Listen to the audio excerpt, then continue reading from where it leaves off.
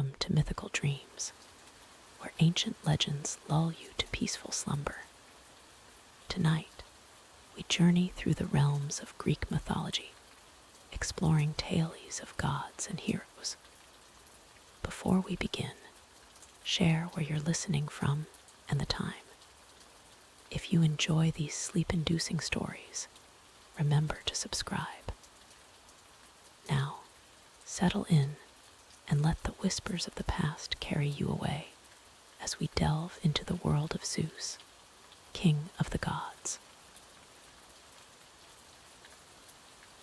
In the deep caverns of the earth, there was a world hidden from mortal eyes, a world of gods and beings whose power could change the very course of time.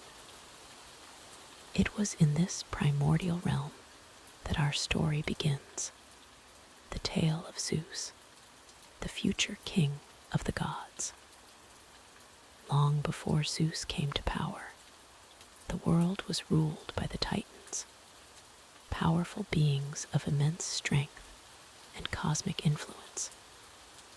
At the head of this divine pantheon sat Cronus, the crafty and paranoid king of the Titans. Cronus had heard a prophecy, a whisper of fate, that one of his children would rise up to overthrow him, just as he had once overthrown his own father, Uranus.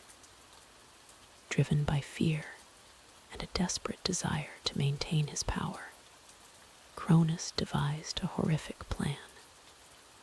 Each time his wife Rhea gave birth, he would swallow the newborn whole, trapping them within his divine belly. One by one, Hestia, Demeter, Hera, Hades, and Poseidon disappeared into the depths of their father's stomach, their cries silenced, their potential unrealized. But Rhea, heartbroken and filled with maternal love, could not bear to lose another child. When she was pregnant with her sixth child, Zeus, she formulated a plan of her own. As you listen to this tale, allow yourself to sink deeper into relaxation, feeling the weight of your body melting into your bed, just as Rhea sank into the depths of her cunning plan. When the time came for Zeus to be born, Rhea secretly traveled to the island of Crete. There, in a hidden cave on Mount Ida, she gave birth to her son. But instead of presenting the infant Zeus to Cronus, she wrapped a stone in swaddling clothes, disguising it as the newborn god. Cronus, ever paranoid and without a second thought, swallowed the stone, believing he had consumed his latest child. Little did he know that his true son was safely hidden away, protected by the nymphs of the mountain, and nursed by a divine goat named Amalthea. As you breathe deeply, imagine the cool, damp air of the cave where Zeus was hidden. Feel the sense of security and peace that surrounded the infant god, much like the comfort of your own bed envelops you now. Let that feeling of safety wash over you, allowing your muscles to relax even further. In this secluded sanctuary, Zeus grew strong and wise. The nymphs cared for him, teaching him the ways of the world and the secrets of the gods. Amalthea's milk nourished him, imbuing him with divine strength and vitality. With each passing day, Zeus's power grew, as did his understanding of his true heritage and the destiny that awaited him. As Zeus matured, he learned of his father's cruelty and the fate of his siblings. A fire ignited within him, a burning desire to free his brothers and sisters and to bring justice to the cosmos.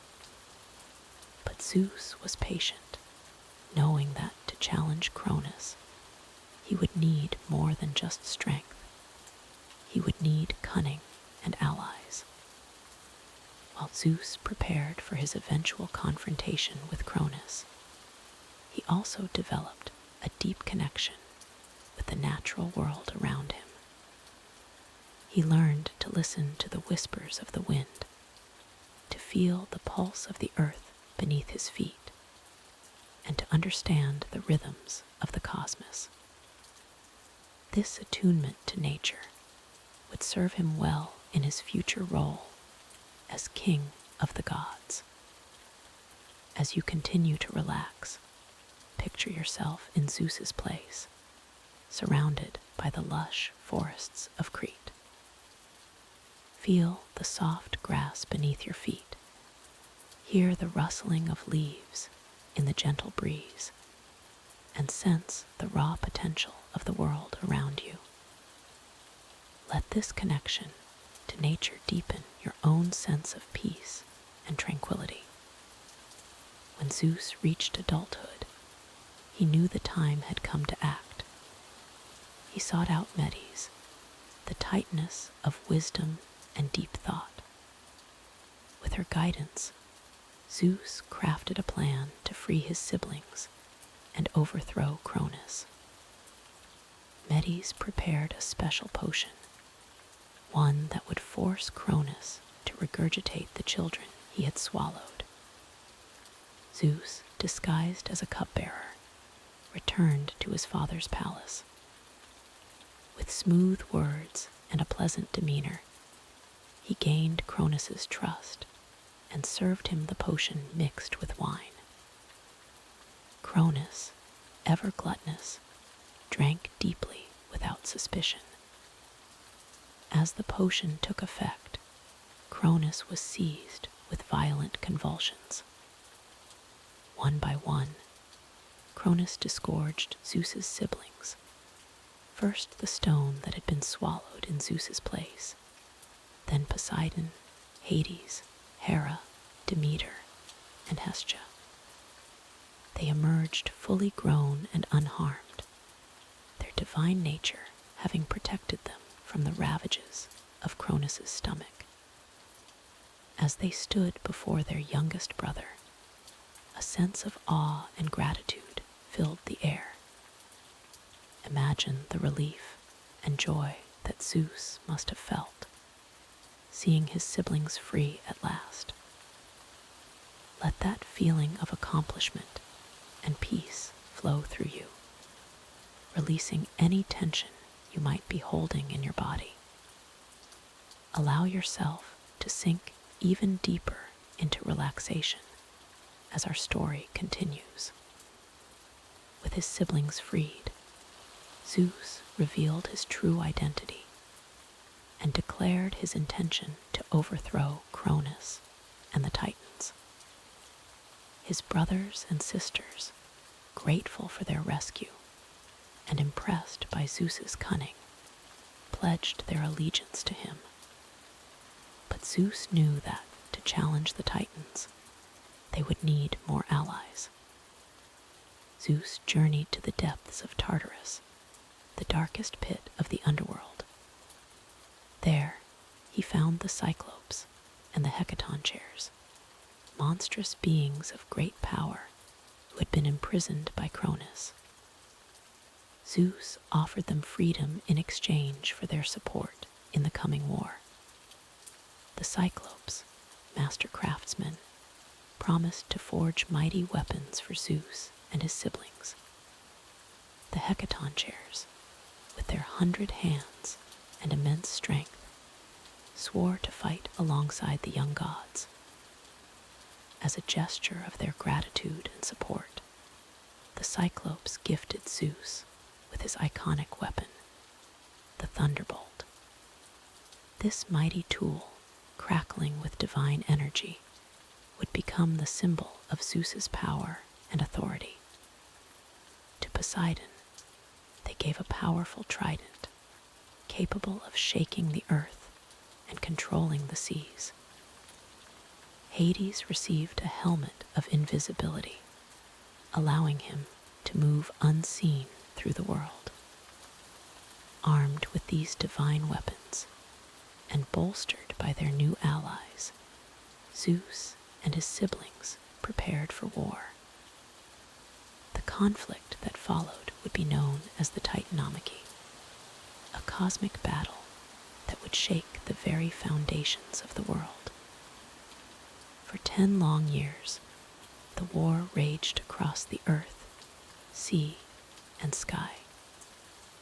As you listen to the tale of this epic conflict, allow the tension in your body to melt away.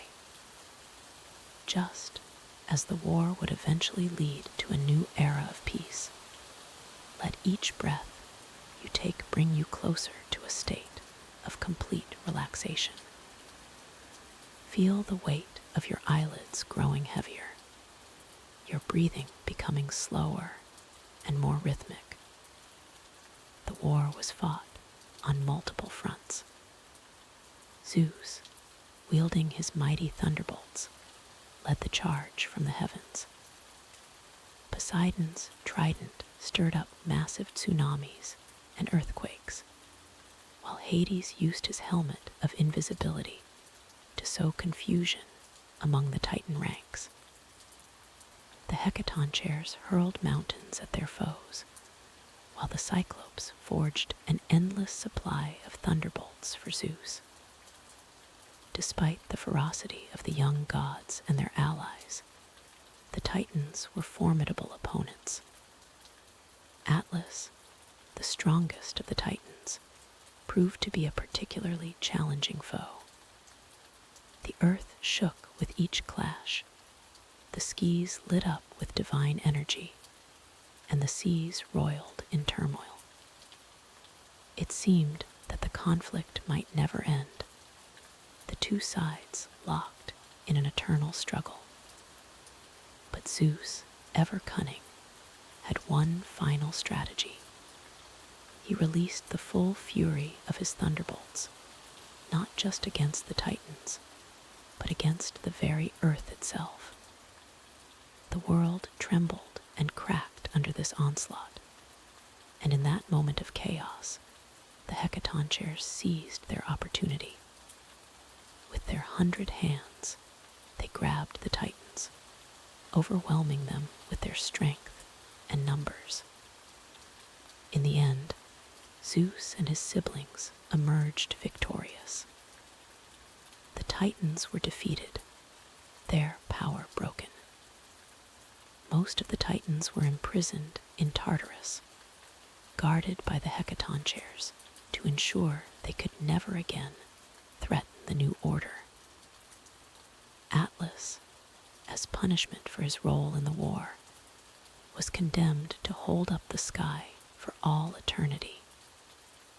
With the Titans overthrown, Zeus and his siblings set about establishing a new divine order.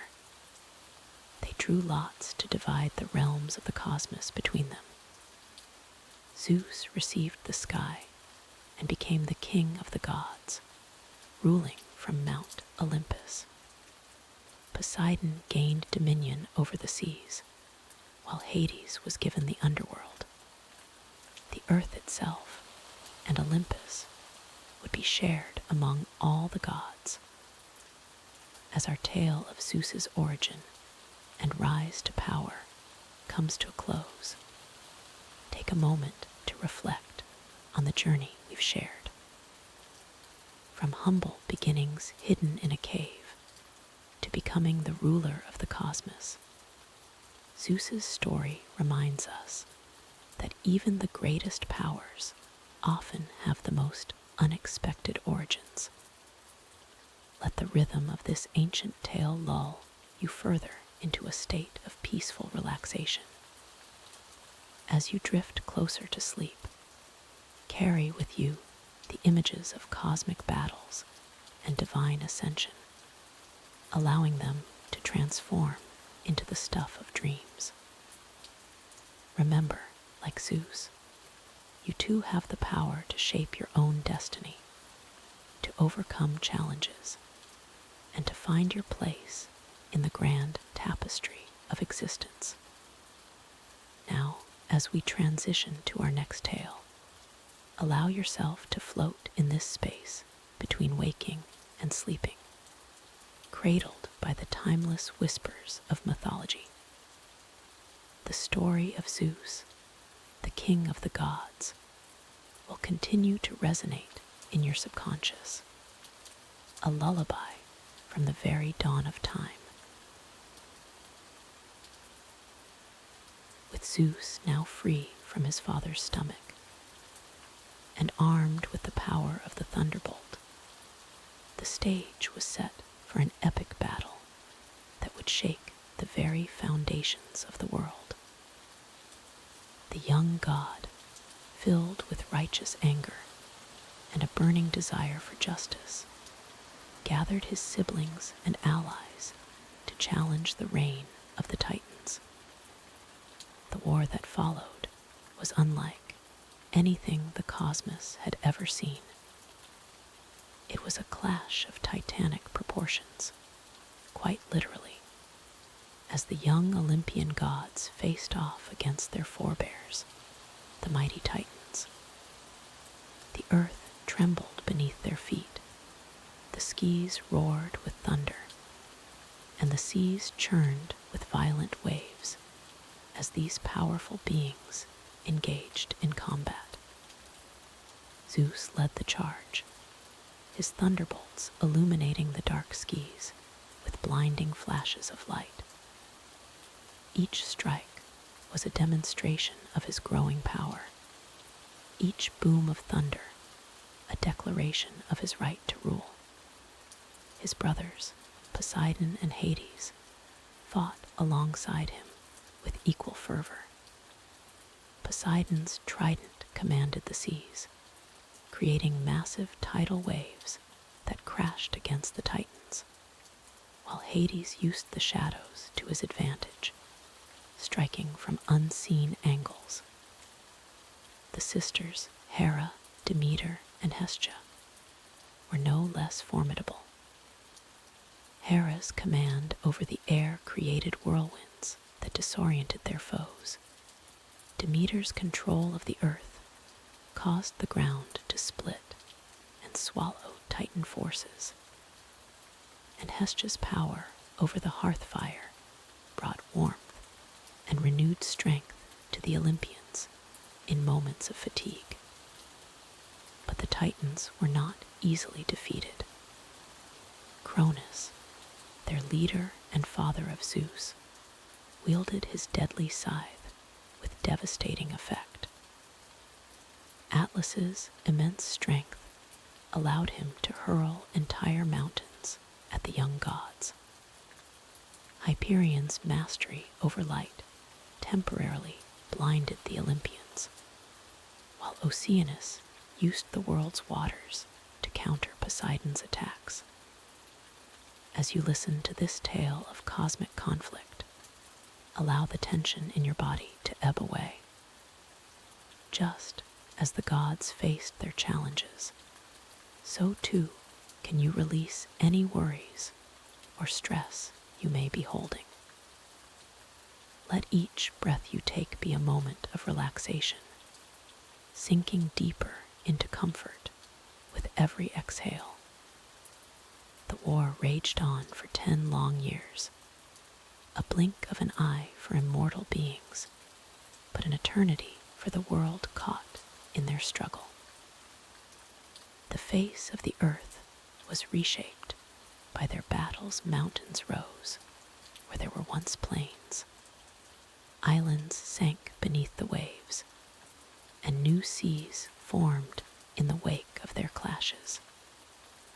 In this eternal moment of conflict, Zeus discovered that brute force alone would not be enough to secure victory. He needed strategy, wisdom, and unexpected allies. It was then that he remembered the Hecaton chairs and the Cyclopes, powerful beings imprisoned in Tartarus by the Titans long ago. In a daring move, Zeus descended into the depths of Tartarus, braving its horrors to reach these ancient prisoners. The darkness of this underworld realm was absolute, broken only by the occasional flash of Zeus's lightning. In this place of eternal torment, he found the Hecatoncheir's giants with 100 hands and 50 heads each, and the Cyclopes, master craftsmen with a single eye. Zeus offered them freedom in exchange for their allegiance in the war against the Titans. Grateful for their liberation and eager for revenge, these beings agreed. The Hecatoncheirs, with their multitude of arms, could hurl hundreds of boulders at once, while the Cyclopes forged powerful weapons for the gods. Poseidon's trident and Hades' helm of invisibility joining Zeus's thunderbolts. As this story of liberation and alliance unfolds, allow yourself to feel a sense of freedom washing over you. Release any lingering thoughts of the day, letting them drift away like leaves on a gentle stream. Your mind is free to wander, or to simply rest in the peaceful void of near sleep. With these new allies, the tide of the war began to turn. The Hecatoncheirs proved to be living siege engines, capable of overwhelming even the mightiest Titan defenses. The Cyclops' weapons gave the Olympians an edge in combat that proved decisive in many battles. Zeus himself grew in power and wisdom with each passing day of the conflict. His mastery over the thunderbolt became legendary, able to split the sky and shake the earth with a single throw. But more than that, he learned the art of leadership, how to inspire his allies, how to outthink his enemies, and how to make the difficult decisions required of a ruler. As the war entered its final stages, Zeus faced his father Cronus in single combat. It was a battle of unimaginable proportions, each blow exchanged between father and son, causing shockwaves that rippled across the cosmos. In the end, Zeus's youth, combined with his newfound wisdom and the power of his thunderbolt, proved too much for Cronus. With Cronus defeated, the other Titans soon fell. Zeus and his siblings emerged victorious, but the young god knew that victory was only the beginning. Now came the task of rebuilding the world and establishing a new order. In this moment of transition, both in our story and in your journey towards sleep, take a deep breath. Feel the weight of your body sinking deeper into your bed, just as the world settled into a new reality under Zeus's rule. Zeus's first act as the new king of the gods was to divide the realms among his brothers. To Poseidon, he gave dominion over the seas and waters. To Hades, he entrusted the underworld and all that lay beneath the earth.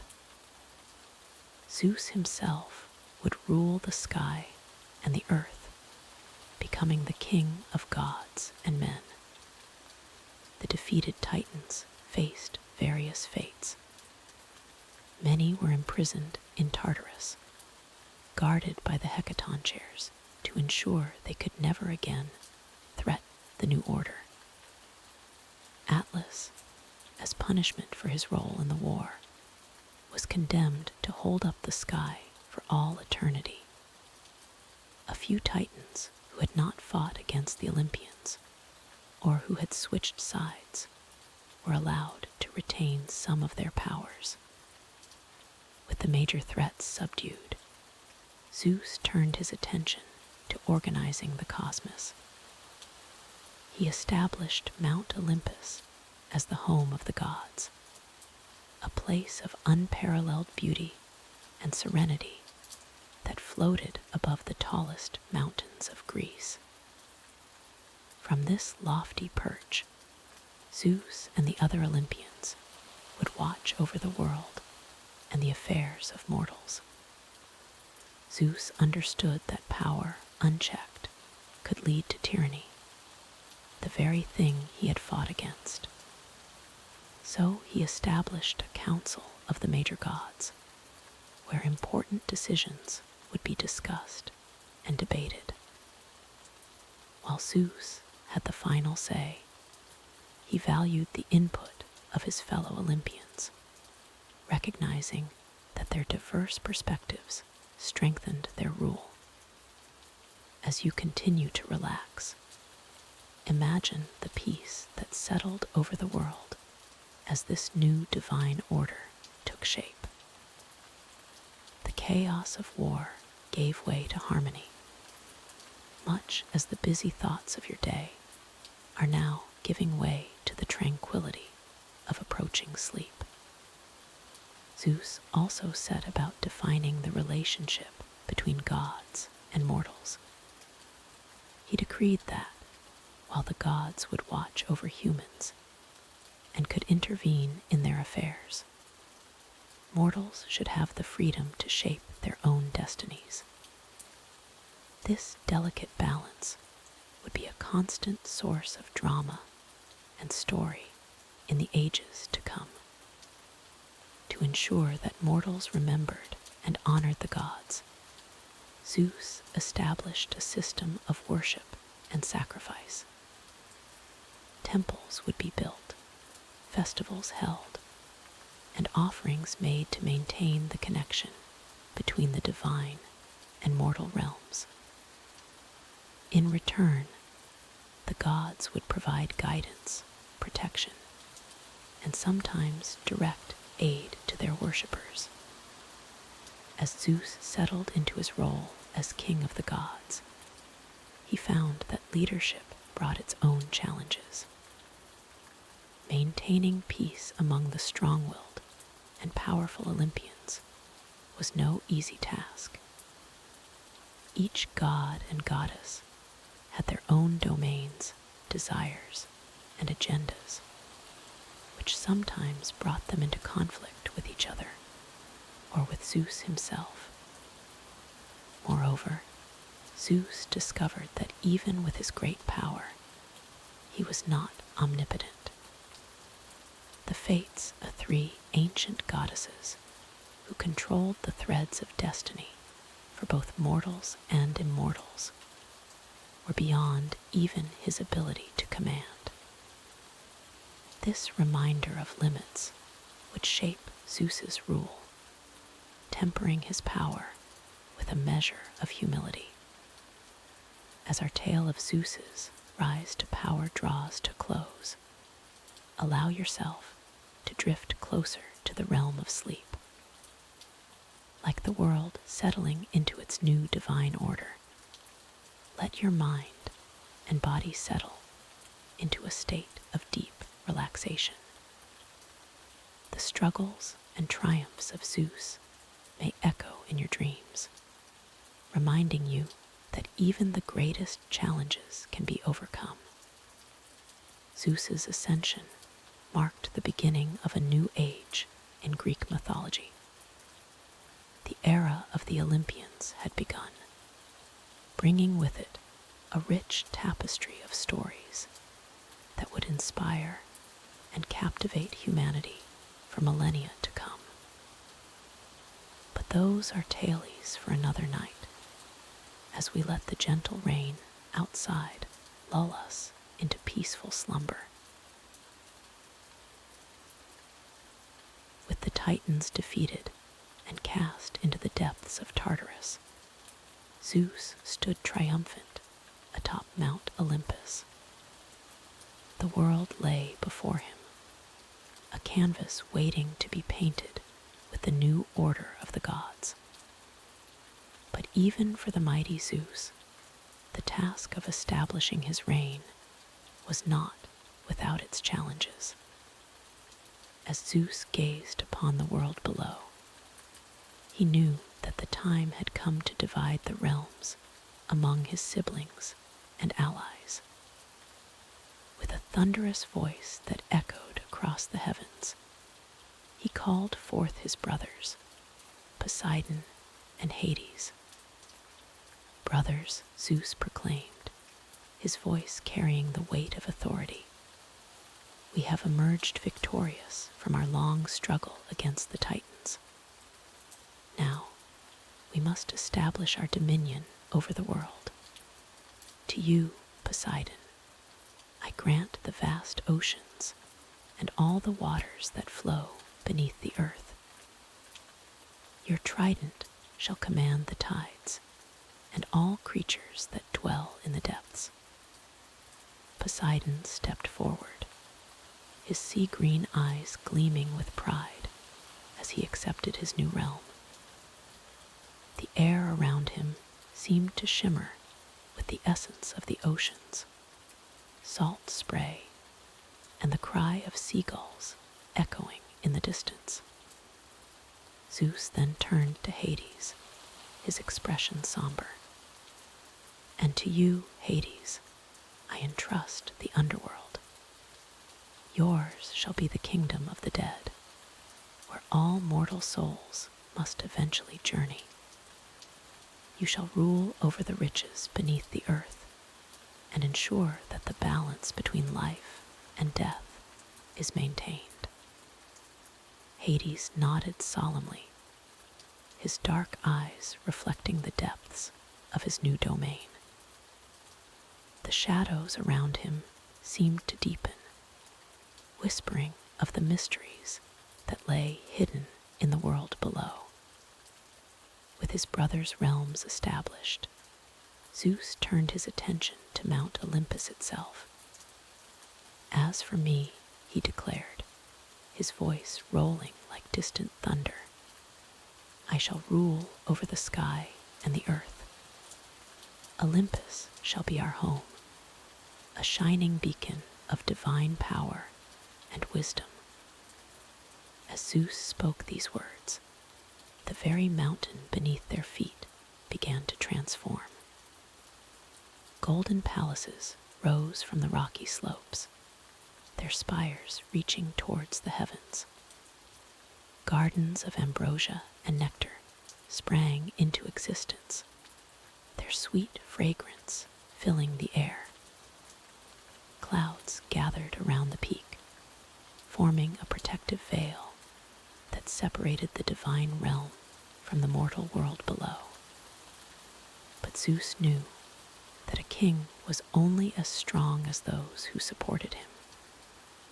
With a wave of his hand, he summoned the other gods and goddesses who had fought alongside him against the Titans.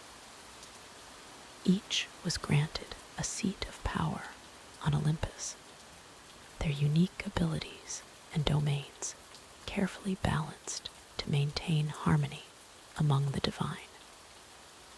To Hera, his wife and queen, Zeus granted dominion over marriage and family. Her presence brought a sense of regal grace to Olympus, her peacock-feathered throne a symbol of her beauty and pride. Athena, born from Zeus's own head, was given wisdom and strategic warfare. Her gray eyes shone with intelligence as she took her place among the Olympians, an owl perched upon her shoulder. To Apollo, Zeus granted the realms of music, poetry, and prophecy. The young god's golden lyre filled the halls of Olympus with melodies that that could soothe even the most troubled heart. Artemis, Apollo's twin sister, was entrusted with the wild places of the earth, the hunt, and the moon. Her silver bow gleamed in the ethereal light of Olympus, a testament to her skill and independence. Ares, the embodiment of war's fury, was given a place among the Olympians, though Zeus watched him warily. The god of war's presence was a reminder that conflict, though necessary at times, must be tempered with wisdom. Aphrodite, born from the sea foam, brought love and beauty to Olympus. Her laughter rang like silver bells through the divine halls, a counterpoint to the more serious aspects of godly rule.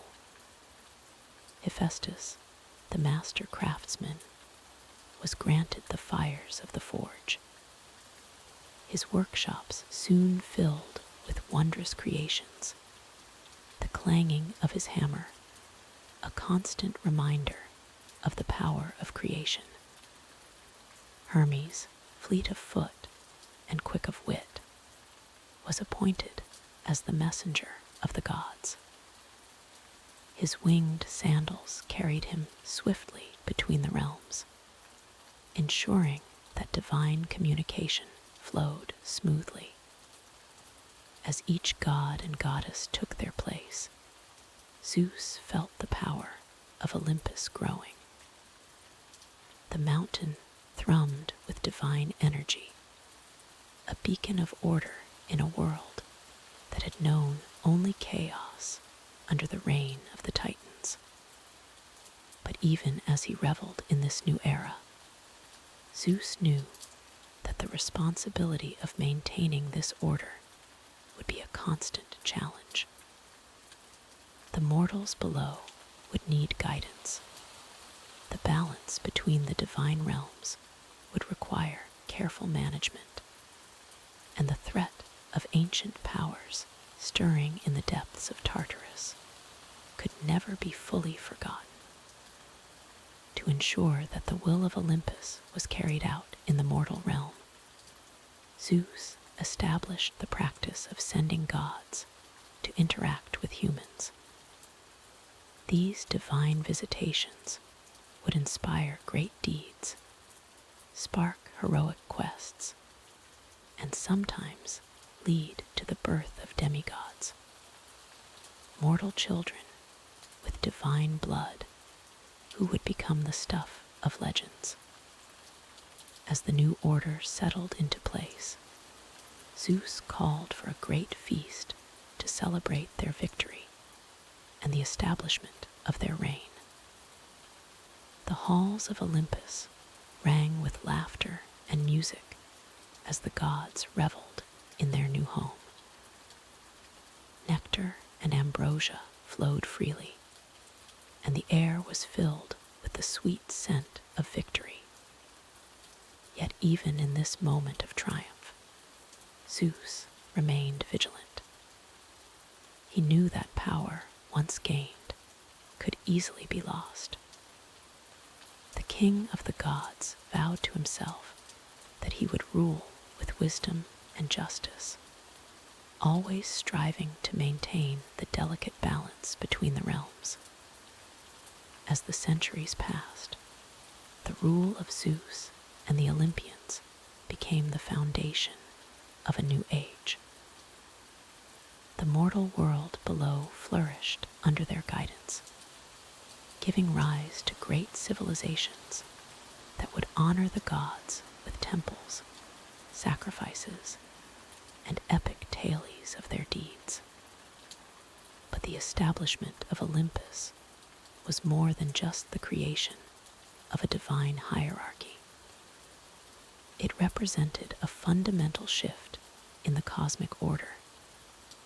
Where once there had been chaos and the unchecked power of the Titans, now there was structure, purpose, and the potential for both divine intervention and human achievement. Zeus, in his role as king of the gods, became a symbol of this new order. His thunderbolts, forged by the Cyclopes as a sign of their gratitude, became both a weapon and a tool of justice. With a single strike, he could shatter mountains or smite those who dared to challenge the divine will. Yet for all his power, Zeus understood the importance of allowing the other gods their own spheres of influence. He knew that true strength came not from dominating others, but from creating a harmonious whole where each part played its role.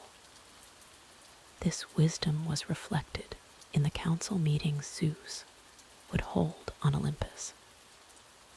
Here, the gods would gather to discuss matters of importance, their debates often as tempestuous as the storms Zeus himself could conjure. But from these passionate exchanges came decisions that would shape the course of both divine and mortal history.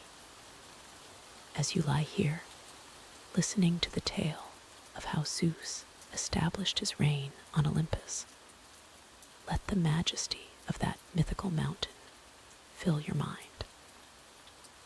Imagine the golden halls gleaming in the eternal sunlight, the gardens of the gods blooming with flowers of impossible beauty, the very air shimmering with divine power.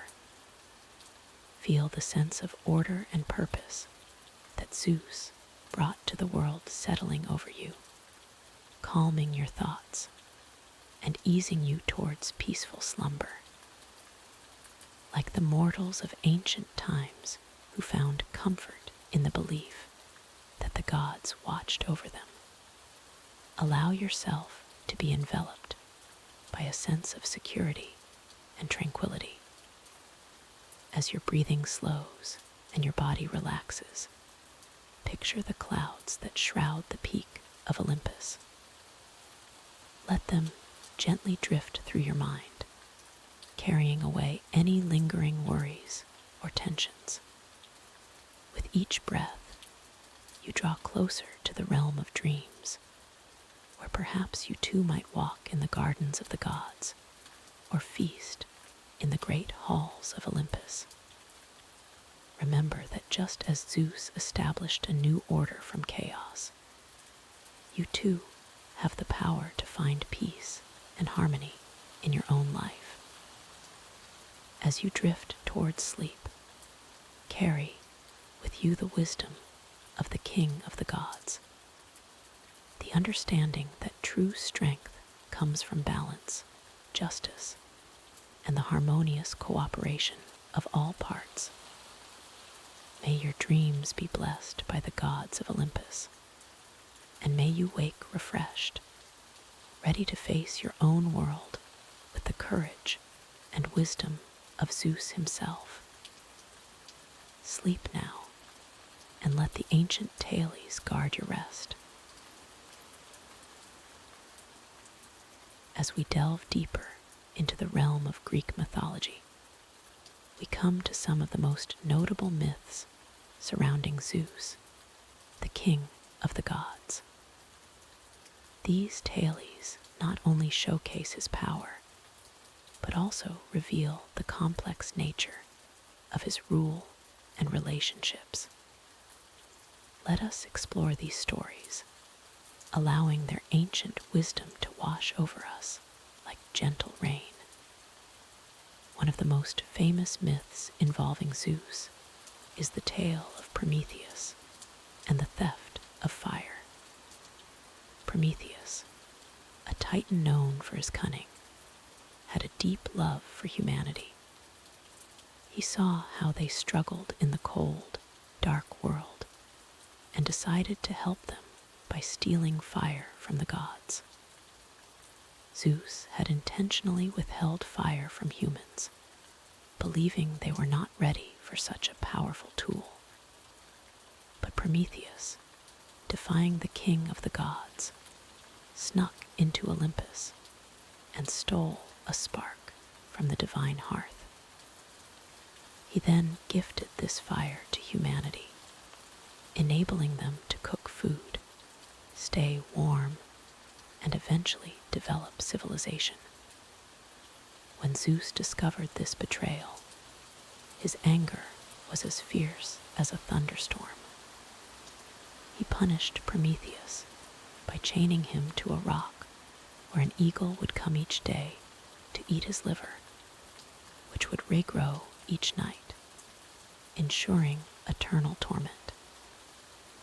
This myth speaks to the double-edged nature of progress and the often harsh consequences of defying authority, even for noble reasons. As you listen to this tale, let the sound of the rain outside soothe you. Imagine the gentle patter echoing the rhythm of Prometheus's breathing as he endured his punishment, each drop a reminder of the passage of time. Another significant myth involving Zeus is the story of Pandora's box. After Prometheus's theft of fire, Zeus sought to punish humanity indirectly. He ordered Hephaestus, the god of craftsmanship, to create a beautiful woman named Pandora. Zeus then presented Pandora as a gift to Prometheus's brother, Epimetheus. With Pandora, Zeus sent a box, though in some versions it's a jar, with strict instructions never to open it. However, Zeus had imbued Pandora with intense curiosity. Eventually, unable to resist, Pandora opened the box, releasing all the evils and miseries into the world: disease, death, sorrow, and strife. Only hope remained trapped inside. This myth often serves as a cautionary tale about the dangers of unchecked curiosity and the unintended consequences of our actions. Yet, it also speaks to the resilience of humanity. For even in the face of all these hardships, hope remains. As we ponder this story, let your body sink deeper into relaxation. Each breath you take is like lifting the lid of Pandora's box ever so slightly. But instead of releasing troubles, you're letting go of the tensions and worries of your day. Zeus's romantic exploits form another significant category of myths, often showcasing his ability to shapeshift and his complex relationships with both goddesses and mortals. One such tale is the story of Zeus and Europa. Europa was a Phoenician princess of extraordinary beauty. Zeus, smitten by her charm, transformed himself into a magnificent white bull to approach her without causing alarm. Europa, drawn to the gentle creature, climbed onto its back. Zeus then swam across the sea to the island of Crete with Europa on his back. There, Zeus revealed his true form and professed his love for Europa. From their union came Minos, the legendary king of Crete. This myth not only speaks to Zeus's cunning and power, but also to the interconnectedness of divine and mortal realms in Greek mythology. Let the ebb and flow of this story be like the waves that carried Europa to Crete. Allow each word to gently rock you, bringing you closer to the shores of peaceful slumber. The myth of Zeus and Semele is another tale that highlights the dangerous nature of divine power. Semele, a mortal princess, became one of Zeus's lovers. Hera, Zeus's wife, discovered this affair and tricked Semele into asking Zeus to reveal himself in his true divine form. Zeus, bound by an oath to grant Semele's wish, appeared before her in all his godly splendor. However, no mortal could withstand the sight of a god's true form. Semele was consumed by Zeus's radiance, burning to ashes. Zeus managed to save their unborn child, Dionysus, by sewing the fetus into his own thigh until it was ready to be born. This myth serves as a poignant reminder of the vast gulf between the divine and mortal realms, and the potential dangers of seeking that which is beyond our comprehension or capacity to handle. As you contemplate this story, imagine the warmth of Zeus's divine light. But unlike Semele, let it not overwhelm you. Instead, allow it to gently envelop you, like a cozy blanket on a rainy night, bringing comfort and tranquility. One of the most significant myths involving Zeus is the tale of his battle with the monster Typhon. Typhon was the most fearsome creature in Greek mythology, said to be larger than mountains, with 100 dragon heads sprouting from his shoulders. Typhon challenged Zeus for control of the cosmos, leading to an epic battle that shook the very foundations of the world. The fight raged across the land and sea, with Zeus hurling thunderbolts and Typhon breathing fire. Eventually, Zeus emerged victorious, trapping Typhon beneath Mount Etna. The myth explains that the volcano's eruptions are caused by Typhon's fiery breath, while earthquakes are the result of the monster's attempts to escape. This story symbolizes Zeus's ultimate triumph over chaos and his establishment of cosmic order. It reinforces his position as the supreme ruler of gods and men, capable of overcoming even the most formidable challenges to his authority. As we near the end of our exploration of Zeus's notable myths, let the sound of the rain outside blend with your breath.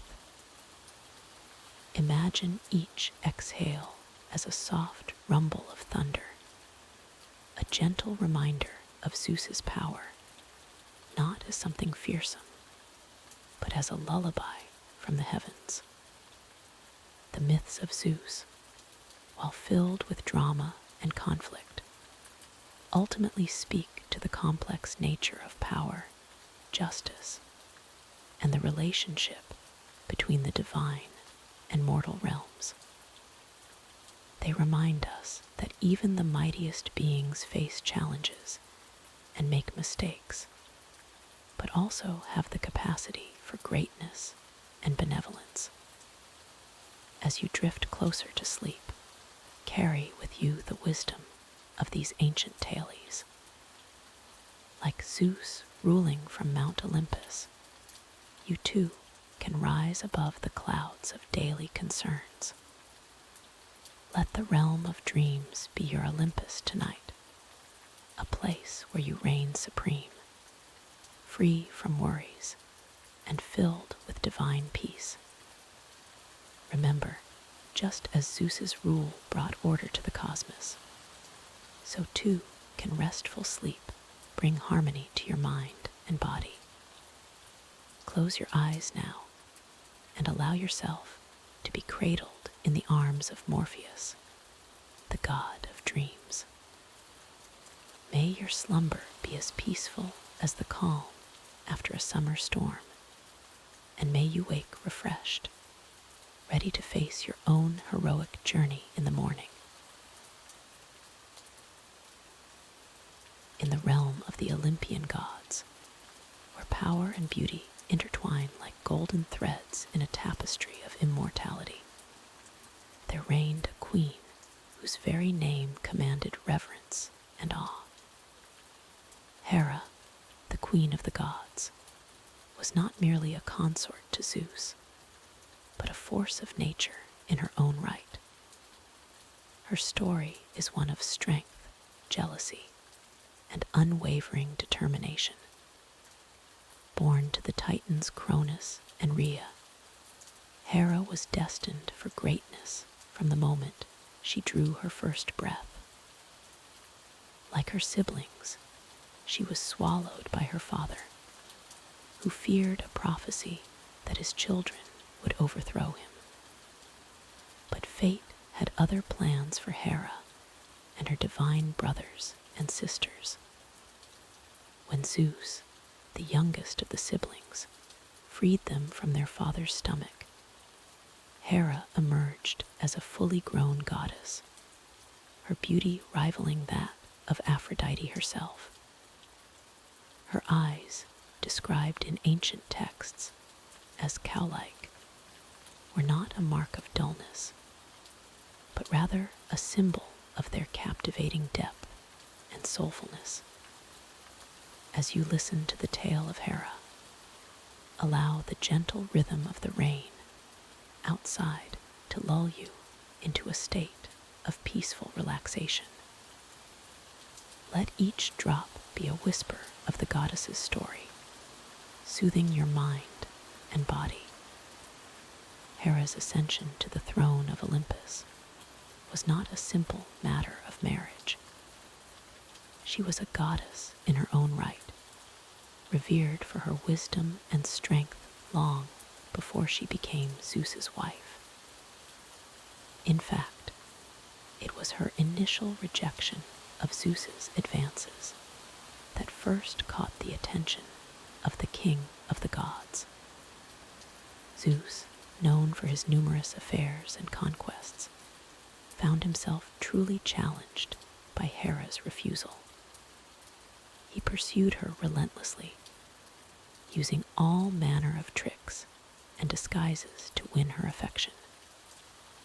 But Hera, wise and cautious, saw through each of his ploys.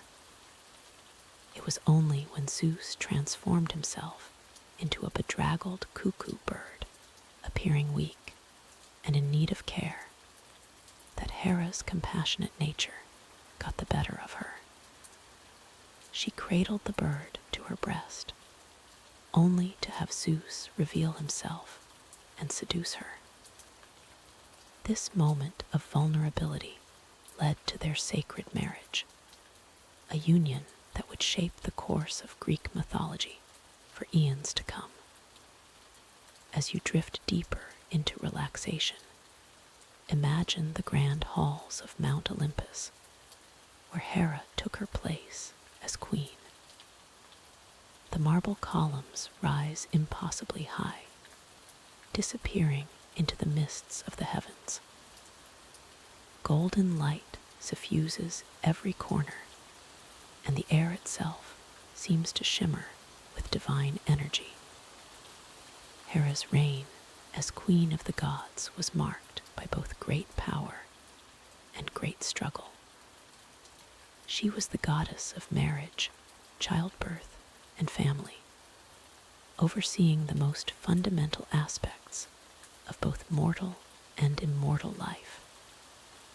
Her blessing was sought by newlyweds and expectant mothers alike, for it was believed that Hera's favor could ensure a happy home and healthy children. But Hera's domain extended far beyond the hearth and home. She was a fierce protector of cities and kingdoms, often depicted with a crown of towers to symbolize her guardianship over civilization itself. In times of war, soldiers would call upon Hera for protection, knowing that her wrath could be as terrible as her benevolence was grand. As the rain continues to fall outside, let it wash away any tension or worry you may be holding. Allow Hera's strength to flow through you, grounding you in a sense of security and peace. Perhaps the most well-known aspect of Hera's mythology is her tumultuous relationship with Zeus. The king of the gods was notorious for his infidelities, and Hera's jealousy became legendary. But to view Hera solely through the lens of a scorned wife would be to do her a great disservice. Hera's anger at Zeus's affairs was not merely personal. It was a righteous fury at the violation of the sacred bonds of marriage that she herself represented. Each time Zeus strayed, it was not just a betrayal of Hera as a wife, but an affront to the very principles of fidelity and family that she embodied. In her pursuit of justice against Zeus's lovers and illegitimate children, Hera displayed a cunning and determination that rivaled even the great trickster Hermes. She transformed rivals into animals, sent fearsome monsters to torment heroes, and manipulated fate itself to assert her will. One of the most famous targets of Hera's wrath was Hercules, Zeus's demigod son. From the moment of his birth, Hera sought to destroy or hinder the great hero. She sent serpents to his crib, which the infant Hercules strangled with his bare hands. Later, she would be the driving force behind the madness that led Hercules to kill his own wife and children, setting him on the path of his famous 12 labors. As you listen, feel the weight of your body sinking deeper into your bed. Let the complexities of Hera's character, her strength, her jealousy, her unwavering sense of justice, fade into the background of your mind, leaving only a sense of calm and stillness. Yet, for all her fearsome reputation, Hera was also capable of great kindness and generosity. To those who honored her and upheld the values she cherished, Hera could be an unparalleled ally. She blessed faithful couples with long and happy marriages, protected cities from invasion, and guided queens and leaders in their rule. One of the most touching stories of Hera's benevolence involves the mortal princess, Leto. Though Leto was pregnant with Zeus's children, Hera took pity on her when no land would allow her to give birth. Hera persuaded the floating island of Delos to provide sanctuary to Leto, allowing the twins Apollo and Artemis to be born. This act of compassion reveals the depth of Hera's character. Even in the face of her husband's infidelity, she could set aside her jealousy for the sake of innocent children. It is a reminder that even the most fearsome of deities contain multitudes, capable of both terrible wrath and profound mercy. As the queen of the gods, Hera's influence extended to every corner of the ancient Greek world. She was often depicted seated on a golden throne, holding a pomegranate, a symbol of fertility and death, in one hand, and a scepter topped with a cuckoo in the other, a reminder of how Zeus had first won her affections. Hera's sacred animals were the cow, symbolizing her nurturing nature, and the peacock, whose magnificent plumage represented her regal status. The eyes on the peacock's tail were said to be those of Argus, a 100-eyed giant whom Hera had set to guard one of Zeus's lovers. When Argus was slain, Hera honored his loyalty by placing his eyes on her favorite bird. As you continue to relax, imagine these sacred symbols of Hera. Picture a majestic peacock, its feathers shimmering with every color imaginable. Watch as it slowly fans its tail, revealing the mesmerizing pattern of eyes. Let this image soothe you, drawing you deeper into a state of tranquil rest. Despite her power and status, Hera was not without her own trials and tribulations. One of the most notable was her participation in a conspiracy against Zeus, joining with Poseidon and Athena to overthrow the king of the gods. The plot was ultimately foiled, and Zeus punished Hera by hanging her from the heavens with golden chains. This episode, rather than diminishing Hera, serves to highlight her indomitable spirit. Even against the most powerful of the gods, she was willing to stand up for what she believed was right. It is a testament to her strength of will and her refusal to be a mere figurehead in the pantheon of Olympus. In many ways, Hera represents the complexity of marriage and family life itself. She embodies the joy and fulfillment of a loving union, the fierce protectiveness of a mother, and the challenges and conflicts that inevitably arise in any close relationship. Her story reminds us that even in the realm of the gods, perfection is an illusion, and true strength lies in facing life's struggles with dignity and perseverance. As our tale of Hera draws to a close, let her enduring strength be a comfort to you. Like the queen of the gods, you too possess an inner resilience that can weather any storm. Let the sound of the rain outside blend with the rhythm of your breathing, carrying you gently towards the realm of sleep. Remember, just as Hera ruled over the vast expanse of the heavens, you are the sovereign of your own dreams. In this quiet moment, as you hover on the edge of slumber, know that you are protected and at peace. The Queen of the Gods watches over you, blessing you with restful sleep and the promise of a new day to come. And so, with the image of Hera's serene and powerful visage in your mind, allow yourself to drift off into a deep and rejuvenating sleep. May your dreams be as vast as the night sky and as peaceful as Mount Olympus itself.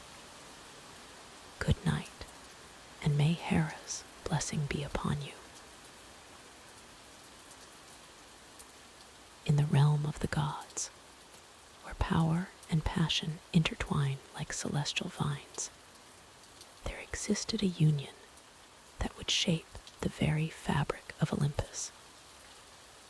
This is the tale of Hera, queen of the gods, and her tumultuous marriage to Zeus, the mighty ruler of the heavens.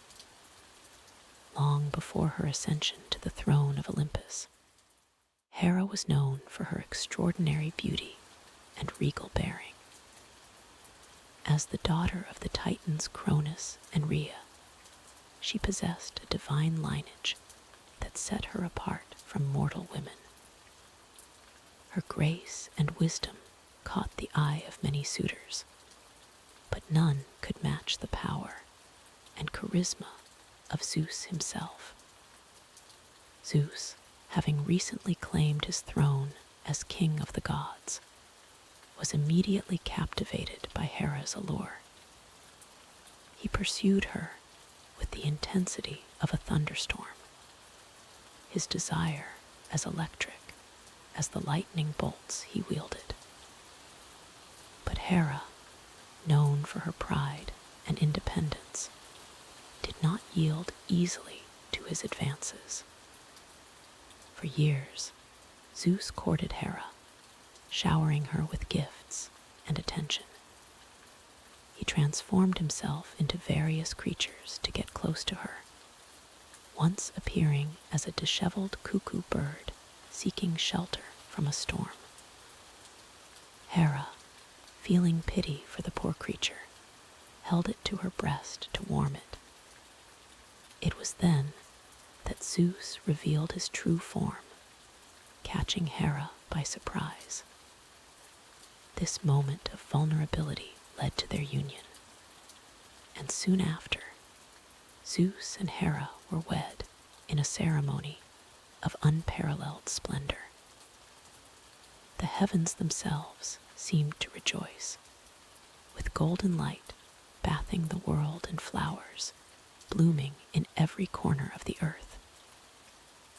It was said that the celebration lasted for 300 years, with the nectar and ambrosia flowing freely among the revelers. As you listen to this tale, allow the grandeur of their divine union to wash over you. Feel the warmth of the celestial light on your skin, and let the sweet fragrance of eternal blooms fill your senses. With each breath, sink deeper into relaxation, as if you two were reclining on the soft clouds of Olympus. However, the blissful beginnings of their marriage would soon give way to more complex realities. As queen of the gods, Hera took her role as protector of marriage and childbirth with utmost seriousness. She embodied the ideal of the perfect wife and mother, expecting fidelity and devotion from her husband. But Zeus, known for his wandering eye and numerous affairs, would test the bounds of their marriage time and time again. His liaisons with goddesses, nymphs, and mortal women alike kindled a fierce jealousy in Hera's heart. The once gentle goddess became known for her wrath, often directed at Zeus's lovers and their offspring. One such instance involved the mortal princess Io, whom Zeus had turned into a white heifer to hide her from Hera's suspicions. But the queen of the gods was not so easily fooled. She requested the heifer as a gift, and Zeus, unable to refuse without raising further suspicion, reluctantly agreed. Hera then set the 100-eyed giant Argus to guard Io, ensuring that Zeus could not approach her. In your mind's eye, picture the poor Io, trapped in the form of a cow, watched ceaselessly by the unblinking eyes of Argus. As you imagine this scene, let any tension in your body dissipate, melting away like mist in the morning sun. Zeus, unable to bear Io's suffering, sent Hermes to rescue her. The clever god lulled Argus to sleep with soothing music and stories, much as this tale may be lulling you into a peaceful state. When all 100 eyes had finally closed, Hermes slew the giant, freeing Io from her bovine prison. Hera's anger at this deception was immense. She sent a gadfly to torment Io, driving the poor creature to wander the earth in misery. This tale serves as a reflection of the turbulent nature of Zeus and Hera's marriage, a union marked by love, power, jealousy, and revenge. Despite these trials, Hera remained queen of the gods, her position unassailable. She and Zeus had several children together, including Ares, the god of war, Hebe, the goddess of youth, and Eileithyia, the goddess of childbirth. In these divine offspring, we see the complex nature of Hera and Zeus's relationship, capable of creating both harmony and conflict. As you continue to relax, consider the duality present in all relationships. Like the ebb and flow of the tides, partnerships may experience moments of calm and moments of turbulence. Allow any tension in your own life to recede, carried away by the gentle current of this mythical tale. One of the most famous stories illustrating the complexity of Zeus and Hera's marriage is the tale of Hera's rebellion. Frustrated by Zeus's infidelities and authoritarian rule, Hera conspired with Poseidon and Athena to overthrow him. They planned to chain Zeus while he slept, rendering him powerless. However, Thetis, a sea nymph, learned of the plot and informed Zeus. In response, he hung Hera from the heavens by golden chains, a punishment both terrible and beautiful to behold. Imagine, if you will, the queen of the gods suspended among the stars, her form illuminated by the soft glow of celestial light. As you picture this scene, feel your own body becoming lighter, as if you too were floating among the heavens. Despite these conflicts, there were moments of genuine affection between Zeus and Hera. In one tale, Zeus confided in Hera about the prophecy that Thetis' son would be greater than his father.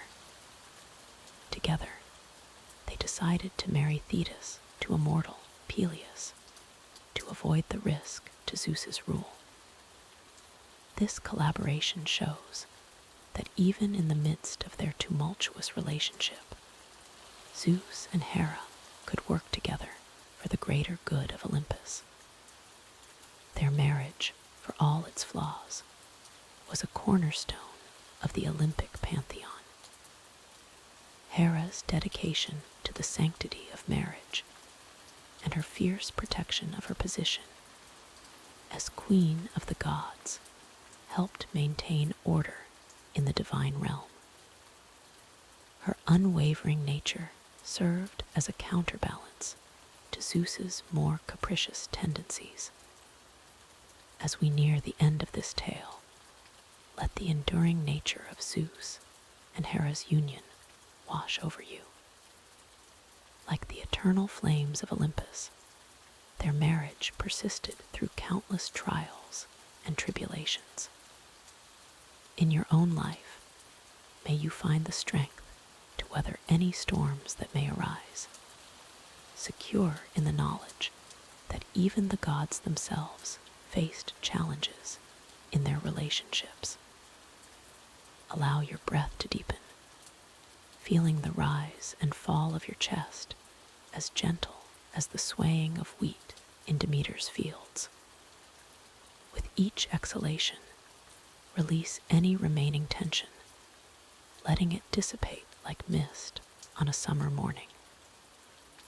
The tale of Zeus and Hera's marriage reminds us that even in the face of conflict, there can be growth, understanding, and ultimately a form of harmony.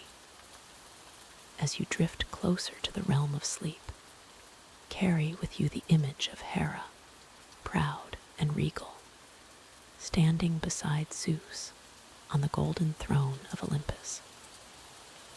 Their story, with all its passion and complexity, has echoed through the ages, a testament to the enduring power of myth to captivate our imaginations and soothe our souls. May the wisdom of Hera guide you in your own journey, and may the strength of Zeus fortify you against life's challenges. As you slip into slumber, know that, like the gods of old, you too possess the power to shape your destiny, to face each new day with courage and grace. Sleep now and dream of the golden halls of Olympus, where the immortal tales of gods and heroes live on forever. In the realm of the gods, where power and passion intertwine like celestial vines, there stood a figure of unparalleled grace and fierce determination. Hera, queen of the gods and wife of Zeus, embodied the sanctity of marriage and the strength of familial bonds. Her story is one of loyalty tested, of jealousy ignited, and of a love that endured the tempests of divine drama. Born of the Titans Cronus and Rhea, Hera was destined for greatness from the moment she drew her first breath. As she matured, her beauty blossomed like the most exquisite flower in all of creation, catching the eye of her brother, the mighty Zeus. Their courtship was a dance of cosmic proportions, with Zeus pursuing Hera with relentless fervor. Yet Hera, wise beyond her years, resisted Zeus's advances. She knew well the reputation of the king of the gods, his wandering eye and fickle heart. It was only when Zeus transformed himself into a bedraggled cuckoo, seeking shelter from a storm he had conjured, that Hera's compassion got the better of her. She cradled the bird to her breast, only to have Zeus reveal himself and seduce her. Their wedding was a grand affair, lasting 9 days and nights. The earth itself rejoiced, sprouting golden apples in the garden of the Hesperides as a wedding gift. From that day forward, Hera took her place beside Zeus on the golden throne of Olympus, becoming the queen of the gods and the divine protector of marriage. As the guardian of matrimony, Hera blessed unions with fertility and harmony. She watched over wives and mothers, ensuring safe childbirth and strong family bonds. Her sacred animals, the cow and the peacock, symbolized her nurturing nature and regal bearing. The pomegranate, too, became her emblem, its many seeds representing the fruitfulness of marriage. But Hera's own marriage was far from idyllic. Zeus, ever restless and insatiable, continued his amorous pursuits, leaving Hera to contend with a parade of rivals and illegitimate offspring. Her jealousy, as vast and turbulent as the stormy seas, often led her to seek vengeance against Zeus's lovers and their children. One such tale involves the mortal princess Io, whom Zeus had transformed into a white heifer to conceal his infidelity. Hera, suspicious of the beautiful cow, requested it as a gift. Zeus, unable to refuse without raising further suspicion, reluctantly agreed. Hera then set the 100-eyed giant Argus to guard Io, ensuring the transformed princess could never escape or return to human form. Yet despite her wrath, Hera's actions were born not of cruelty, but of a deep-seated pain and an unshakable belief in the sanctity of marriage vows. She fought not just for her own honor, but for the very institution she was sworn to protect. In her eyes, each of Zeus's infidelities was not just a personal slight, but an affront to the divine order she upheld. Hera's power extended beyond the realm of marriage. She was a formidable goddess in her own right, commanding the winds and storms when her anger was roused. It was said that her mere presence could part the clouds and calm the fiercest tempests. This duality of nurture and nature, of creation and destruction, made Hera a complex figure in the pantheon of Greek deities. One of the most famous stories involving Hera's protective nature revolves around the hero Heracles, known to the Romans as Hercules.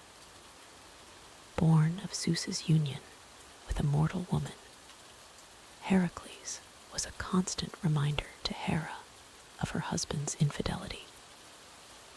In a fit of divinely inspired madness sent by Hera, Heracles tragically slew his own wife and children. Consumed by guilt and seeking redemption, Heracles undertook his famous 12 labors. Though Hera continued to test and challenge the hero throughout his trials, her actions ultimately forged Heracles into the greatest hero of Greek mythology. In this way, Hera's wrath, though terrible, also served as a crucible for greatness. As you lie here, allowing the gentle rhythm of the rain to wash over you, consider the complexity of Hera's character. Like the goddess herself, our own emotions are often a tapestry of light and shadow, of love and jealousy, of strength and vulnerability. In our own relationships, we too may face challenges that test our faith and commitment. Hera's unwavering dedication to the institution of marriage, despite the hurts and betrayals she endured, speaks to a profound truth about love and partnership. It reminds us that true commitment is not about perfection, but about perseverance. It is about standing firm in the face of adversity, about fighting for what we believe in, even when the odds seem insurmountable. In your own life, you may encounter moments that challenge your beliefs or shake the foundations of your relationships. In these times, remember Hera. Draw strength from her resilience, her ability to rise above personal pain to fulfill her divine duty. Let her story be a reminder that even in our darkest moments, we have the power to choose loyalty, to choose love. As queen of the gods, Hera also embodied the concept of sovereignty. She was a protector of kingdoms and cities, often depicted with a crown and scepter. This aspect of her divinity reminds us of the importance of self-governance, of ruling our own hearts and minds with wisdom and grace, even in the face of life's storms. Imagine now the peaceful realm of Olympus, where Hera resides in her celestial chamber. Picture the walls adorned with intricate tapestries depicting the stories of faithful lovers and enduring marriages. Feel the cool, smooth surface of her golden throne beneath your fingertips. Sense the weight of her crown, symbolic of the responsibilities she bears. As you breathe deeply, allowing yourself to sink further into relaxation, envision Hera's sacred garden. Here, in this tranquil space, pomegranate trees heavy with ripe fruit stand alongside vibrant peacocks, their iridescent feathers shimmering in the soft, eternal light of the divine realm. The air is sweet with the scent of lotus flowers, Hera's sacred bloom, their delicate petals unfurling in the gentle breeze. In this garden of celestial delights, let your cares and worries fade away. Like Hera, overseeing the harmony of marriages, allow peace to settle over your mind and body. Feel the tensions of the day dissolving, replaced by a sense of serenity and balance. As our tale of Hera draws to a close, carry with you the essence of her strength and dignity. In your journey through life, may you face each challenge with the grace of a queen, the resilience of a goddess, and the unwavering commitment of a protector of sacred bonds. Let Hera's story be a lullaby for your soul, soothing you into a peaceful slumber where dreams of loyalty, love, and divine harmony await. And so, as the rain continues its gentle cadence outside, allow yourself to drift off into the realm of Morpheus, god of dreams. Here, in this liminal space between waking and sleeping, may Hera's blessings of protection and harmony envelop you, guiding you towards restful slumber and rejuvenating sleep. In the vast expanse of the ancient Greek pantheon, few gods commanded as much awe and respect as Poseidon, Lord of the seas.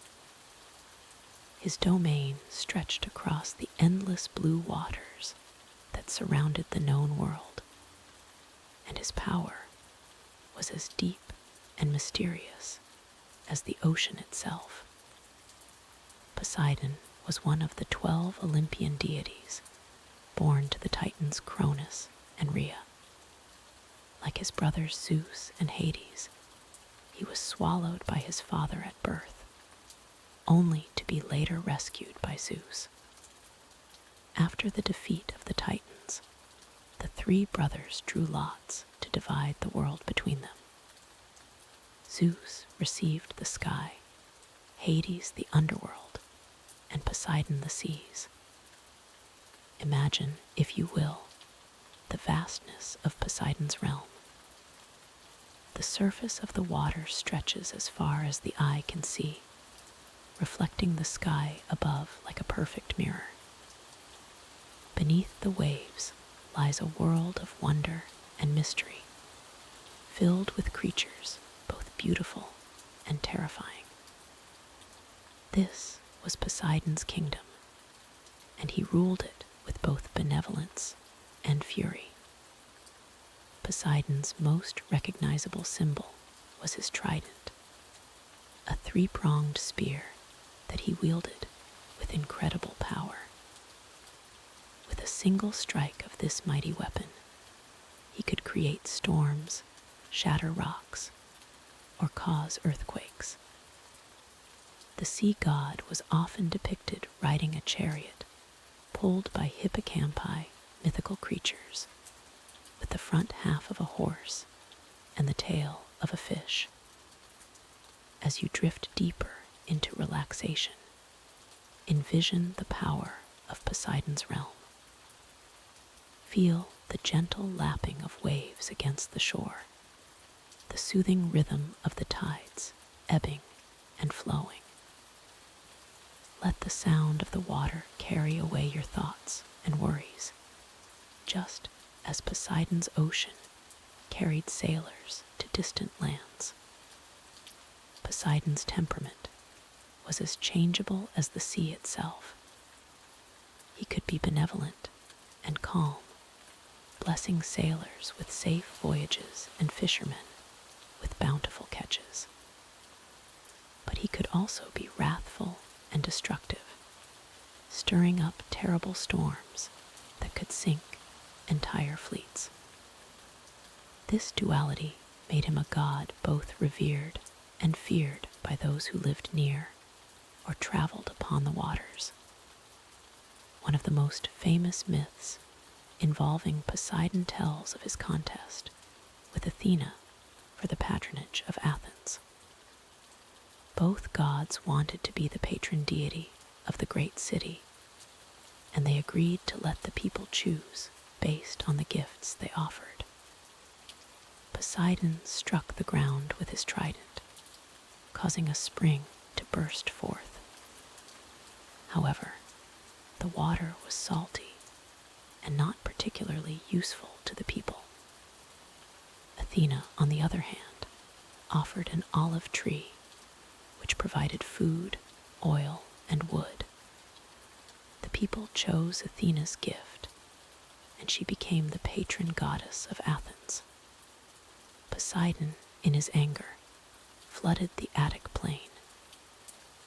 This myth serves as a reminder of the god's power and the respect he demanded from mortals. As you continue to relax, imagine the rolling waves of Poseidon's domain. Let each wave wash over you, carrying away tension and stress. Feel yourself becoming as fluid and adaptable as water itself, flowing around obstacles rather than struggling against them. Poseidon was also known as the Earth Shaker due to his ability to cause earthquakes. The ancient Greeks believed that earthquakes were caused by Poseidon striking the ground with his trident, or simply moving around in his underwater palace. This connection between the sea and the land reminds us of the interconnectedness of all things in nature. In many myths, Poseidon is portrayed as a protector of seafarers. Sailors would often pray to him for safe passage before embarking on a journey. They would sometimes offer sacrifices or pour libations into the sea to curry his favor. In return, Poseidon could calm the waters or send favorable winds to speed their voyage. As the god of the sea, Poseidon was also associated with various sea creatures. Dolphins were particularly sacred to him, and he was sometimes depicted surrounded by these intelligent and playful animals. He was also the father of many mythical sea creatures, including the Cyclops Polyphemus and the winged horse Pegasus. Let your mind drift now to the depths of Poseidon's underwater kingdom. Imagine a grand palace made of coral and pearl, its spires reaching up through the water towards the distant surface. Schools of colorful fish dart between the columns, while gentle sea turtles glide by on unseen currents. Poseidon's relationship with his wife, Amphitrite, is an interesting tale in itself. According to myth, when Poseidon first sought to marry her, Amphitrite fled to the Atlas Mountains. Poseidon sent various sea creatures to search for her, and it was a dolphin that finally succeeded in persuading her to return and marry the sea god. As a reward, Poseidon placed the dolphin among the stars as the constellation Delphinus. This story reminds us that even the mightiest of gods can experience the pangs of love and the joy of reconciliation. As you continue to relax, let any tensions in your relationships dissolve like salt in the vast ocean of Poseidon's domain. Poseidon was also known for his numerous love affairs, much like his brother Zeus.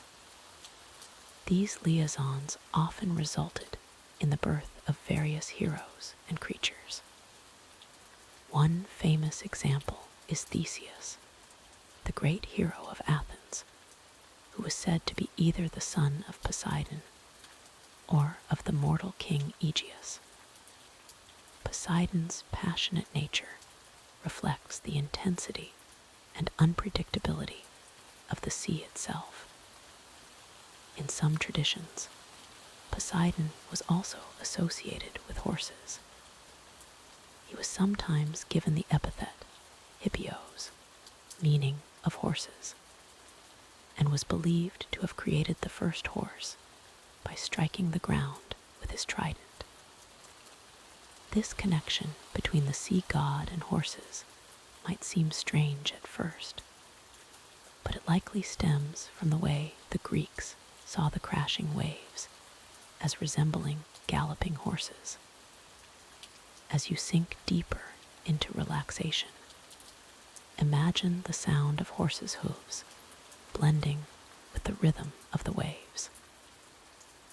Let this soothing cadence carry you further into a state of peaceful calm, just as Poseidon's waves might carry a ship gently across the sea. Despite his often tumultuous nature, Poseidon was also seen as a source of fertility and abundance. The sea was a vital resource for ancient Greek communities, providing food, trade routes, and connection to the wider world. Poseidon's blessings could bring prosperity to coastal cities, while his wrath could lead to their destruction. This dual nature of Poseidon, as both a giver and a taker, reflects the complex relationship that humans have always had with the sea. It is a source of life and death, of opportunity and danger. As you rest, consider how this balance exists in your own life, and how you might find peace amidst life's ever-changing tides. In art, Poseidon was often depicted as a mature man with a sturdy build and a flowing beard, reminiscent of the sea itself. His expression was usually stern and commanding, befitting his status as ruler of the seas. He was sometimes shown riding his chariot over the waves, trident in hand, ready to unleash the power of the ocean. As we near the end of our exploration of Poseidon's realm, let the image of the sea god wash over you. Feel the strength and serenity of the ocean flowing through your body. Let the rhythm of the waves guide your breathing, becoming slower and deeper with each passing moment. Remember that, like the sea, you too contain depths of strength and tranquility. In times of stress, you can always return to this inner ocean of calm. Let Poseidon's story be a reminder of the power and peace that reside within you, waiting to be called upon when needed. As we conclude our tale of Poseidon, Lord of the Seas, allow yourself to drift peacefully in the vast, soothing waters of sleep. May your dreams be as deep and wondrous as Poseidon's realm, and may you awaken refreshed and renewed, carried gently back to shore on the tide of a new day. As we delve deeper into the realm of Poseidon, let us explore the vast expanse of his domain and the awe-inspiring powers he wielded. The ocean, much like the god who ruled it, was a force of both creation and destruction, of calm and chaos. Poseidon's domain stretched far beyond the shorelines, encompassing not just the surface of the seas, but all that lay beneath. From the shallowest tide pools to the darkest depths of the ocean trenches, every drop of salt water fell under his jurisdiction. The underwater world was a kingdom as vast and varied as any on land, teeming with life in all its forms. Imagine, if you will, the shimmering schools of fish darting through crystal clear waters, their scales catching the light that filters down from above. Picture the gentle swaying of seaweed forests, home to countless creatures, both large and small. Envision the colorful coral reefs, bustling with activity, a testament to the diversity of life that Poseidon presided over.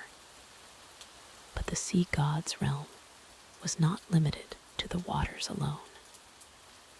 Poseidon was also known as the Earthshaker, for his power extended to the very foundations of the world. With a strike of his mighty trident, he could cause the earth to tremble and quake, shaping the landscape and reminding mortals of his awesome might. As you listen, allow the gentle rhythm of the rain to transport you to the shores of ancient Greece. Feel the cool sand beneath your feet, the salt spray on your skin, and let the sound of waves lapping at the shore lull you into a state of deep relaxation. Poseidon's powers were as varied as the creatures that inhabited his realm. He could summon storms with a mere thought, whipping the seas into a frenzy of crashing waves and howling winds. Ships caught in these tempests were at his mercy, tossed about like toys in a child's bathtub. Yet, he could also calm the waters, granting safe passage to those who earned his favor. The god of the sea had dominion over all aquatic life. From the tiniest plankton to the mightiest whales, all creatures of the deep answered to him. It was said that Poseidon could communicate with these beings, commanding them to do his bidding. Dolphins, considered sacred to him, often served as his messengers, carrying news across the vast expanses of his watery kingdom. As you continue to relax, imagine yourself floating effortlessly on the surface of a calm sea. The water supports you, cradling your body in its gentle embrace. With each breath, feel yourself sinking deeper into this state of tranquility, just as you might sink into the comforting depths of sleep. One of Poseidon's most remarkable powers was his ability to create. With a strike of his trident, he could bring forth springs from barren rock, creating oases in the most unlikely of places. This power of creation extended to life itself, for many believed that Poseidon had a hand in shaping some of the creatures that roamed both land and sea. The hippocampus, a magnificent beast with the head and forelegs of a horse and the tail of a fish, was said to be Poseidon's own creation. These creatures pulled his chariot across the waves, a sight both beautiful and terrifying to behold. Similarly, it was believed that Poseidon had a role in the creation of the first horses, explaining his strong connection to these noble animals. Poseidon's powers also extended to the realm of prophecy. While not as renowned as Apollo in this regard, the sea god was associated with several oracles located near bodies of water. These sacred sites were places where mortals could seek guidance and glimpse the future through the whispers of the waves. As we delve deeper into the story of Poseidon's powers, allow yourself to be carried along by the current of the narrative. Like the ebb and flow of the tides, let your thoughts gently drift in and out, never holding on too tightly to any one idea. One of the most fascinating aspects of Poseidon's power was his ability to grant gifts to both mortals and immortals alike. To those he favored, he could bestow the ability to breathe underwater, to communicate with sea creatures, or even to control the waters themselves to a limited degree. These gifts, however, often came with a price, for the sea god's favor was as changeable as the tides. Poseidon's temperament was said to mirror the seas he ruled. He could be benevolent and generous, granting calm waters and bountiful catches to fishermen who honored him. But he could also be wrathful and destructive, sending storms to punish those who offended him or forgot to pay proper respect to the power of the ocean. This duality in Poseidon's nature serves as a reminder of the importance of balance in our own lives. Just as the sea can be both nurturing and dangerous, we too must learn to navigate the calm and stormy waters of our experiences. As you continue to relax, imagine the steady rhythm of the waves washing away any tension or worry you may be holding. With each imaginary ebb and flow, feel yourself becoming more and more at peace, drifting closer to the shores of sleep. Among Poseidon's most impressive displays of power were the great sea monsters he could summon. Creatures like the fearsome kraken, capable of dragging entire ships to the depths, or Charybdis, the whirlpool that threatened to swallow all who ventured too close. These beings were both a testament to Poseidon's might and a warning to those who would take the sea's power lightly. Yet, for all his awesome power, Poseidon was not without vulnerabilities. Like all the Olympian gods, he was subject to the decrees of Zeus and the workings of fate. His emotional nature often led him into conflicts with other gods and mortals alike, sometimes resulting in consequences that even he, with all his might, could not undo. This reminds us that even the most powerful among us have their limitations, their moments of weakness. It is a humbling thought, one that encourages empathy and understanding in our dealings with others. As our exploration of Poseidon's domain and powers draws to a close, take a moment to reflect on the vastness of the oceans he ruled. Like the depths of the sea, there are parts of ourselves that remain mysterious, full of untapped potential and hidden strengths. Let the story of Poseidon inspire you to explore your own depths, to recognize the power you hold within yourself to shape your world, to weather storms, and to find calm in the midst of chaos. As you drift towards sleep, carry with you the wisdom of the sea god, the balance of power and restraint, of passion and peace. May your dreams be as vast and wondrous as Poseidon's realm, filled with the beauty of underwater landscapes and the gentle lullaby of waves upon the shore.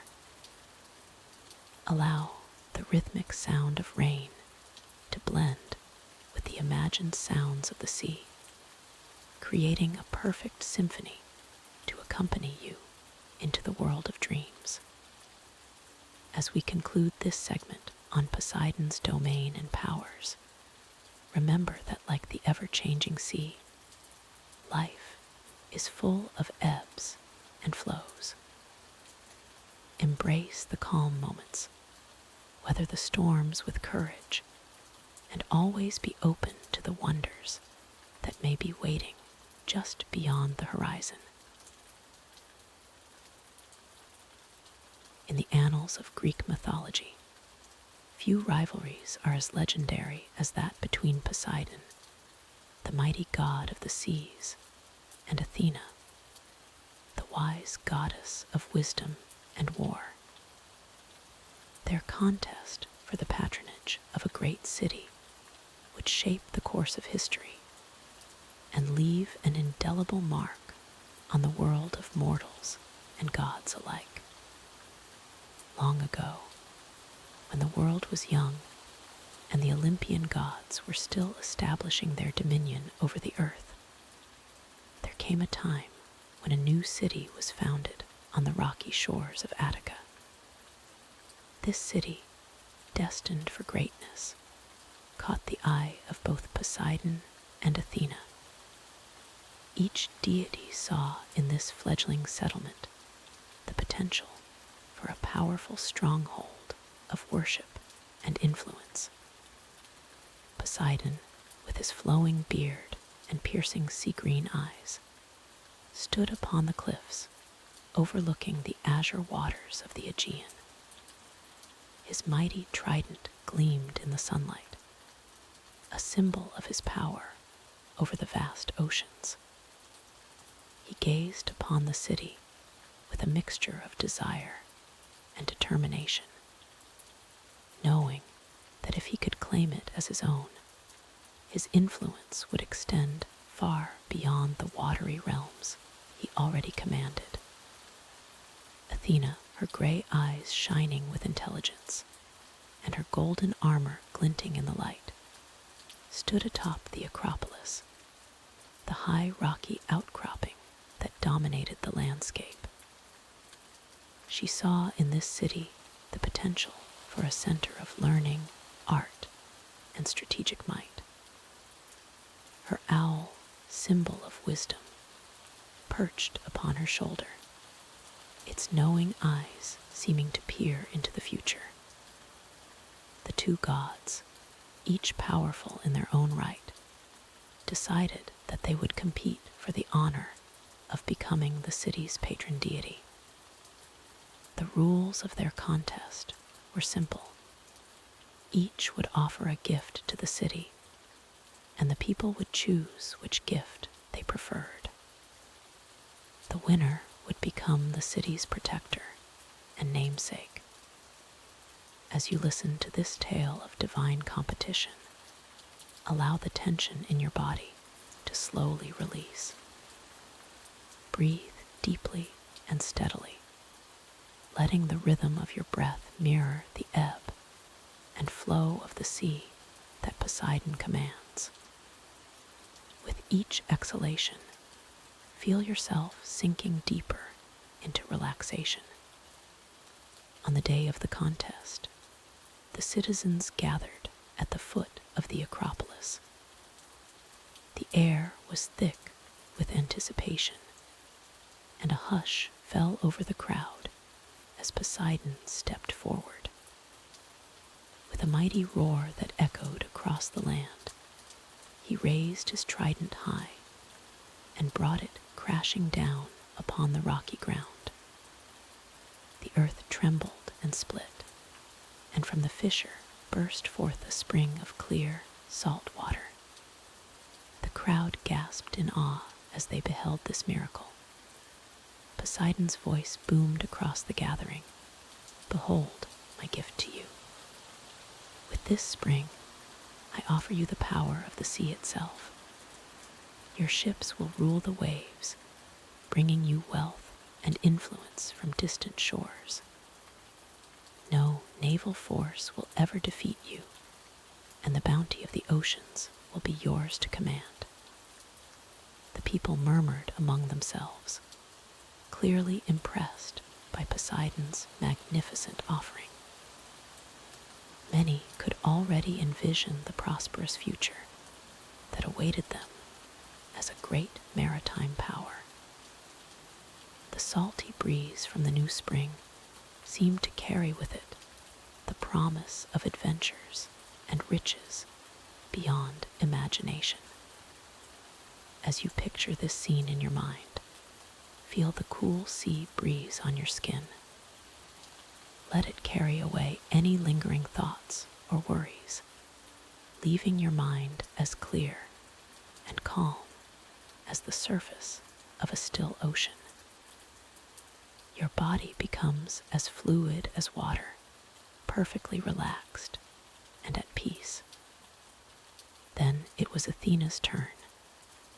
She stepped forward with grace and poise, her presence radiating wisdom and strength. Unlike Poseidon's dramatic display, Athena's actions were subtle yet profound. She knelt upon the ground and with gentle hands planted something in the soil.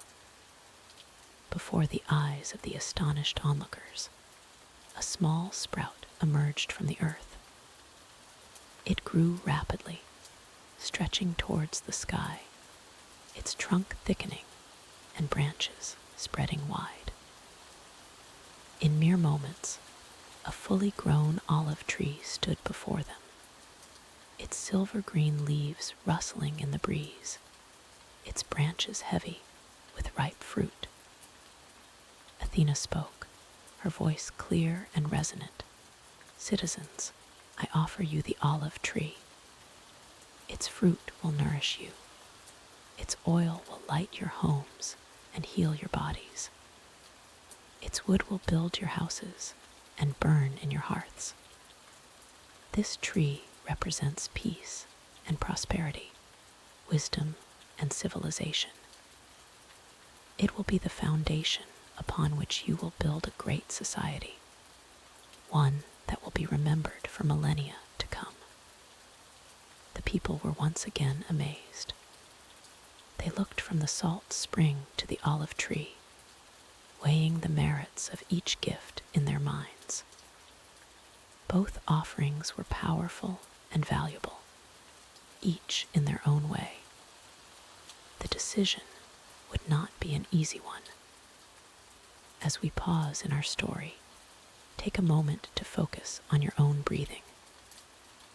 Like the citizens contemplating their choice, allow your mind to become still and calm.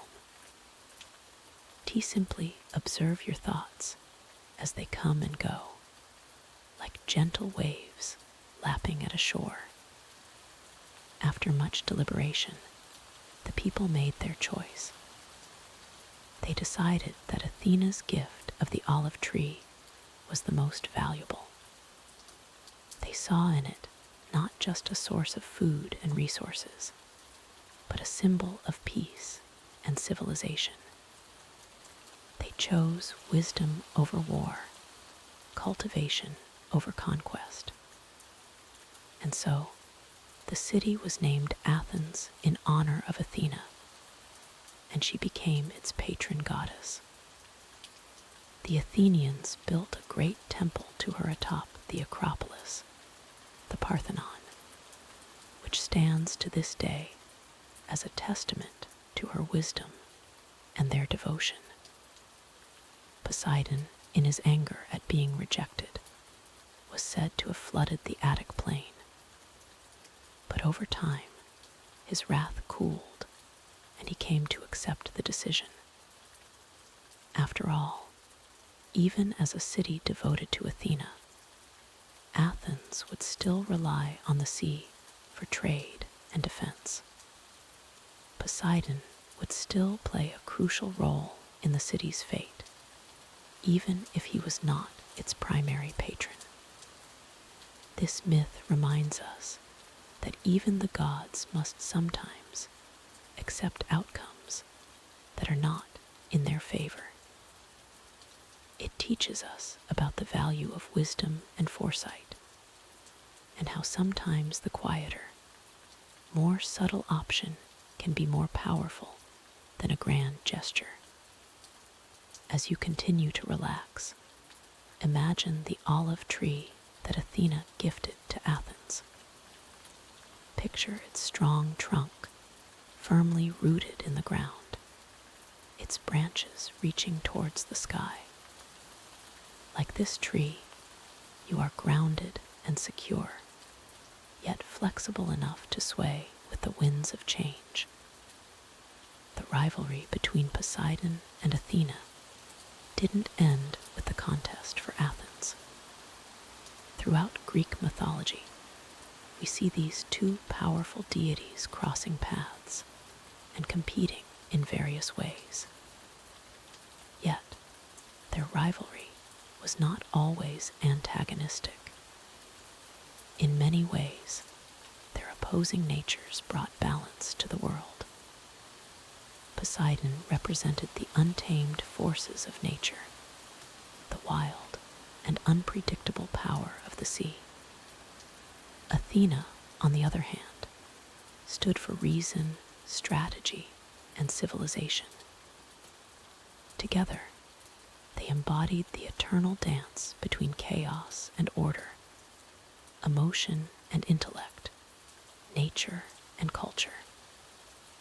In your own life, you may sometimes feel torn between these forces.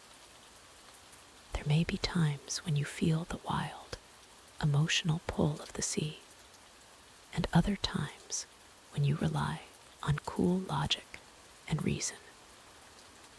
Remember that both have their place, and true wisdom lies in knowing when to apply each. As our tale of Poseidon and Athena's rivalry draws to a close, allow yourself to drift deeper into relaxation. The gentle sound of rain outside your window mingles with the imagined sound of waves lapping at a distant shore. The wisdom of Athena and the depth of Poseidon's oceans cradle you in a cocoon of peace and tranquility. Your breathing is slow and steady, like the rhythmic ebb and flow of the tides. Your body feels heavy and warm, as if you're floating gently on a calm sea.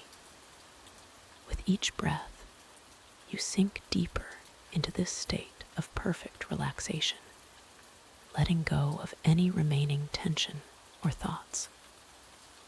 Remember, like the city of Athens, you have the wisdom to make choices that will shape your path. And like the ever-changing sea, you have the strength to adapt to whatever life may bring. Rest now, secure in the knowledge that you carry within you both the wisdom of Athena and the strength of Poseidon. As you continue to relax, know that the stories of the gods will watch over your dreams, bringing you insights and adventures in the realm of sleep.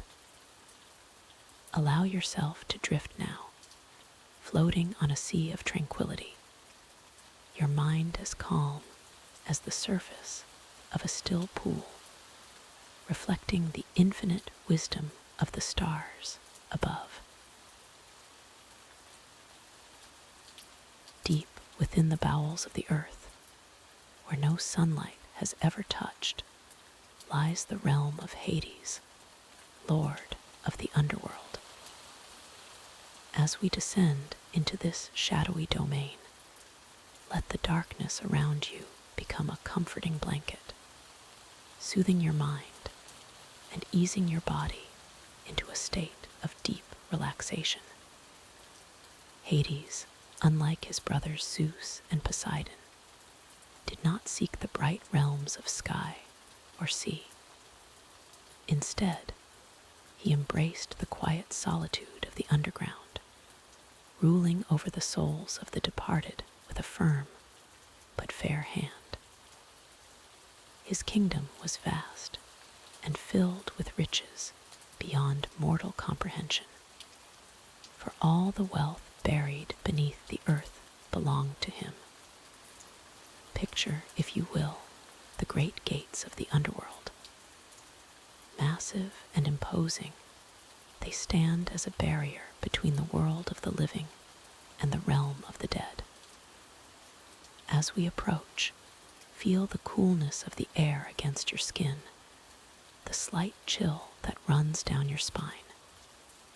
But fear not, for in this story, we are merely observers, safe and protected. Hades himself was often depicted as a stern figure, draped in dark robes that seemed to absorb the very light around him. His face, though severe, was not cruel.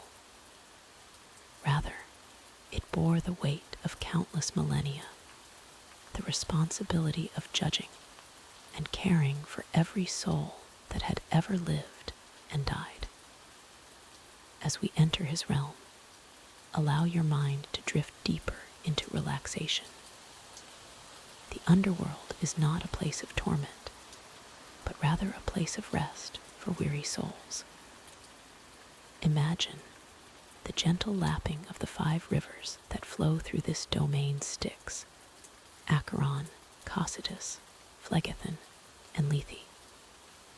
Their waters murmur softly, a constant, soothing backdrop to the quiet whispers of countless shades. Hades' most prized possession was his helm of invisibility, a gift from the Cyclops. With this, he could move unseen among both the dead and the living. As you listen, imagine this invisibility settling over you like a gossamer veil, allowing all your cares and worries to simply pass through you, leaving you untouched and at peace. Despite his fearsome reputation among the living, Hades was not a malevolent god. He was tasked with maintaining the balance between life and death, ensuring that the natural order of the world remained intact. In many ways, he was the most impartial of the gods, for in death, all mortals were equal in his eyes. Let your breath slow and deepen as we explore the fields of Asphodel, where the majority of souls reside. Here, in this vast, misty plain, the shades of the dead wander without pain or joy, simply existing in a state of peaceful numbness. As you picture this scene, allow that same sense of tranquility to wash over you, easing away any tension in your body. Hades' throne room was a marvel to behold, carved from gleaming obsidian and adorned with precious gems that glowed with an inner fire. Here, he would sit in judgment, weighing the deeds of the dead and determining their final resting place. But even in this solemn task, Hades showed compassion, for he understood the complexities of mortal life better than most of his fellow gods. One of the most famous tales of Hades is his abduction of Persephone, daughter of Demeter. While often portrayed as a violent act, some versions of the myth suggest a more nuanced story. Hades, lonely in his underground kingdom, fell deeply in love with the vibrant goddess of spring. Their union, though begun in controversy, would become one of the most stable and devoted among the often tumultuous relationships of the gods. As you continue to relax, imagine the moment when Persephone first brought light and life to the underworld. The barren rocks bloomed with pale, ghostly flowers, their delicate petals a stark contrast to the darkness around them. This beauty in the midst of gloom serves as a reminder that even in our darkest moments, Titan Thales, Hades' relationship with the other Olympian gods was complex. Though he was one of the eldest and most powerful, he rarely left his domain to mingle with the others on Mount Olympus. This self-imposed isolation led to many misconceptions about his nature and intentions. Yet, when called upon, Hades always fulfilled his duties to the pantheon with unwavering loyalty. One of Hades' most important roles was as guardian of the dead. He ensured that no soul escaped back to the world of the living, maintaining the delicate balance between life and death. As you ponder this, feel the weight of your own body sinking deeper into relaxation, secure in the knowledge that all things have their proper place and time. The god of the underworld was also associated with wealth, for all the riches buried in the earth fell under his domain. Gold, silver, and precious gems were his to command. This connection to material wealth serves as a reminder that true value often lies hidden beneath the surface, much like the depth of our own inner selves. As our journey through Hades' realm continues, we come to the Elysian Fields, the final resting place of heroes and those who led virtuous lives. Here, in this paradise within the underworld, shades enjoy eternal peace and happiness. The air is always warm and fragrant, filled with the sound of joyous laughter and melodious music. Allow this image of perfect contentment to fill your mind, easing you further into a state of deep relaxation.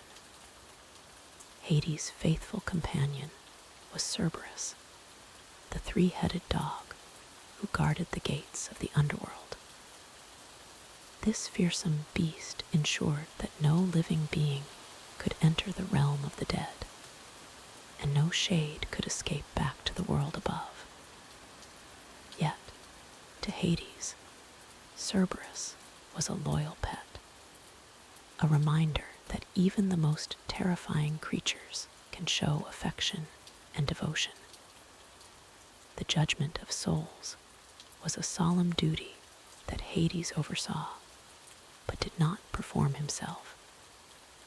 This task fell to three judges, Minos, Rhadamanthus, and Aeacus. They would weigh the deeds of each soul and determine their fate in the afterlife. As you contemplate this, release any judgments you may hold against yourself or others, allowing your mind to enter a state of peaceful acceptance. one of the lesser-known aspects of Hades was his role in the cycle of rebirth. Some believed that after a time in the underworld, souls could choose to drink from the river Lethe, erasing their memories and allowing them to be reborn into a new life. This concept of renewal and second chances can be a comforting thought as you drift closer to sleep, knowing that each new day brings fresh opportunities. As our time in the underworld draws to a close, remember that Hades, despite his fearsome reputation, was a god of balance and necessity. Without death, life would have no meaning. Without darkness, we could not appreciate the light. As you prepare to leave this realm of eternal rest, carry with you the peace and tranquility of Hades' domain. Let the quiet stillness of the underworld settle over you like a soft, heavy blanket. Feel the last vestiges of tension melt away from your body, your mind becoming as calm and smooth as the surface of the river Styx. The whispers of countless shades fade into a soothing white noise, lulling you deeper into relaxation. As we ascend from the depths of Hades' kingdom, allow your consciousness to drift gently upward, like a leaf carried on a peaceful current. The darkness around you gradually lightens, not to the harsh glare of day, but to the soft, comforting glow of twilight. You are safe, you are at peace, and you are ready to embrace the restorative power of sleep. Deep beneath the earth, beyond the reach of mortal eyes, lies a realm shrouded in mystery and whispered about in hushed tones. This is the domain of Hades, lord of the underworld and ruler of the dead. As we descend into the depths of his kingdom, let the gentle patter of rain above ground fade away, replaced by the soft echoes of the eternal realm below. Hades, unlike his brothers Zeus and Poseidon, did not dwell on Mount Olympus. His kingdom was a vast, cavernous expanse, stretching far beneath the world of the living. The entrance to his realm was guarded by Cerberus, the fearsome three-headed dog whose growls could shake the very foundations of the earth. But for now, imagine Cerberus at rest, his multiple heads gently snoring, allowing us safe passage into the underworld. As we pass through the gates, the air grows thick with the mist of lost souls. The river Styx flows before us, its dark waters moving with an otherworldly current. Charon, the skeletal ferryman, stands ready with his boat, his hollow eyes peering out from beneath his hood. With each stroke of his oar, he guides the souls of the departed across the river, their forms shimmering like pale reflections on the water's surface. Let your mind drift with the current of the Styx, feeling the gentle rocking of Charon's boat. The worries and cares of the world above fall away with each passing moment, replaced by the deep, encompassing peace of Hades' realm. Here, time loses all meaning, and the burdens of life are left behind on distant shores. Beyond the Styx lie the fields of Asphodel, where the majority of souls reside. Picture a vast, misty plain stretching as far as the eye can see, dotted with pale, ghostly flowers. The souls here wander in a dreamlike state, their their memories of life above fatting like the last wisps of a forgotten dream. In this eternal twilight, Tea-Titan Thales, as you imagine yourself walking through these fields, feel the soft, cool grass beneath your feet. The air is still, carrying the faintest scent of asphodel blossoms. With each step, you sink deeper into relaxation, your body becoming as light and weightless as the shades that drift around you. But the underworld is not without its contrasts. To one side of asphodel lie the Elysian fields, a paradise reserved for heroes and those blessed by the gods. Here, the air is filled with the sweet melody of birdsong, and golden light bathes lush meadows and crystal clear streams. The fortunate souls who dwell here spend eternity in blissful contentment, their days filled with joy and their nights with peaceful slumber. On the other side, separated by the fiery river Phlegethon, stands Tartarus, the pit where the wicked are punished. But fear not, for we need not venture there. Instead, let us turn our attention back to the peaceful realms, where the whispers of contented souls create a soothing lullaby. At the heart of this vast kingdom stands the palace of Hades himself. Unlike the gleaming marble of Olympus, Hades' home is carved from smooth, dark stone, its walls glittering with precious gems mined from the depths of the earth. The halls are lit by softly glowing crystals, casting a warm, comforting light that seems to embrace all who enter. Within these halls, Hades sits upon his ebony throne, a figure both regal and somber. His skin is pale as moonlight, his eyes deep and filled with the wisdom of countless ages. Upon his head rests a crown of intertwined gold and silver, symbolizing his dominion over all the riches hidden beneath the earth. Despite his fearsome reputation in the world above, Hades rules his kingdom with fairness and quiet dignity. He is not a cruel god, but rather a necessary one, maintaining the delicate balance between life and death. In his presence, even the most restless souls find peace, their fears and regrets melting away like mist in the morning sun.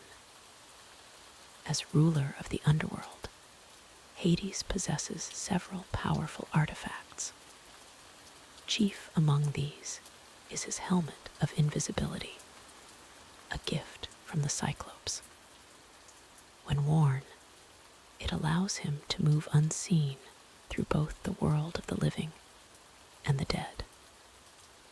Imagine for a moment the comfort of such invisibility, the ability to let all your cares and worries pass by without touching you. Another of Hades' treasures is his staff, a long scepter of darkest ebony topped with a glowing crystal. With this, he guides the souls of the departed, offering comfort and direction to those newly arrived in his realm. The soft light from the crystal seems to pulse gently, like a heartbeat, its rhythm slow and steady, inviting you to match your own breathing to its calming pace. While Hades spends most of his time in the underworld, he is not entirely removed from the affairs of the other gods. On rare occasions, he ascends to Olympus for great councils, his presence adding a note of gravity to the often tumultuous gatherings of the divine family. In these moments, Even Zeus, king of the gods, treats his elder brother with cautious respect. One of the most famous tales involving Hades is the story of Persephone, daughter of Demeter, whom he took as his wife. But that is a tale for another time, when we shall explore how the cycles of the seasons came to be. For now, let us return to our journey through the peaceful realms of the dead. As we continue to explore Hades' kingdom, we come across the Lethe, the river of forgetfulness. Its waters flow smooth as silk, glimmering with an otherworldly light. Those who drink from the Lethe forget their past lives, washing away old pains and sorrows. Imagine standing on its banks, feeling all your worries and anxieties slowly melting away, carried off by the gentle current. Near the Lethe stands a grove of black poplar trees, their leaves rustling softly in a breeze unfelt by mortal skin. This is where Hades often comes to find solitude and peace. Picture yourself sitting beneath these trees, their branches forming a protective canopy above you. With each breath, you feel more and more at ease, the troubles of the waking world becoming distant and unimportant. Throughout the underworld, precious gems and metals glitter in the walls of caverns and along the banks of the rivers. Gold, silver, diamonds, and other treasures that mortals covet so fiercely lie here in abundance, a reminder of the futility of earthly riches in the face of eternity. Let the sight of these gleaming jewels soothe your mind, their soft sparkle like stars in an underground sky. As our journey through Hades' realm draws to a close, we find ourselves once again at the banks of the Styx. The ferryman Charon waits patiently to guide us back to the world of the living. But there's no need to hurry. Allow yourself to linger here a moment longer, absorbing the deep, restful peace of the underworld. Remember, in the realm of Hades, tea time stretches out infinitely, offering the gift of true, untroubled rest. As you prepare to drift off to sleep, carry with you this sense of timeless tranquility, letting it enfold you like a soft, comforting blanket. And so, as Charon's boat gently rocks us back across the Styx, feel yourself sinking deeper into relaxation. The mists of the underworld swirl around you, carrying you off into the realm of dreams. Here, in this space between waking and sleeping, between the world of the living and the kingdom of Hades, you find perfect peace and restful slumber. In the depths of the underworld, where shadows dance and whispers echo, there lived a god, both feared and Mythos, is the tale of how love bloomed in the most unlikely of places, and how the changing of seasons came to be. Long ago, when the world was young and the gods still walked among mortals, Hades spent most of his time in his subterranean kingdom. Unlike his brothers Zeus and Poseidon, who reveled in the adoration of humans and the pleasures of the surface world, Hades found solace in the quiet dignity of his domain. The underworld was a place of order and justice, where all souls, regardless of their earthly status, were judged equally. But even gods can feel the pangs of loneliness, Hades, though respected, was often avoided by both gods and mortals alike. His realm, essential as it was, inspired fear rather than reverence. The Lord of the Dead began to yearn for companionship, for someone to share the beauty he saw in his shadowy kingdom. It was during one of his rare visits to the world, above that Hades first laid eyes on Persephone.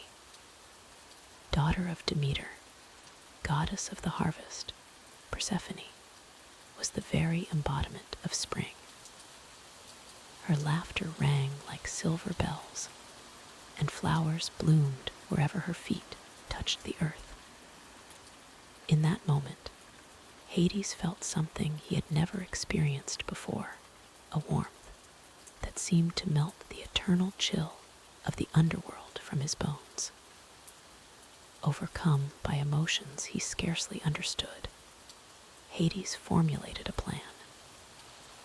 He knew that asking for Persephone's hand in marriage would be met with refusal from both the maiden and her mother. So, in a moment of passion and desperation, he decided to take matters into his own hands. One day, as Persephone gathered flowers in a meadow with her companions, the earth suddenly split open. From the chasm emerged a magnificent chariot drawn by 4 midnight black horses. Hades, resplendent in his dark armor, reached out and swept Persephone into his arms. Before anyone could react, the chariot plunged back into the earth, leaving only a patch of scorched grass and scattered flowers in its wake. Down, down they went, through layers of rock and earth, until they reached the banks of the river Styx. Persephone, at first terrified, found herself oddly fascinated by the strange beauty of the underworld. The glittering gems embedded in cavern walls, the soft glow of ghostly lights, and the quiet majesty of Hades' obsidian palace all captivated her senses. Hades, for his part, was gentle and attentive. He showed Persephone the wonders of his realm, fields of luminous flowers that bloomed in darkness, the peaceful Elysian fields where heroes rested, and the solemn courts where the souls of the dead were judged with perfect fairness. He offered her a throne beside his own, a chance to rule as queen of the underworld. But Persephone's absence did not go unnoticed in the world above. Demeter, frantic with worry, searched the earth for her beloved daughter. As days turned to weeks, and weeks to months, the goddess of the harvest neglected her duties in her grief. The world began to grow cold, crops withered in the fields, and for the first time, the concept of winter gripped the mortal realm. Zeus, moved by Demeter's sorrow and concerned for the fate of humanity, sent Hermes to the underworld to investigate. The messenger god found Persephone seated beside Hades, no longer a captive, but not entirely willing to leave. For she had grown to appreciate the quiet strength of the Lord of the Dead, and the important role his realm played in the balance of all things. Yet Persephone also missed her mother and the warmth of the sun on her face. She was torn between 2 worlds, each with its own allure. It was then that Hades, proving that his love was true and not merely selfish desire, offered a compromise. He presented Persephone with a pomegranate, the fruit of the Underworld. "My dear," he said, his voice soft with emotion, "if you eat 6 seeds of this fruit, you will be bound to return to the Underworld for 6 months each year. The other 6 you may spend in the world above with your mother. This way, you need not choose between us, but can bridge both realms." Persephone, moved by Hades' willingness to share her, accepted the offer. She ate 6 seeds of the pomegranate, sealing the pact. And so it was decided. For half the year, Persephone would reign as queen of the Underworld beside Hades. For the other half, she would return to the surface to be with Demeter. This compromise brought about the changing of seasons. When Persephone descends to the Underworld, Demeter's grief causes the world to grow cold and barren. Autumn and winter settle upon the land. But when Persephone returns to her mother's arms, Demeter's joy brings forth spring and summer, and the earth blooms once more.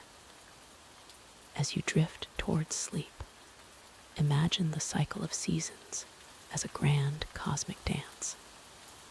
Picture Persephone's descent into the Underworld, the leaves turning golden and red, then falling to carpet the earth. Feel the quiet hush of winter when the world seems to hold its breath, waiting. Then visualize the joyous return of Persephone to the surface, the first delicate buds of spring pushing through the soil, the gradual warming of the air, the return of birdsong and new life. In this tale, we see that even the Lord of the Dead is capable of love, and that beauty can be found in the darkest of places. Hades and Persephone's story teaches us about balance between light and dark, joy and sorrow, life and death.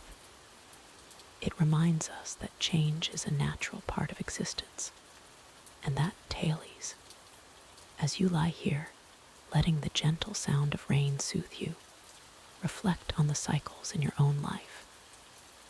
Like the seasons, our experiences ebb and flow. There are times of growth and abundance, and times of rest and reflection.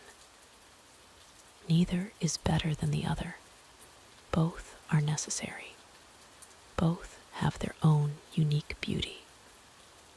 Allow yourself to sink deeper into relaxation, embracing the quiet darkness of night, just as Persephone learned to appreciate the serene beauty of the Underworld. Know that this time of rest is just as important as your waking hours.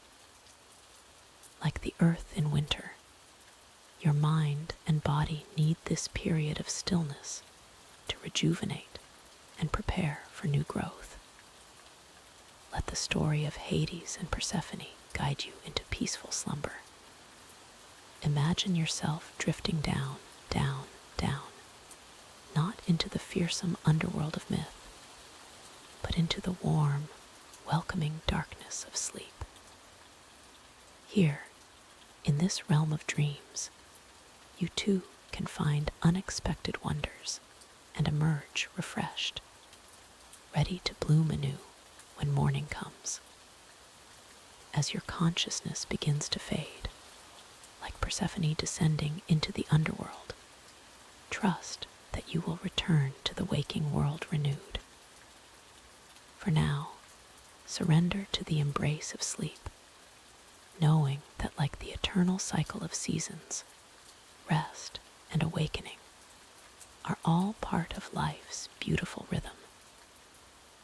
Good night, dear listener, and may your dreams be as sweet as the fruits of Elysium. In the realm of the Olympian gods, there was a goddess whose power touched every mortal life, whose influence could be felt in the gentle sway of wheat fields and the abundance of harvest tables. This was Demeter, the goddess of agriculture, fertility, and the harvest. Her story is one of nurturing love, profound loss, and the cycle of life itself. Demeter was born of the Titans Cronus and Rhea, sister to Zeus, Poseidon, Hades, Hera, and Hestia. Unlike her brothers who ruled over vast domains of sky, sea, and underworld, Demeter's realm was the very earth that sustained all life. Her golden hair was said to resemble the rippling fields of grain, and her gentle eyes held the warmth of the nurturing sun. As the goddess of agriculture, Demeter blessed the land with fertility.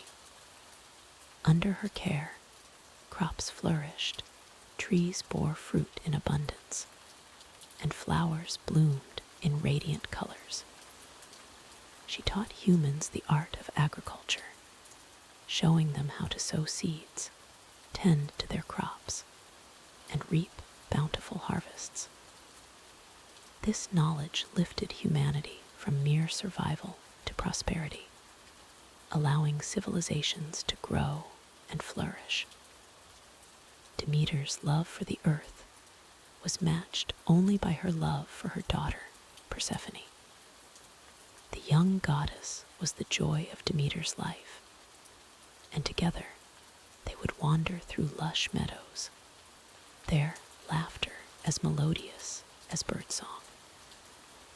Persephone's presence made the flowers bloom brighter and the grass grow greener, a reflection of the deep bond between mother and daughter.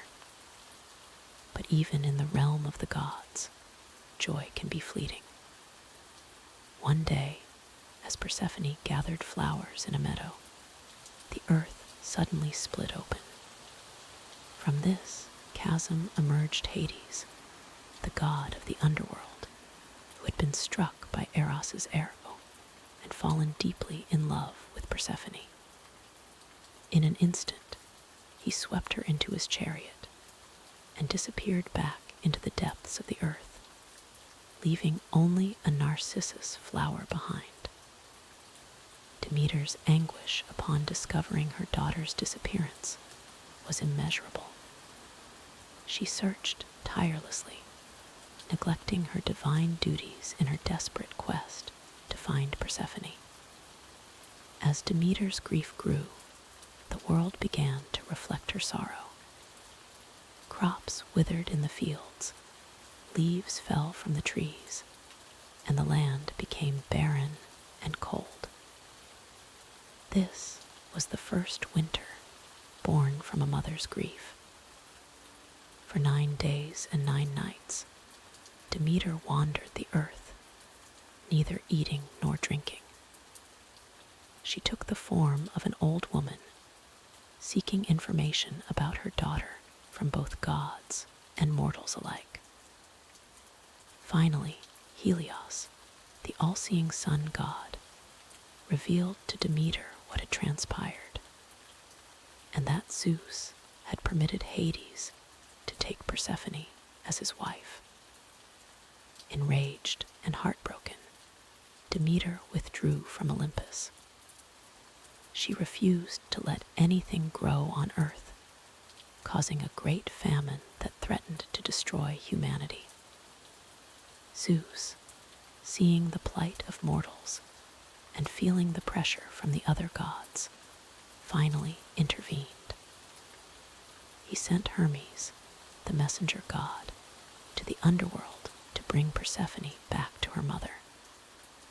However, the situation had become complicated. Persephone had eaten 6 pomegranate seeds while in the underworld, and according to the laws of the fates, this meant she was bound to return there for part of each year. A compromise was struck.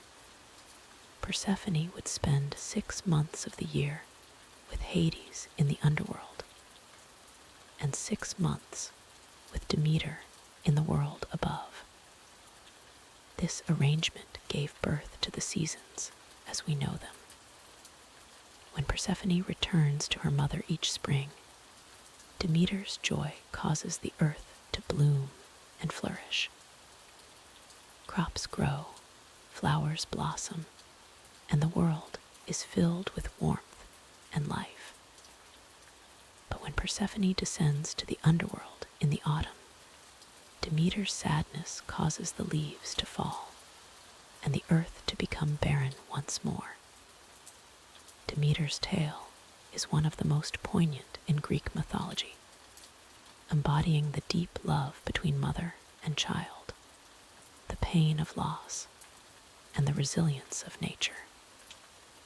It speaks to the cyclical nature of life, death, and rebirth that we see reflected in the changing seasons. Just as Demeter's grief gives way to joy with each return of Persephone, so too does winter always yield to the renewal of spring. In many ways, Demeter represents the nurturing aspect of the earth itself. Her blessings were not just in the abundance of crops, but in the very act of cultivation. She taught humanity that through care, patience, and hard work, the earth would provide sustenance. This lesson extended beyond mere agriculture, becoming a metaphor for personal growth and the nurturing of one's talents and relationships. Demeter was often depicted in art holding sheaves of wheat or a cornucopia overflowing with the fruits of the harvest. She was sometimes shown with a torch, symbolizing her search for Persephone, or with a serpent, representing the cyclical nature of life and the seasons. Her sacred animals included the pig, symbolizing fertility, and the gecko, which was believed to predict the success of crops. The worship of Demeter was widespread in ancient Greece, with many festivals held in her honor.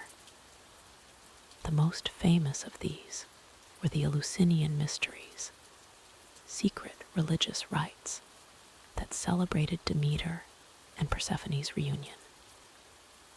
These mysteries promised initiates a better fate in the afterlife, and were considered one of the most sacred and important religious practices in the ancient Greek world. As you listen to Demeter's story, allow yourself to connect with the rhythms of nature that surround you. Feel the gentle ebb and flow of your breath, like the changing of seasons. Let the tension in your body release, imagining it flowing away like leaves carried on an autumn breeze. With each breath, sink deeper into relaxation, as though you're being cradled by the earth itself. Demeter's tale reminds us that even in times of loss and sorrow, hope and renewal are always on the horizon. Just as winter always gives way to spring, so too can we find new beginnings after periods of difficulty. As you drift towards sleep, carry with you the comforting knowledge that cycles of renewal are a fundamental part of nature and of our lives. In your mind's eye, picture a vast field of golden wheat swaying gently in a warm breeze. This is Demeter's realm, a place of abundance and peace. As you walk through this field, feel the soft earth beneath your feet and the warm sun on your face. With each step, you become more relaxed, more at peace. The gentle rustle of the wheat becomes a lullaby, soothing you deeper into tranquility. As we conclude Demeter's story, Allow the gentle rhythm of the rain outside to blend with the imagery of nurturing earth and abundant harvests. Let each raindrop be a reminder of nature's cycles of renewal and growth. As you lie here, safe and comfortable, know that like the earth nurtured by Demeter, you too are renewed and refreshed by rest. Allow yourself to drift peacefully into sleep, cradled in the embrace of mythic tales and soothing rain. In the golden days of ancient Greece, when gods walked among mortals and the world was full of wonder, there lived a goddess whose power touched every living thing on earth. This was Demeter, the goddess of agriculture, fertility, and the harvest. Her story is one of love, loss, and the creation of the seasons themselves. Demeter was one of the original Olympian deities, sister to Zeus and Poseidon. Her domain was the earth itself, the fertile soil from which all life sprang. With her golden hair like ripened wheat and eyes as green as summer leaves, Demeter brought abundance to the world. Wherever she walked, flowers bloomed and crops flourished. But Demeter's greatest joy was her daughter, Persephone. The young goddess was the very embodiment of spring, with a laugh like bird song and a smile as bright as the morning sun. Together, mother and daughter would wander the earth, bringing life and beauty to every corner of the world. As you listen to this tale, imagine yourself walking through a lush, green field. Feel the warm sun on your skin. Hear the gentle rustle of leaves in the breeze. Let the peace of this scene wash over you, allowing your body to relax deeper into comfort. One fateful day, as Persephone gathered flowers in a meadow, the earth suddenly split open. From this chasm emerged Hades, the god of the Underworld, in his dark chariot. Captivated by Persephone's beauty, Hades seized the young goddess and carried her away to his realm beneath the earth. When Demeter discovered her daughter was missing, her grief knew no bounds. She searched tirelessly, neglecting her duties as goddess of the harvest. As she wandered the earth, crops withered, leaves fell from trees, and the land became cold and barren. For 9 days and 9 nights, Demeter searched without rest. Finally, Helios, the all-seeing sun god, revealed to her what had happened. Demeter's sorrow turned to anger when she learned that Zeus had allowed Hades to take Persephone. As you continue to relax, let the tension in your body melt away like snow in the spring sun. With each breath, sink deeper into a state of peaceful calm. Demeter left Mount Olympus, refusing to return until her daughter was restored to her. She wandered the earth in disguise, coming at last to the city of Eleusis. There, she was welcomed by the king and queen, who asked her to nurse their young son, Demophan. Grateful for their kindness, Demeter decided to make the boy immortal. Each night, she would bathe him in divine fire to burn away his mortal nature. But one night, the queen discovered this and cried out in fear, disrupting the ritual. Demeter revealed her true identity and demanded that a temple be built in her honor. As the temple was built, Demeter's grief deepened. The earth grew colder, and famines spread across the land. Humans and animals alike began to perish, and the other gods grew concerned. Zeus realized that if this continued, there would be no mortals left to worship the gods. Allow yourself to sink even deeper into relaxation. Like the earth in winter, let your mind become still and quiet, free from worry or tension. Zeus sent Hermes, the messenger god, to the underworld to bring Persephone back. But before she left, Hades tricked Persephone into eating 6 pomegranate seeds. By the laws of the fates, anyone who consumed food in the underworld was bound to return. When Persephone was reunited with Demeter, joy returned to the world.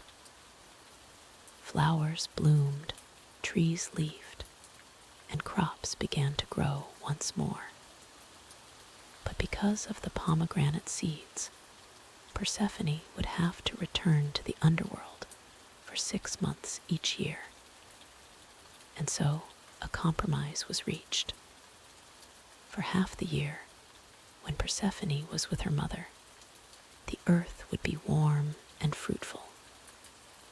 But for the other half, when she returned to Hades, the world would grow cold and barren as Demeter mourned her absence. This is how the seasons came to be. Spring and summer are times of abundance, when Persephone walks the earth with Demeter. Autumn and winter are periods of rest and reflection, as the goddess of the harvest awaits her daughter's return.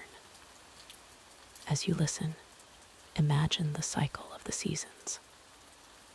Picture the bright green of new leaves in spring, the golden warmth of summer, the rich colors of autumn, and the quiet stillness of winter.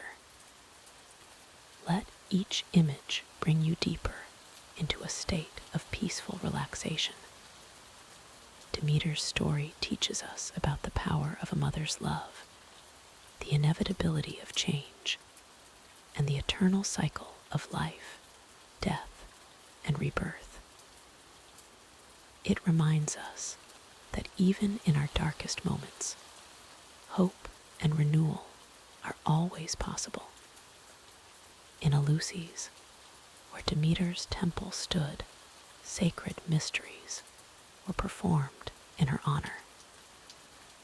These Eleusinian mysteries became one of the most important religious rites in ancient Greece, promising initiates a blessed afterlife. Demeter was not only the goddess of agriculture, but also of sacred law and the cycle of life and death. She taught humans the art of agriculture, allowing civilization to flourish. Her worship was central to the ancient Greek way of life, with festivals held in her honor throughout the year.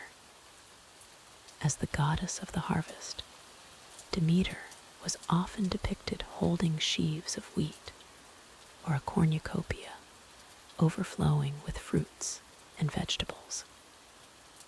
She was seen as a nurturing mother figure, not just to Persephone, but to all of humanity. Let your mind drift with the gentle rhythm of this story, like leaves floating on a calm stream. Allow any remaining tension to flow away, leaving you in a state of deep, restful peace. The changing of the seasons reminds us of the impermanence of all things. Just as winter always gives way to spring, our own difficulties and sorrows will eventually pass. This knowledge can bring comfort in times of hardship. In some versions of the myth, Demeter's time in Eleusis included her caring for a sick child named Triptolemus. When he recovered, she gifted him with a winged chariot and taught him the secrets of agriculture, which he then spread throughout the world. Demeter's Roman counterpart was Ceres, from whose name we derive words like cereal. Her influence extended far beyond ancient Greece, shaping agricultural practices and religious beliefs throughout the Mediterranean world. As you continue to relax, imagine yourself in a peaceful temple dedicated to Demeter. The air is filled with the scent of fresh bread and ripe fruit. Golden light filters through columns, casting warm patterns on the smooth stone floor. Feel the deep sense of peace and abundance that permeates this sacred space. The myth of Demeter and Persephone has resonated through the ages, inspiring countless works of art, literature, and music. It speaks to the universal experiences of loss, grief, and the hope of reunion. In many ways, Demeter's story mirrors the human experience of parenting. The pain of separation, the joy of reunion, and the gradual process of letting go are themes that touch us all, regardless of time or culture. As we near the end of our tale, let the wisdom of Demeter settle over you like a warm, comforting blanket. Just as the earth rests in winter, gathering strength for the renewal of spring, allow yourself to rest now, knowing that you will awaken refreshed and renewed. Remember that, like the seasons, our lives are cyclical. Times of hardship are followed by periods of joy and abundance. In moments of difficulty, we can draw strength from Demeter's perseverance and her faith in the return of what was lost. As you drift towards sleep, carry with you the image of Demeter and Persephone reunited, bringing warmth and life back to the world. Let this picture of joy and renewal be the last thought in your mind as you slip into peaceful slumber. May your dreams be as sweet as the fruits of Demeter's harvest, and may you wake to find your world as renewed and full of possibility as the earth in springtime. Good night, and sleep well. In the realm of the gods, where power and wisdom intertwine like ancient vines, a most extraordinary birth was about to take place.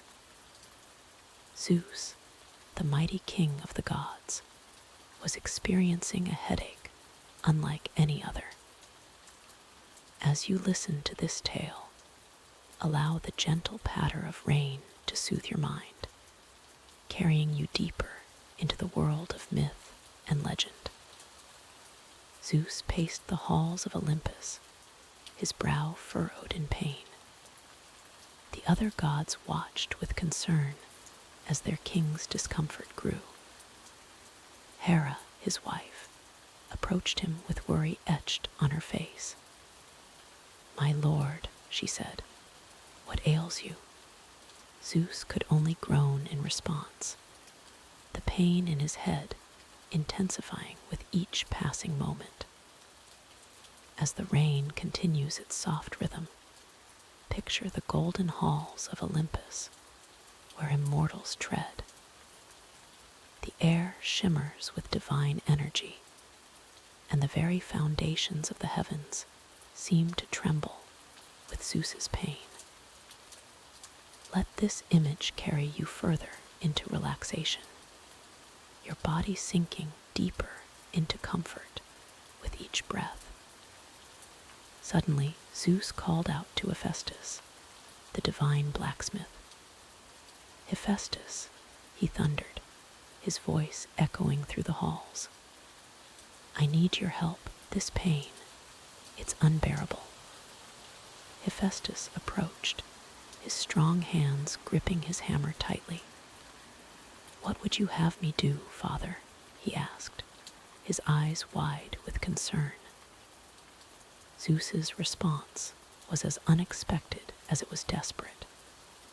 Split my head open, he commanded. The pain, it feels as though something is trying to escape. The other gods gasped, but Hephaestus knew better than to question the king of the gods. With a deep breath, he raised his hammer high. As you listen, feel the tension in your own body begin to release. Just as Zeus sought relief, allow yourself to let go of any discomfort or worry. The sound of the rain continues, a constant, soothing presence in the background of our tale. With a mighty swing, Hephaestus brought his hammer down upon Zeus's head. The crack that followed seemed to split the very heavens.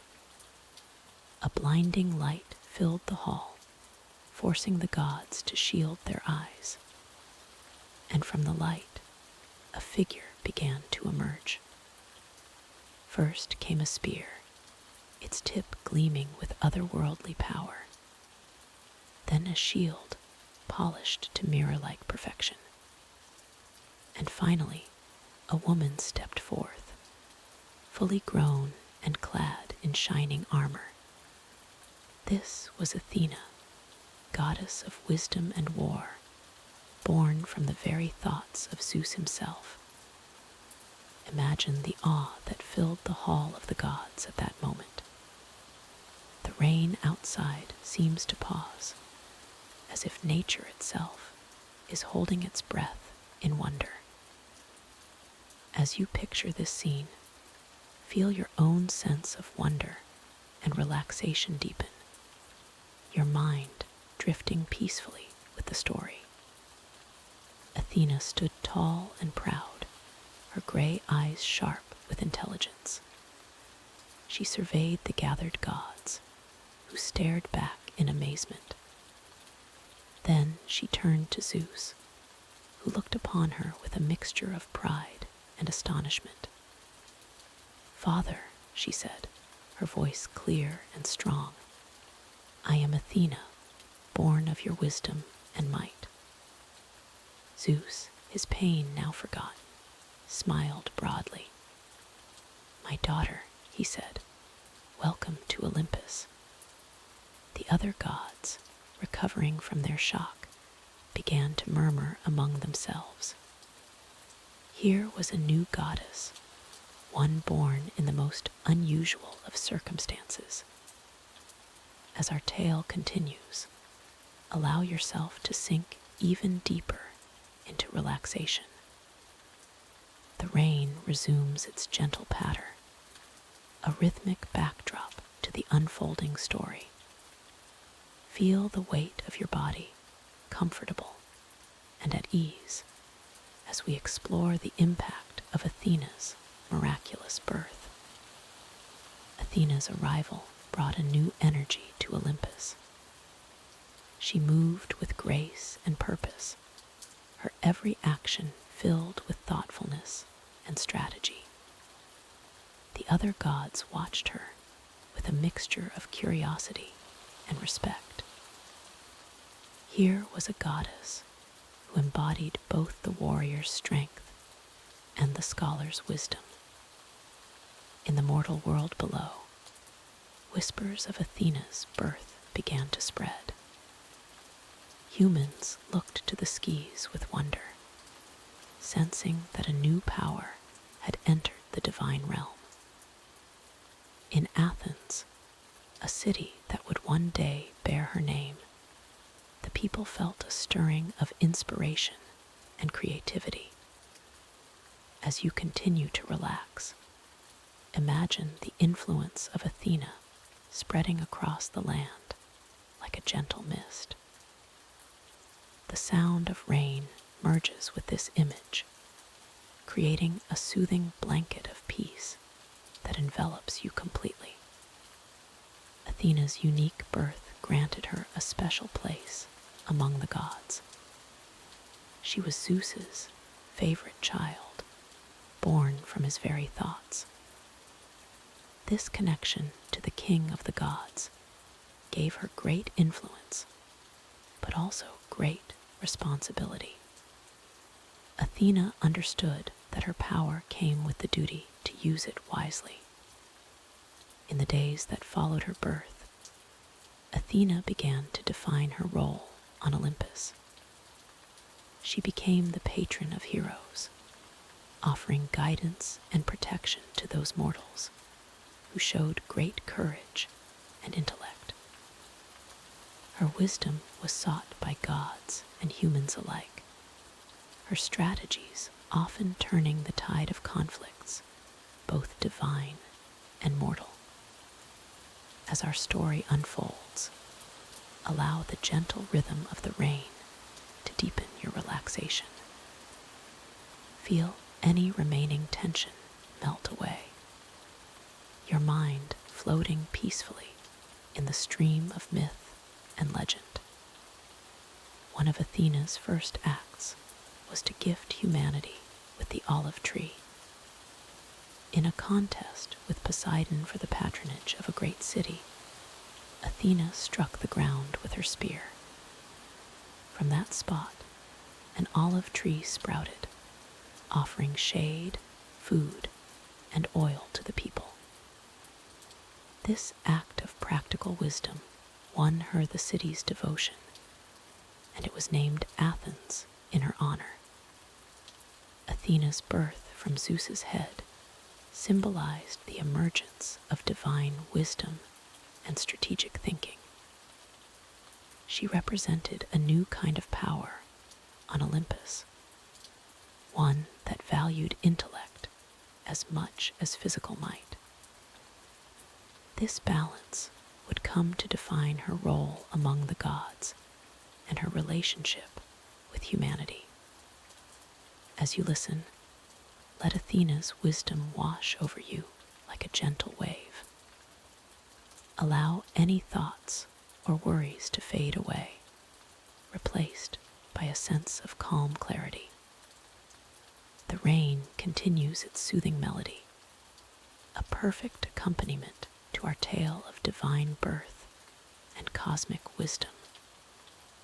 Athena's unique origin also gave her a special understanding of both her father Zeus and the other gods.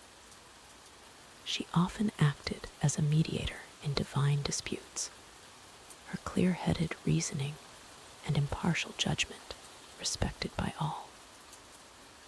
Even Hera, often jealous of Zeus's other children, found it difficult to resent Athena, born as she was from thought rather than infidelity.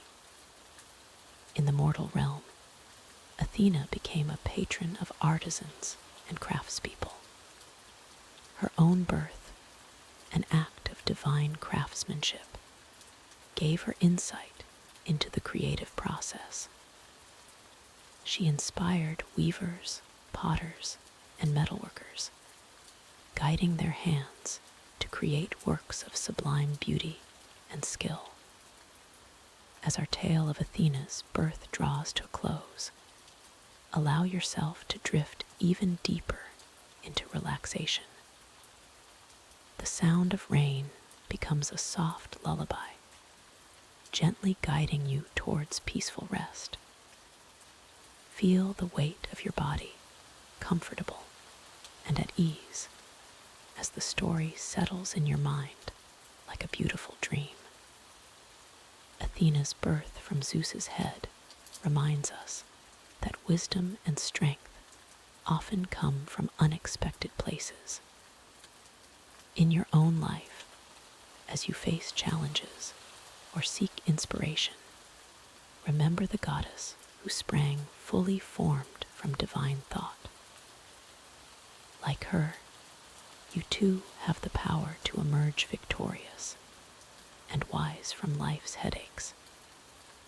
As you continue to relax, imagine Athena's gray eyes watching over you with divine benevolence.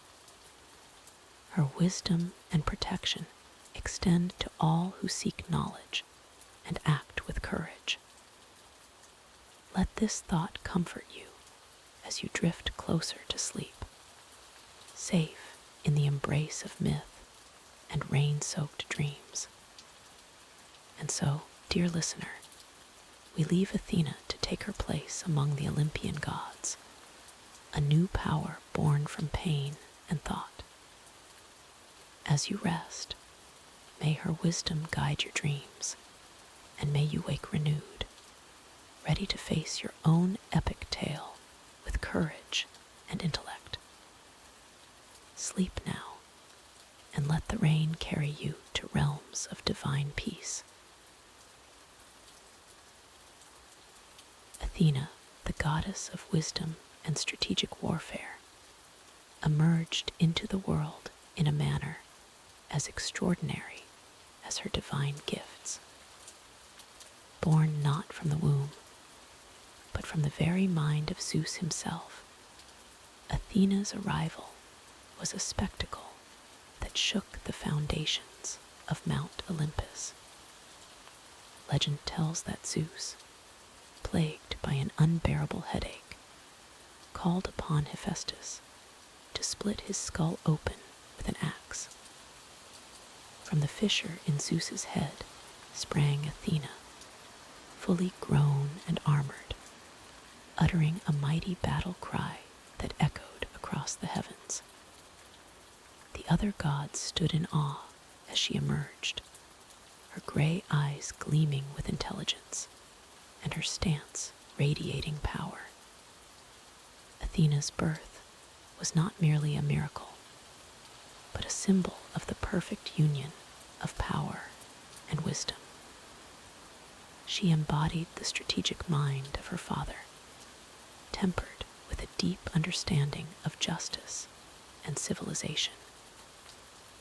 As she took her place among the Olympian gods, it became clear that Athena would play a pivotal role in shaping the course of both divine and mortal affairs. Unlike her more tempestuous relatives, Athena approached her godly duties with a measured and thoughtful demeanor. She became the patroness of heroes, guiding them not with brute strength, but with cunning and strategy. Her wisdom was sought by both gods and mortals alike, for her counsel was always fair and her foresight unparalleled. In the realm of mortals, Athena's influence was profound. She taught humans the arts of civilization, from weaving and pottery to shipbuilding and agriculture. Under her guidance, cities flourished and knowledge bloomed. Her gift of the olive tree to the city of Athens, which would bear her name, symbolized peace, prosperity, and the fruits of wisdom. As you rest and listen, imagine the calm clarity that Athena brings. Let her wisdom wash over you, soothing your mind and bringing tranquility to your thoughts. Feel the weight of worries lift as you embrace the peace that comes with understanding and insight. Athena's role as a warrior goddess was unique among the Olympians. She did not revel in the chaos and bloodshed of war like her brother Ares. Instead, Athena represented the strategic and disciplined aspects of warfare. She was often depicted with a shield and spear, not as symbols of aggression, but as tools of protection and calculated action. In one famous myth, Athena competed with Poseidon for the patronage of the city that would become Athens. While Poseidon offered a salt water spring, symbolizing naval power, Athena gifted an olive tree, representing peace and prosperity. The citizens chose Athena's gift, recognizing the value of wisdom over raw power. This myth teaches us that true strength often lies in intellect and foresight, rather than in physical might alone. As you drift closer to sleep, consider how Athena's wisdom might guide you in your own life. How might patience and strategy help you overcome challenges that brute force cannot? Athena's wisdom extended beyond the battlefield and into the realms of art and craft. She was the patron of weavers, potters, and other artisans. The goddess appreciated the value of skillful creation, seeing in it a reflection of the divine act of bringing order from chaos. One tale speaks of a mortal weaver named Arachne who dared to challenge Athena to a contest of skill. Arachne's work was indeed beautiful, but it depicted the gods in unflattering scenes. Athena, recognizing both the girl's talent and her hubris, transformed Arachne into a spider, forever to weave, but never to create true beauty again. This story reminds us of the importance of humility and respect, even in the face of great skill. As you relax deeper into comfort, reflect on how you might balance confidence in your abilities with openness to learning and growth. Athena's relationship with heroes was a defining aspect of her character. She often acted as a mentor and guide, helping mortals achieve greatness through the application of wisdom and strategy. Her most famous protege was perhaps Odysseus, the clever king of Ithaca. Throughout Odysseus's long journey home from the Trojan War, Athena stood by him, offering guidance and protection. She valued his intelligence and resourcefulness, seeing in him a mortal reflection of her own qualities. Their relationship demonstrates the power of divine wisdom working in harmony with human ingenuity. As you lie here, allowing sleep to gently approach, think of Athena as a benevolent presence, guiding you through the journey of your own life. Like Odysseus, you too have the capacity for cleverness and resilience, qualities that can help you navigate life's challenges. In art and literature, Athena is often depicted with an owl, a symbol of wisdom and clear vision. The owl's ability to see in the darkness represents Athena's gift of insight, piercing through confusion to find truth and understanding. As you rest in the quiet of night, imagine Athena's owl watching over you, its wise eyes keeping vigil as you drift into peaceful slumber. Athena's role as a protector extended to entire cities, not just individual heroes. She was seen as a guardian of civilization itself, fostering the growth of art culture and democratic ideals. In Athens, her magnificent temple, the Parthenon, stood as a testament to her importance, and the city's devotion to wisdom and justice. Let the idea of Athena's protective presence envelop you now. Imagine her wisdom as a warm, comforting light, surrounding you and keeping you safe as you journey towards sleep. Feel any lingering tensions or worries dissolve under her watchful, benevolent gaze. One of Athena's most famous artifacts was the aegis, a protective piece of armor that bore the head of Medusa. This fearsome shield was said to strike terror into the hearts of her enemies. Yet, Athena wielded this power not out of bloodlust, but as a means to end conflicts quickly and minimize suffering. In your own life, consider how you might use your strengths not to dominate others, but to protect and nurture. As sleep draws nearer, let go of any need for conflict or competition. Embrace instead the peaceful strength that comes from wisdom and understanding. Athena's gift of the olive tree to Athens was more than just a symbol. It represented the goddess's practical wisdom, offering the city a resource that provided food, oil, and wood. This gift demonstrates how true wisdom often manifests in practical, life-sustaining ways. As you prepare to drift into sleep, think of the olive tree as a symbol of the nurturing, life-giving aspects of wisdom. Let your mind be like fertile soil, ready to grow and flourish with new insights and understanding when you awake. In closing, remember that Athena's wisdom is not a distant, unreachable ideal, but a quality that resides within each of us.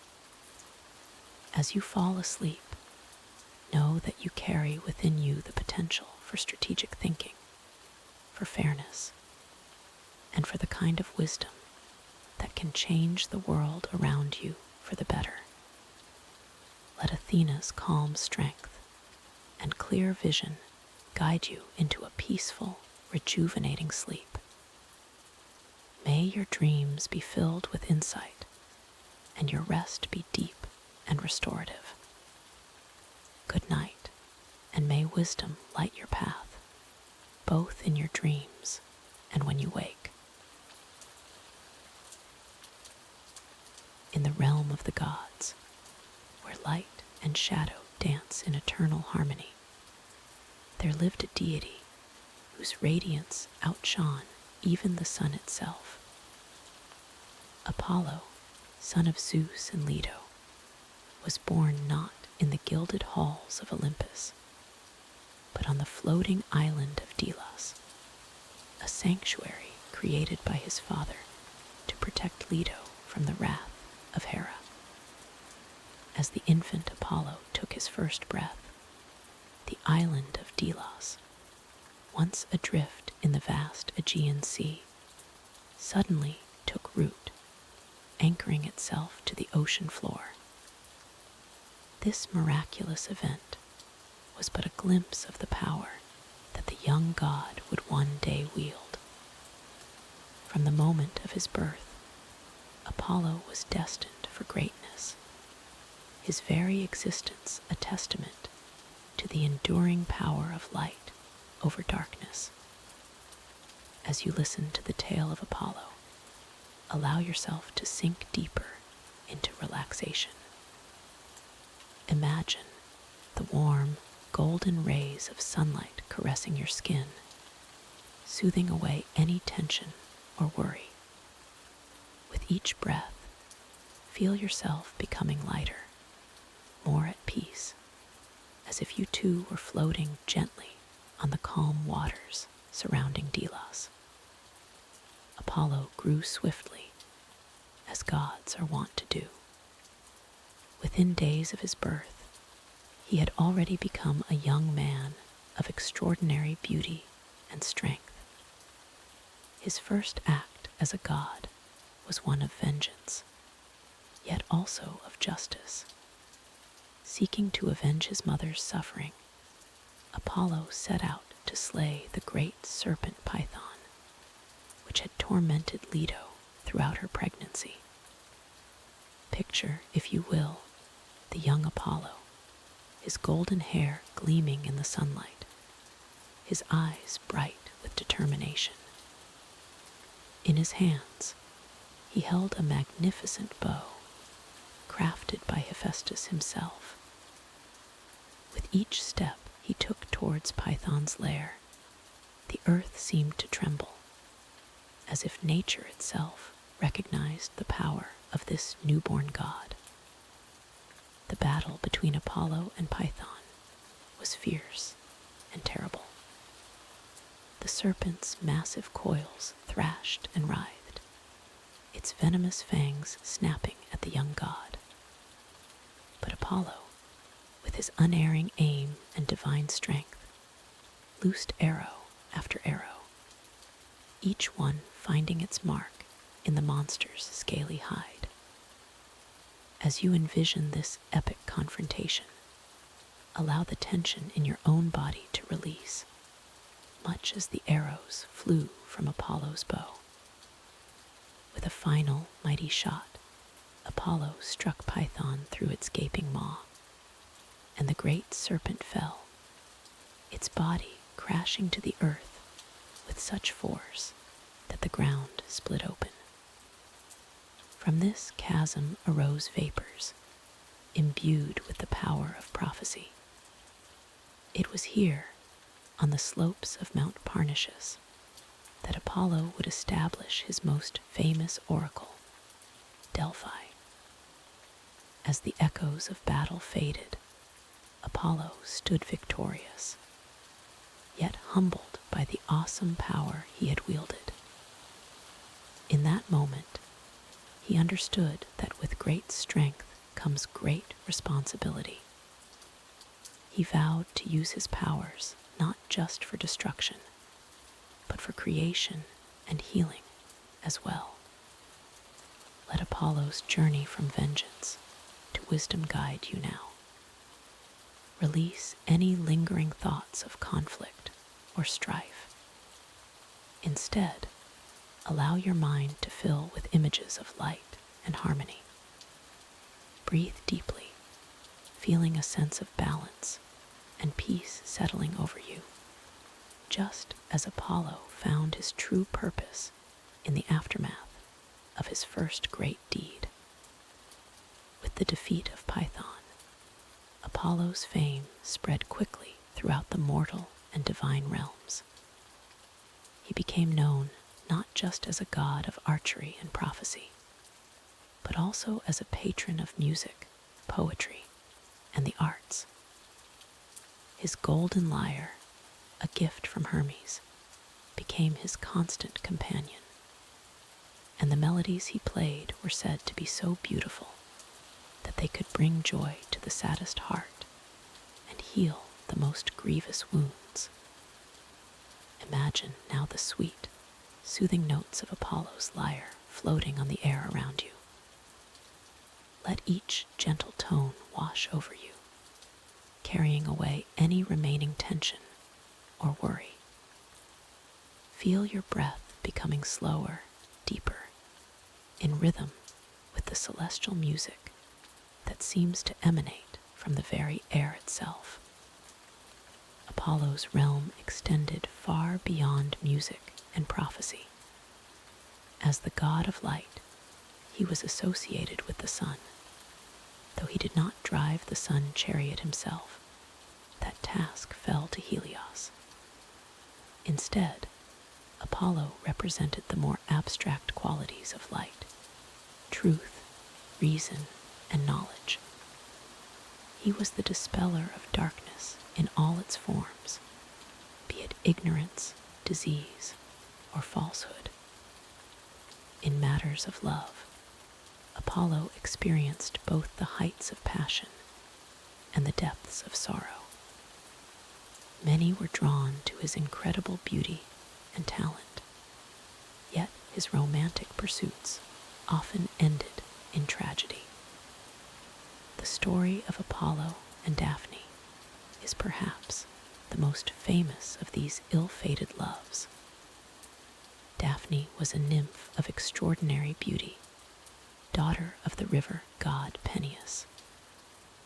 Apollo, struck by Eros's golden arrow, fell deeply in love with her at first sight. But Daphne, hit by Eros's lead arrow, felt only revulsion for the god. She fled from his advances, running through the forests with Apollo in desperate pursuit. As you listen, feel the gentle caress of a soft breeze against your skin, as if you too were running through a sun-dappled forest. But unlike Daphne, let this sensation bring you not fear, but a deep sense of peace and security. Allow your body to relax further into your resting place, safe and protected. Just as Apollo was about to catch Daphne, she cried out to her father for help. Peneus, hearing his daughter's plea, transformed her into a laurel tree. Apollo, his heart breaking, embraced the tree that had once been his beloved. From that day forward, the laurel became sacred to Apollo, and he wore a wreath of its leaves as a crown. This tale of unfulfilled love reminds us that even gods are not immune to the pangs of the heart. Yet from his sorrow, Apollo created beauty, turning the laurel into a symbol of victory and honor. As you continue to relax, consider how the challenges in your own life might be transformed into something meaningful and beautiful. Apollo's influence extended to the realm of medicine as well. As the god of healing, he was often called upon to cure diseases and ward off plagues. His son Asclepius became the god of medicine, learning the healing arts from his father and the wise centaur Chiron. Together, they brought hope and health to both mortals and immortals alike. Let the healing energy of Apollo flow through you now. Imagine a warm, golden light suffusing your body, soothing any aches or pains, restoring your energy, and bringing you to a state of perfect balance and health. With each breath, feel yourself becoming more relaxed, more at peace. In his role as the god of prophecy, Apollo was revered throughout the ancient world. The Oracle of Delphi, established at the site of his victory over Python, became the most important source of divine wisdom in all of Greece. Kings and commoners alike would make the long journey to Delphi, seeking answers to their most pressing questions about the future. The Pythia, Apollo's high priestess, would enter a trance-like state, breathing in the vapors that rose from a chasm in the earth. In this altered state, she would deliver Apollo's prophecies, often in the form of cryptic riddles that required careful interpretation. The words of the oracle could shape the destinies of entire nations, sparking wars or forging peace. As you continue to drift towards sleep, imagine yourself standing in the ancient temple at Delphi, Feel the cool stone beneath your feet. Smell the fragrant smoke of sacred incense. Hear the distant murmur of pilgrims awaiting their turn to consult the oracle. Let the timeless wisdom of this place wash over you, carrying you deeper into a state of tranquil relaxation. Apollo's multifaceted nature made him one of the most widely worshipped gods in the ancient Greek world. He was seen as a protector of young men, a patron of sailors, and a guardian of colonists setting out to establish new cities. His festivals, such as the Pythian Games held at Delphi, brought together people from all over the Greek world to compete in athletic and musical contests. In art, Apollo was often depicted as the ideal of male beauty, youthful, athletic, and serene. Sculptors and painters sought to capture his perfect form, creating some of the most renowned works of ancient art. The Apollo Belvedere, a Roman copy of a Greek bronze statue, remains one of the most famous representations of the god, embodying the classical ideal of divine beauty and power. As our tale of Apollo draws to a close, let his many attributes guide you towards peaceful slumber. Like the god's unerring arrows, may your thoughts fly straight and true, unburdened by doubt or worry. Like the healing touch of his golden light, may you feel renewed and restored. And like the sweet melodies of his lyre, may your dreams be filled with harmony and beauty. Remember, just as Apollo found balance between his roles as an avenger and a healer, a bringer of truth and a patron of the arts, so too can you find equilibrium in your own life. Let go of the day's concerns and allow yourself to float gently on the soothing currents of sleep, guided by the benevolent light of Apollo. As you drift off, know that like the eternal flame of Apollo's oracle at Delphi, the light within you continues to burn bright, even in the depths of night. May your dreams be blessed with divine inspiration, and may you awaken renewed, ready to face the new day with the strength and grace of a god.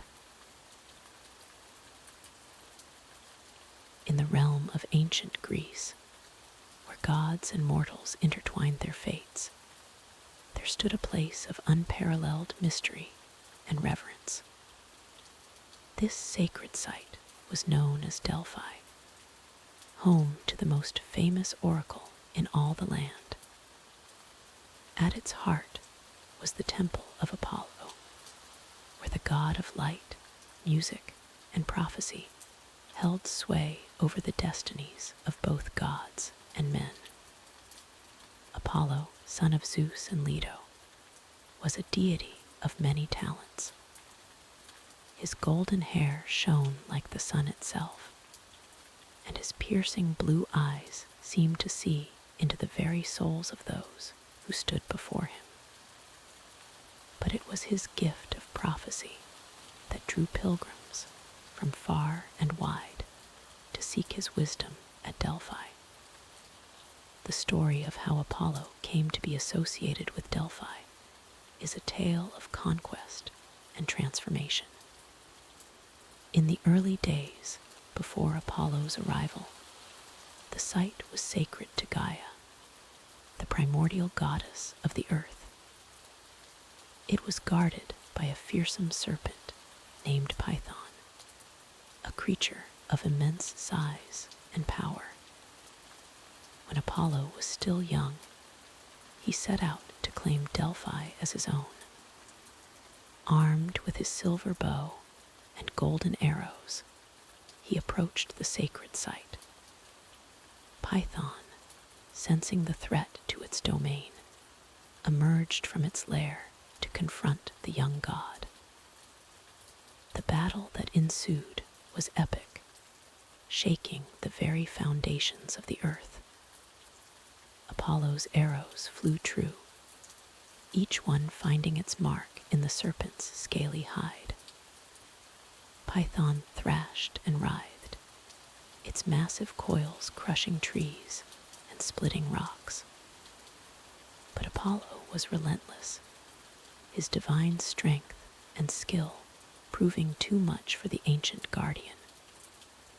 With a final mighty shot, Apollo struck Python through the heart, and the great serpent fell. As you listen to this tale, imagine the peace that follows such a momentous battle. Let the tension in your body release, just as the land of Delphi found tranquility after Python's defeat. Allow your breathing to slow and deepen, mirroring the calm that settled over the sacred site. With Python vanquished, Apollo claimed Delphi as his own. But the young god was wise, and he understood the importance of honoring the site's ancient heritage. He did not seek to erase the memory of Gaia, or even of Python. Instead, he incorporated them into his new domain, creating a place where the old and the new could coexist in harmony. Apollo established his oracle at Delphi, choosing a priestess to serve as his voice. This woman became known as the Pythia, named in honor of the defeated serpent. She would sit upon a tripod over a chasm in the earth, breathing in vapors that were said to put her in communion with Apollo himself. The Pythia's prophecies were renowned throughout the ancient world. Kings and commoners alike would make the long journey to Delphi, seeking guidance on matters both great and small. Her words, often cryptic and open to interpretation, could shape the course of history. As you rest and listen, consider the weight of such knowledge. Imagine the responsibility of seeing into the future, of guiding the fates of nations and individuals. Then, let that weight lift from you, allowing you to sink deeper into relaxation, free from the burden of knowing what is to come. One of the most famous prophecies given at Delphi was to King Croesus of Lydia. The king, concerned about the growing power of Persia, asked the oracle if he should go to war. The Pythia's response was enigmatic. If you cross the river, a great empire will fall. Encouraged, Croesus went to war, only to find that the empire that fell was his own.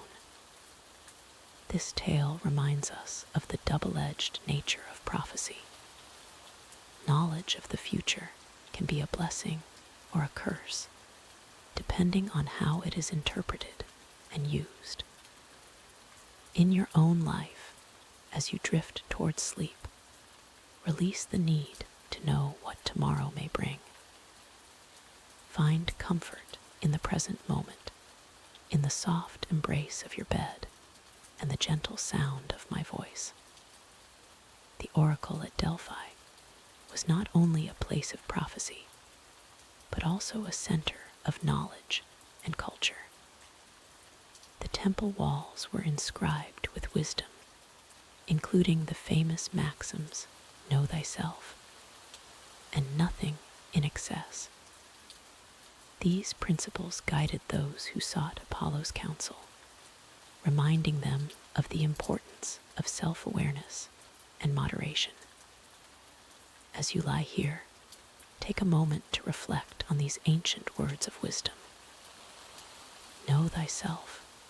In this quiet moment, be aware of your body, your breath, your thoughts. Nothing in excess.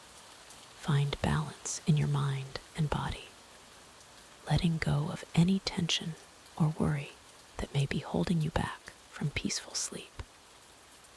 Apollo's influence extended beyond prophecy. He was also the god of music and poetry, and the arts flourished under his patronage at Delphi. The Pythian Games, second only to the Olympics in importance, were held at Delphi every 4 years.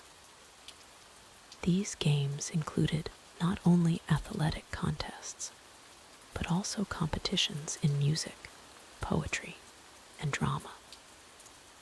Imagine the sounds of ancient lyres and flutes, the rhythmic chanting of poetry, the passionate delivery of dramatic verses.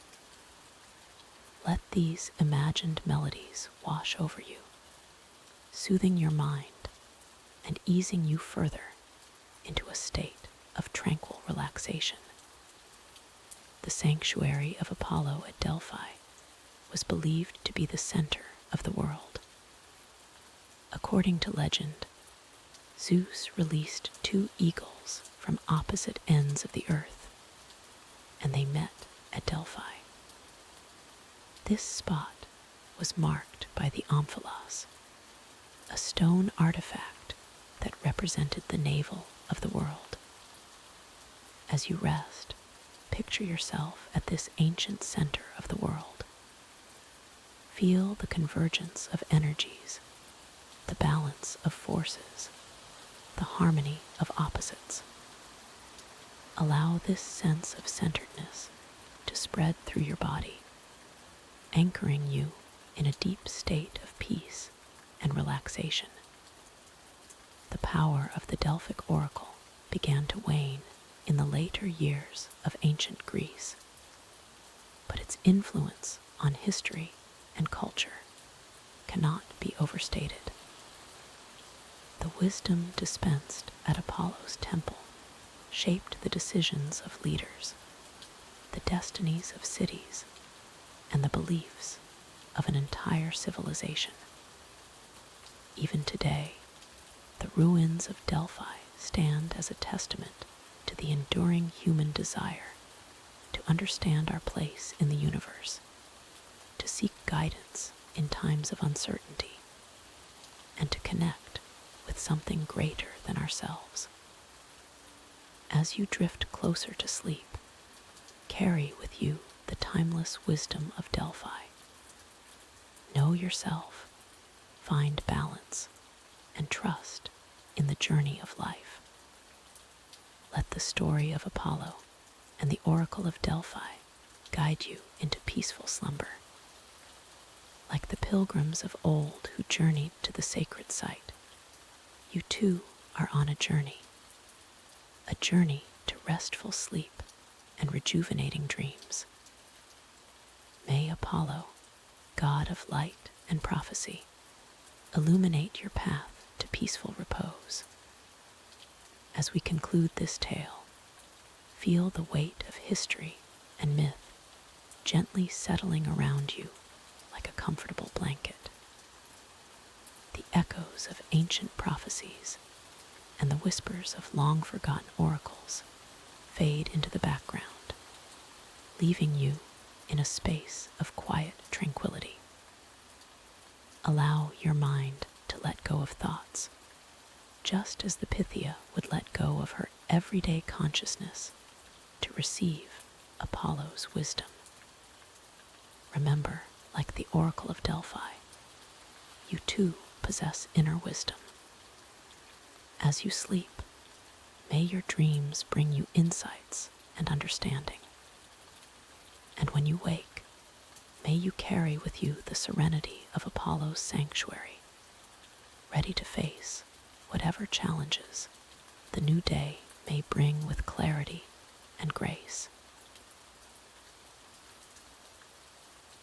in the moonlit forests of ancient Greece, where shadows danced between silver-kissed leaves, there dwelt a goddess both fierce and graceful. Artemis, the divine huntress, twin sister to Apollo, and daughter of Zeus and Leto. Her domain was the wilderness, her companions the beasts of the wood, and her heart as wild and untamed as the lands she protected. Born on the island of Delos, Artemis came into the world just moments before her twin brother Apollo. It is said that she assisted in her brother's birth, and from that moment on, she became associated with childbirth and the protection of young creatures. This nurturing aspect of her nature stood in stark contrast to her role as the unerring archer and huntress. As a child, Artemis approached her father Zeus with a list of wishes.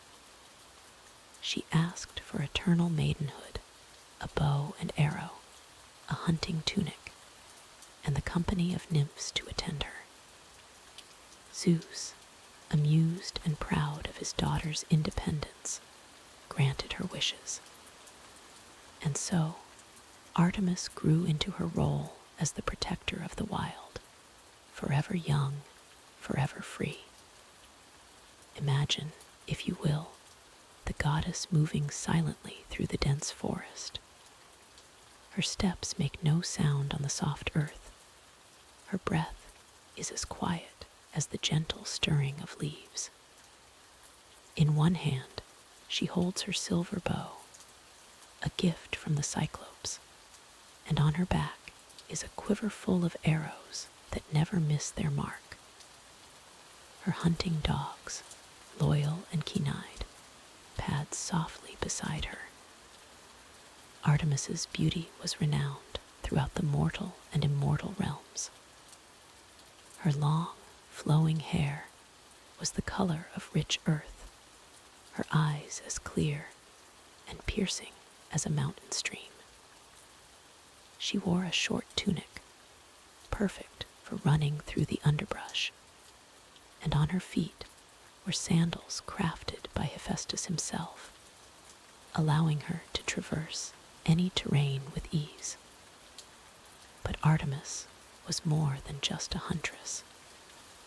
She was a protector of young girls, watching over them until they were ready for marriage.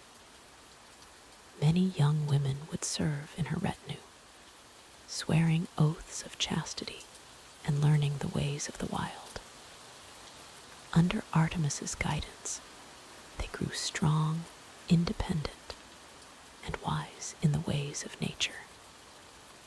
As you listen to this tale, let the image of Artemis in her forest realm fill your mind. Feel the cool night air on your skin. Hear the soft rustle of leaves in the breeze. Allow the peace of the wilderness to settle over you, just as Artemis's presence brought calm to the wild places of the world. One of the most famous tales of Artemis involves the hunter Actaeon. A skilled huntsman in his own right, Actaeon one day stumbled upon Artemis bathing in a secluded pool. Enraged at this invasion of her privacy, Artemis transformed Actaeon into a stag. In a cruel twist of fate, his own hunting dogs, no longer recognizing their master, turned on him and tore him apart. This story, while harsh, serves as a reminder of the respect due to both the gods and to nature itself. Artemis, in her role as protector of the wild, demanded reverence for the natural world and punished those who transgressed its boundaries. Despite her fierce reputation, Artemis was also known for her compassion. She was a protector of women in childbirth, easing their pain and ensuring safe deliveries. Young animals, too, fell under her care. It was said that she would nurture orphaned creatures, guiding them until they were strong enough to survive on their own. As you continue to relax and drift towards sleep, envision Artemis standing at the edge of a moonlit clearing. The silver light bathes her form, making her seem to glow with an otherworldly radiance. At her feet, a young fawn rests peacefully, secure in the goddess's protection. This is the duality of Artemis, fierce huntress, and gentle protector. Artemis was often associated with the moon, sharing this domain with Selene, the moon goddess. This connection to the night sky further emphasized her role as a guardian of the wild places, watching over the earth when the sun had set and darkness reigned. In some tales, Artemis is said to have fallen in love only once with Orion, a giant and fellow hunter. Their companionship was one of mutual respect and shared passion for the hunt. However, their story ended in tragedy when Apollo, protective of his sister's vow of chastity, tricked Artemis into killing Orion. In her grief, Artemis placed Orion among the stars, where he shines to this day as one of the most recognizable constellations in the night sky. As the guardian of the wilderness, Artemis was also associated with boundaries and transitions. She protected the borders between the wild and the civilized, between youth and adulthood. In this role, she oversaw rites of passage, guiding young people as they transitioned into new phases of life. Let your mind wander now to the temples of Artemis, scattered throughout the ancient world. The most famous of these was the Temple of Artemis at Ephesus, one of the 7 wonders of the ancient world. Picture its grand columns, its intricate sculptures, all dedicated to the wild goddess of the hunt. The air is heavy with the scent of incense, and the sound of prayers and hymns fills the sacred space. Artemis's symbols were many and varied. The bow and arrow, of course, were her most recognizable attributes. But she was also associated with the cypress tree, believed to mark the boundary between the world of the living and the realm of the dead. Deer, bears, and hunting dogs were sacred to her, as were the crescent moon and the golden apples of the Hesperides. As a virgin goddess, Artemis was fiercely protective of her chastity and that of her followers. Many myths tell of her swift and sometimes harsh punishment of those who threatened this purity. Yet, this aspect of her nature was not about denial, but rather about independence and self-sufficiency. Artemis embodied the idea that a woman's worth was not dependent on her relationships with men, but on her own strength and capabilities. In your mind's eye, see Artemis standing atop a high cliff, overlooking her domain. The wind rustles through her hair, carrying the scents of pine and wildflowers. Below her, forests stretch as far as the eye can see, teeming with life. Rivers snake through valleys, their waters glinting in the moonlight. This is the realm of Artemis, wild and beautiful, dangerous serene. As we near the end of our time with Artemis, let her qualities settle into your consciousness. Her strength, her independence, her connection to the natural world. In our modern lives, so often removed from nature, we can still find echoes of Artemis. She reminds us of the importance of preserving wild spaces, of respecting the balance of nature, and of finding our own inner strength. Artemis, the huntress, the protector, the maiden goddess of the wild. May her story guide you into peaceful slumber, or perhaps you'll dream of moonlit forests and the swift, silent passage of the divine huntress through the shadows of ancient trees. Allow the calm of her wilderness to envelop you, carrying you gently into the realm of dreams. In the verdant forests of ancient Greece, where moonlight dappled the forest floor and the air hummed with the whispers of nature, there dwelt a goddess unlike any other. Artemis, twin sister to Apollo and daughter of Zeus, was the divine protector of the wild, the patroness of hunters, and the guardian of young creatures. Her domain was the untamed wilderness, where she roamed freely, fleet-footed, and sharp-eyed. Born on the island of Delos, Artemis came into the world moments before her twin brother Apollo. Even as a child, she displayed an affinity for the natural world that would define her divine role. It is said that immediately after her birth, she assisted her mother Leto in delivering Apollo, foreshadowing her later association with childbirth and the protection of young animals. As Artemis grew, so did her love for the wilderness. She eschewed the opulent halls of Olympus, preferring the company of nymphs and the sounds of rustling leaves and babbling brooks.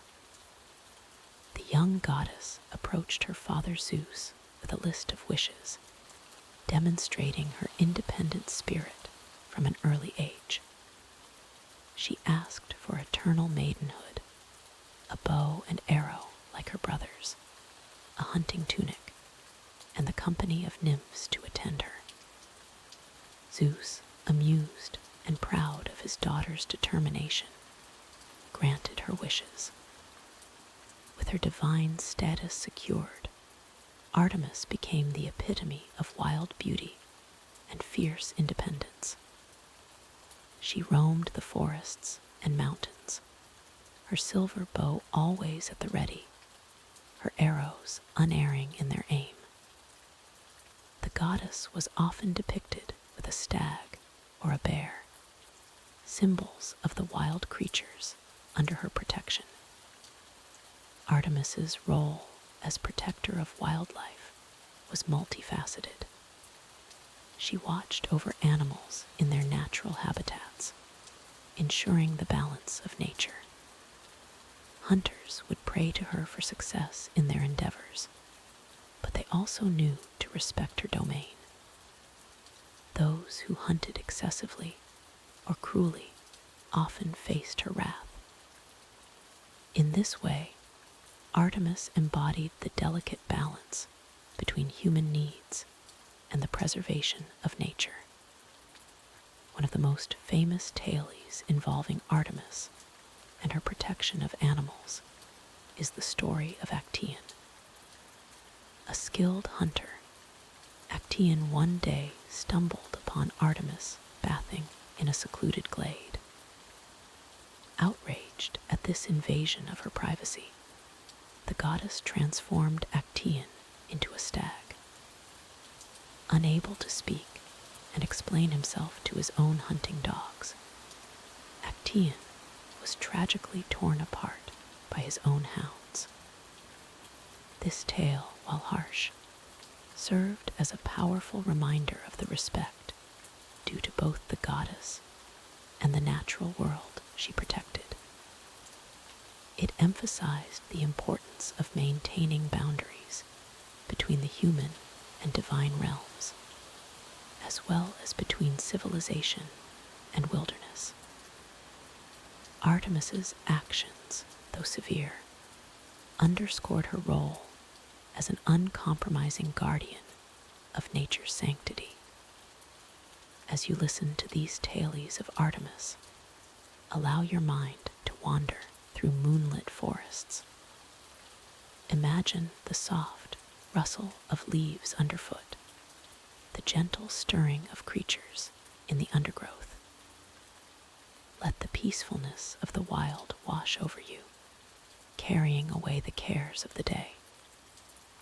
Breathe deeply, as if drawing in the crisp, clean air of Artemis's domain. Artemis was not only a protector of animals, but also a guardian of young women and children. In many Greek cities, girls on the cusp of womanhood would participate in rituals dedicated to Artemis, seeking her blessing and protection as they transitioned into adulthood. This aspect of her divinity linked the cycles of human life with those of nature, emphasizing the interconnectedness of all living things. The goddess's association with the moon further enhanced her mystique and power. As the moon governs the tides and influences the behavior of nocturnal animals, so too did Artemis hold sway over the rhythms of the natural world. Her silver bow was often likened to the crescent moon, a celestial weapon that could bring both light and swift justice to the darkness. One of the most sacred animals to Artemis was the bear. In some regions of ancient Greece, young girls would participate in a ritual called the Arctea, where they would play the bear in honor of Artemis. This ceremony was believed to prepare them for the challenges of womanhood and to secure the goddess's protection. The bear, with its strength and maternal instincts, perfectly embodied the qualities Artemis valued. As you continue to relax and drift towards sleep, envision yourself under Artemis's protection. Feel the watchful presence of the goddess, not as an intrusion, but as a comforting guardian. Like the animals of the forest who rest peacefully under her care, allow yourself to be embraced by the serenity of the wild. Artemis's influence extended beyond the forests and mountains. She was also associated with rivers and lakes, reflecting her dominion over all aspects of the natural world. Fishermen would seek her blessing before casting their nets, and travelers would pray to her for safe passage through wild territories. Her presence was felt in every rustling leaf, every ripple on a lake's surface, and every echo in a mountain valley. The goddess's commitment to maidenhood was a testament to her independence and self-sufficiency. Unlike many other goddesses in the Greek pantheon, Artemis remained unmarried and free from romantic entanglements. This aspect of her character resonated strongly with women in ancient Greek society, offering a powerful symbol of female autonomy and strength. As the protector of wildlife, Artemis also played a crucial role in maintaining the balance of nature. She ensured that no species became too numerous or too scarce, intervening when necessary to preserve the delicate ecosystems under her care. This aspect of her divinity holds particular relevance in our modern world, where the balance of nature is increasingly threatened. Imagine now the diverse array of creatures under Artemis's protection. Picture gentle deer grazing in moonlit meadows, wolves running silently through snow-covered forests, and eagles soaring high above mountain peaks. Each of these animals, from the smallest field mouse to the mightiest bear, falls under the watchful eye of the goddess. Let the sounds of this natural world fill your mind. The soft hooting of an owl, the distant howl of a wolf, the gentle lapping of water against a lake shore.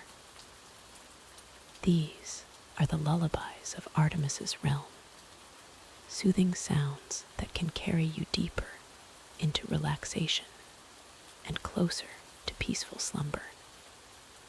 One of the most famous sanctuaries dedicated to Artemis was the Temple of Artemis at Ephesus, considered one of the 7 wonders of the ancient world.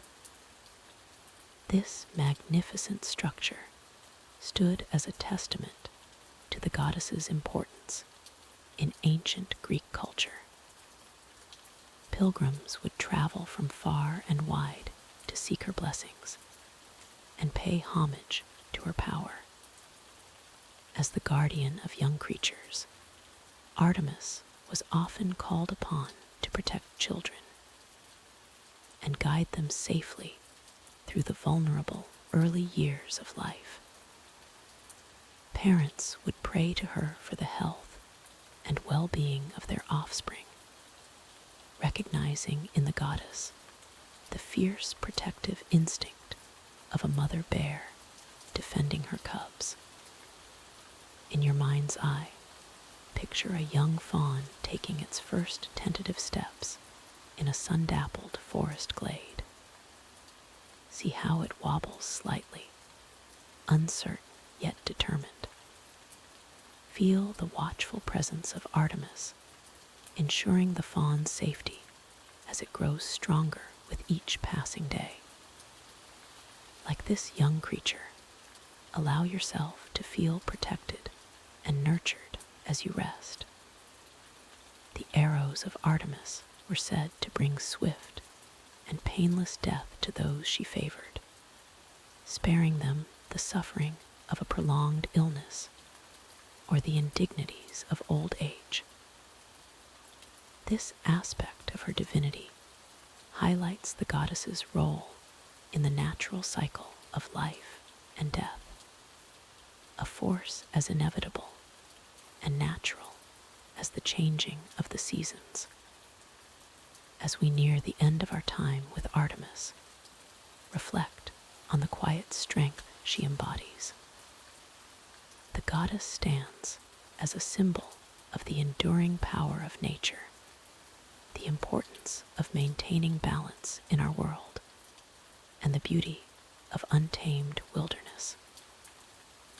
Let these thoughts settle gently in your mind, providing a sense of connection to the natural world, even as you drift closer to sleep.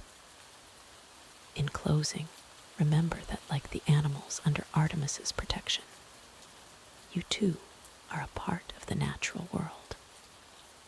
As you lie here, feel your breath deepening, your body relaxing, becoming one with the earth beneath you. Allow the peace of Artemis's forest to envelop you, carrying you gently into the realm of dreams, where perhaps the goddess herself will guide you through moonlit groves and beside clear, flowing streams. In the realm of Olympus, where gods and goddesses reigned supreme, there was one deity who moved with unparalleled swiftness and cunning. Hermes, the messenger of the gods, was born with an innate ability to traverse between realms, carrying messages and guiding souls with equal ease. Hermes was the son of Zeus and Maia, a nymph who dwelled on Mount Cyllene. From the moment of his birth, Hermes displayed a remarkable cleverness that would become his hallmark. As an infant, he crawled from his cradle and ventured out into the world, driven by an insatiable curiosity. On that very first day of his life, young Hermes came across a herd of cattle belonging to his half-brother Apollo. With a mischievous glint in his eye, Hermes devised a plan to steal the cattle. He cleverly made them walk backward, leaving confusing tracks that led away from Mount Olympus. Apollo, upon discovering the theft, was furious. He searched far and wide for his missing cattle, following the bewildering trail left by Hermes. When he finally tracked down the infant god, Hermes feigned innocence, his eyes wide with an almost believable naivety. But Apollo was not so easily fooled. He brought the matter before Zeus, demanding justice. Zeus, amused by his young son's cunning, ordered Hermes to return the cattle. In a gesture of reconciliation, Hermes presented Apollo with a gift, a lyre he had crafted from a tortoise shell. Apollo, enchanted by the beautiful music produced by the lyre, forgave Hermes. This act of clever negotiation and gift-giving would become a defining characteristic of Hermes, showcasing his ability to smooth over conflicts and forge connections between even the most unlikely of allies. As Hermes grew, so did his responsibilities. Zeus, recognizing his son's quick wit and agility, appointed him as the official messenger of the gods. Hermes was given a pair of winged sandals, allowing him to fly swiftly between the realms of gods and mortals. Hermes' role as a messenger was not limited to delivering simple communications. He often acted as a mediator in divine disputes, using his silver tongue and quick thinking to diffuse tense situations. His ability to move freely between Mount Olympus, the mortal world, and even the underworld made him an invaluable asset to the gods. In addition to his messenger duties, Hermes became known as the patron god of travelers, merchants, and thieves. His cunning nature and ability to navigate complex situations made him a natural protector for those who relied on wit and speed in their professions. One of Hermes' most important roles was that of Psychopomp, the guide of souls to the underworld. With his caduceus, a staff entwined with two serpents, Hermes would lead the spirits of the deceased on their final journey. His gentle presence and reassuring words brought comfort to those making the transition from life to death. Hermes' adventures often showcased his quick thinking and adaptability. In one tale, he was tasked with rescuing Io, a mortal woman transformed into a cow by Zeus to hide her from Hera's jealousy. The 100-eyed giant Argus was set to guard Io, making her rescue seemingly impossible. But Hermes, ever resourceful, disguised himself as a shepherd. He approached Argus and began to play soothing music on his pipes. As he played, he wove intricate stories, his words as mesmerizing as his melodies. One by one, Argus' many eyes began to close, lulled by Hermes' enchanting performance. When all of Argus' eyes had finally succumbed to sleep, Hermes struck swiftly, slaying the giant and freeing Io. This tale not only demonstrated Hermes' cleverness, but also his mastery over language and music, tools he often employed in his various roles. Hermes' influence extended far beyond Olympus. He was revered by mortals as a god of good fortune, often invoked by those seeking luck in their endeavors. Travelers would leave offerings at crossroads, hopping for Hermes' protection on their journeys. In the realm of commerce, Hermes was seen as a patron of fair deals and prosperous trade. Merchants would call upon him for successful negotiations, while also being wary of his trickster nature. It was said that Hermes could bless a transaction with great profit or curse it with unforeseen complications. As the god of boundaries and transitions, Hermes played a crucial role in many aspects of both divine and mortal life. He was present at key moments of change, guiding individuals through physical, spiritual, and metaphorical crossroads. One of Hermes' most famous attributes was the caduceus, the staff he carried. Originally a gift from Apollo, the caduceus was adorned with two intertwined snakes and often topped with wings. This powerful symbol represented Hermes' authority as a divine messenger and his ability to move between different realms. The caduceus also came to symbolize peace and neutrality. In his role as a divine messenger, Hermes often acted as a neutral party, delivering news and facilitating communication without taking sides in conflicts.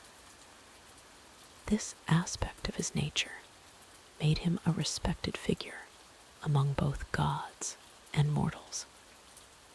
Hermes' quick wit and silver tongue often led him into amusing situations. In one tale, he engaged in a contest of skill with Apollo. The two gods took turns showcasing their abilities, with Apollo demonstrating his mastery of music and archery. When it was Hermes' turn, he produced his lyre and began to play. The music was so beautiful that Apollo, despite his own musical prowess, was entranced. Not to be outdone, Hermes then played his pipes, producing a melody so soothing that it nearly lulled Apollo to sleep. As a final display of his skills, Hermes used his mastery of language to weave a tale so captivating that Apollo forgot all about the contest. This ability to disarm and charm even his fellow gods was a testament to Hermes' unique talents. In the mortal world, Hermes was often depicted as a young man in the prime of his life, carrying his caduceus and wearing his winged sandals. Statues of Hermes were placed at crossroads, in marketplaces, and at the entrances to homes, serving as a reminder of his protective presence. Hermes' role as a psychopomp made him a comforting figure in Greek mythology. Unlike other underworld deities who might be feared, Hermes was seen as a kind guide, easing the transition between life and death. His presence brought solace to those facing their final journey. In this capacity, Hermes was often depicted holding a golden key, symbolizing his ability to unlock the gates between the world of the living and the realm of the dead. This key represented not just physical passage, but also the unlocking of hidden knowledge and secrets. As we reflect on the Tales of Hermes, we can see how his qualities of adaptability, quick thinking, and communication continue to resonate in our modern world. In many ways, Hermes embodies the skills we value in our fast-paced, interconnected society.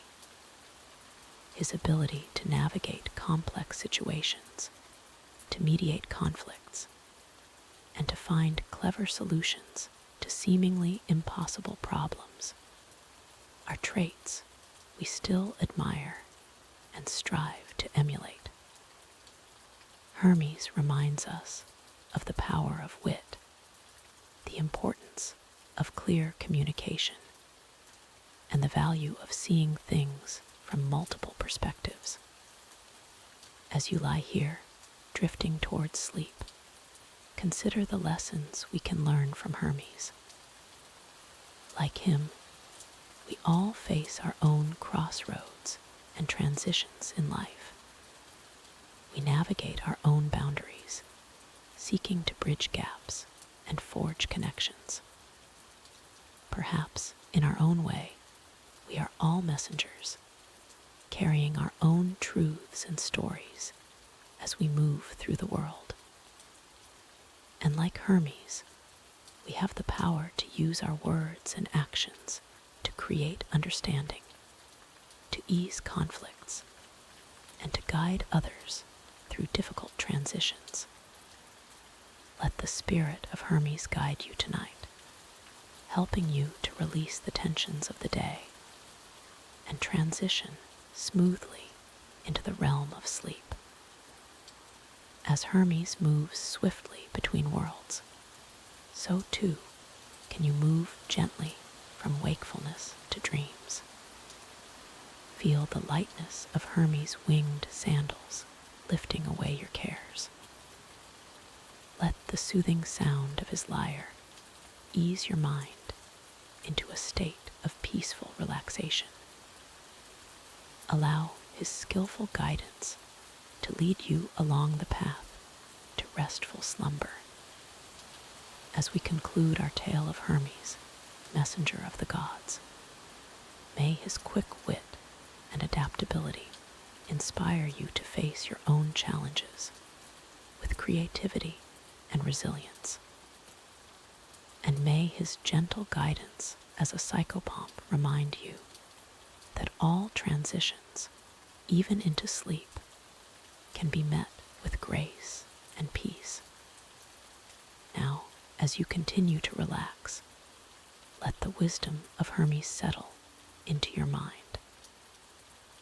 May your dreams be filled with swift journeys to wondrous places, clever solutions to any problems you face, and the comfort of knowing that you have the skills to navigate whatever path lies ahead. As we continue our journey through the realm of Greek mythology, we turn our attention to Hermes, the swift-footed messenger of the gods and guide of souls. Let his story carry you further into the peaceful realm of sleep.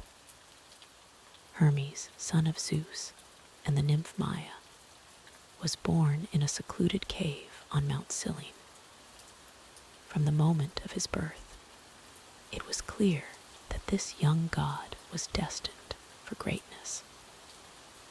Within hours of entering the world, the clever infant had already crafted a lyre from a tortoise shell and strings made from cow intestines. As Hermes grew, so did his reputation for cunning and mischief. On his very first day of life, he snuck away from his cave and stole a herd of cattle belonging to his half-brother Apollo.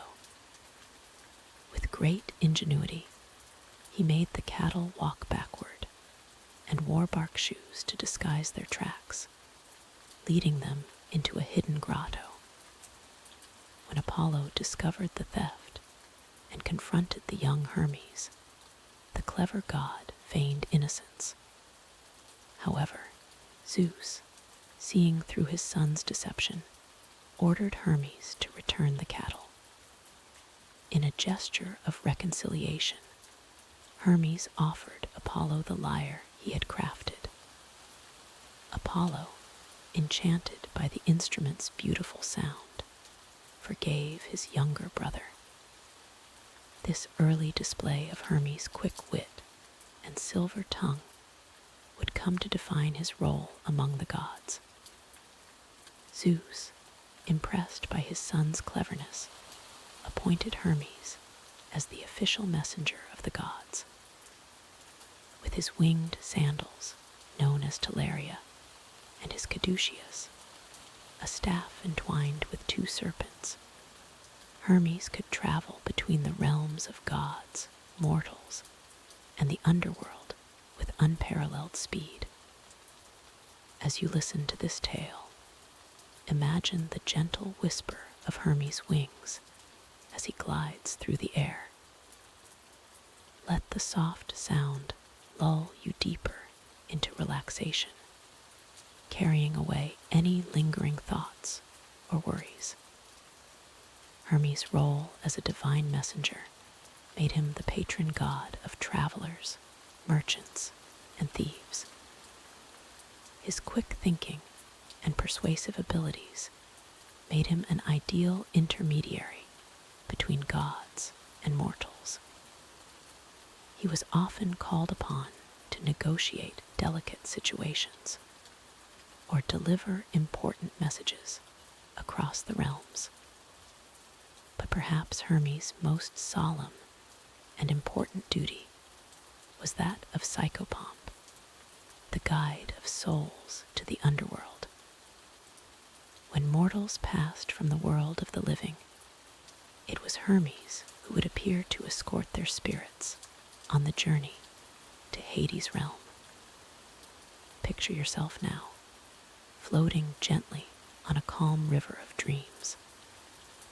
Just as Hermes guides souls with care and compassion, let this story guide you towards peaceful slumber.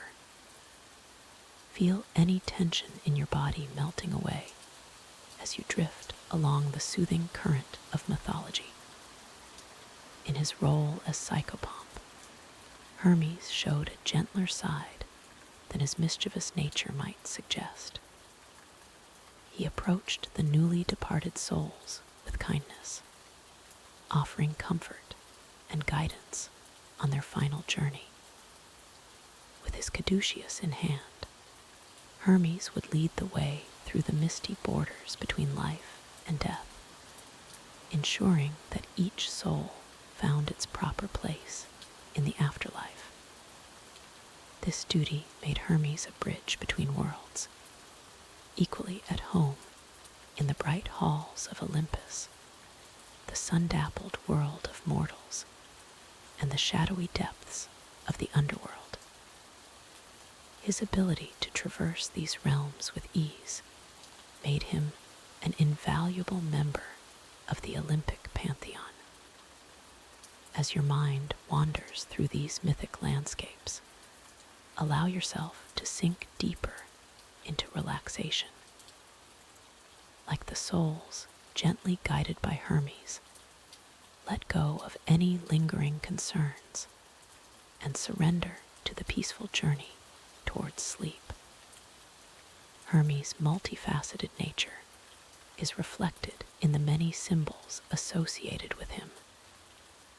The caduceus, with its intertwined snakes, represents not only his role as divine messenger, but also healing and commerce. The winged sandals and cap symbolize swift travel and freedom of movement between realms. In many myths, Hermes plays a crucial role in helping heroes on their quests. He aided Perseus in his mission to slay Medusa by providing him with winged sandals similar to his own.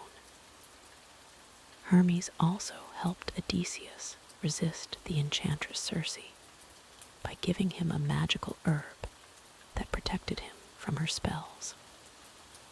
These acts of assistance highlight Hermes' role as a helper and guide, not just for the dead, but for the living as well. In your own life, you may find comfort in the idea of a benevolent guide, helping you navigate through challenges and transitions. As we delve deeper into the night, imagine Hermes' gentle presence watching over you. Like the god's soft-footed approach, let sleep creep upon you quietly and peacefully. Allow the weight of your eyelids to grow heavier with each passing moment. One of the most famous myths involving Hermes tells of his role in the story of Persephone. When Hades abducted the young goddess, it was Hermes who was sent to negotiate her return. With his diplomatic skills, he brokered a compromise that allowed Persephone to split her time between the underworld and the world above, giving rise to the changing seasons. This myth showcases Hermes' ability to find balance and resolution in even the most challenging situations. As you rest, reflect on how you might channel some of Hermes' adaptability and quick thinking in your own life, finding creative solutions to problems that may arise. In ancient Greek homes, statues of Hermes, called Herms, were often placed at doorways and crossroads for protection. These square pillars, topped with the god's bust, served as guardians and reminders of the god's watchful presence. As you lie here, imagine a protective presence watching over you, ensuring your peace and safety as you journey towards sleep. Hermes was also associated with language and writing, believed to be the inventor of the alphabet. His eloquence and mastery of words made him the patron of orators and poets. Let the soothing flow of words in this story wash over you, carrying you gently towards the shores of sleep. In some traditions, Hermes was seen as a psychopomp, not just for the dead, but for dreamers as well.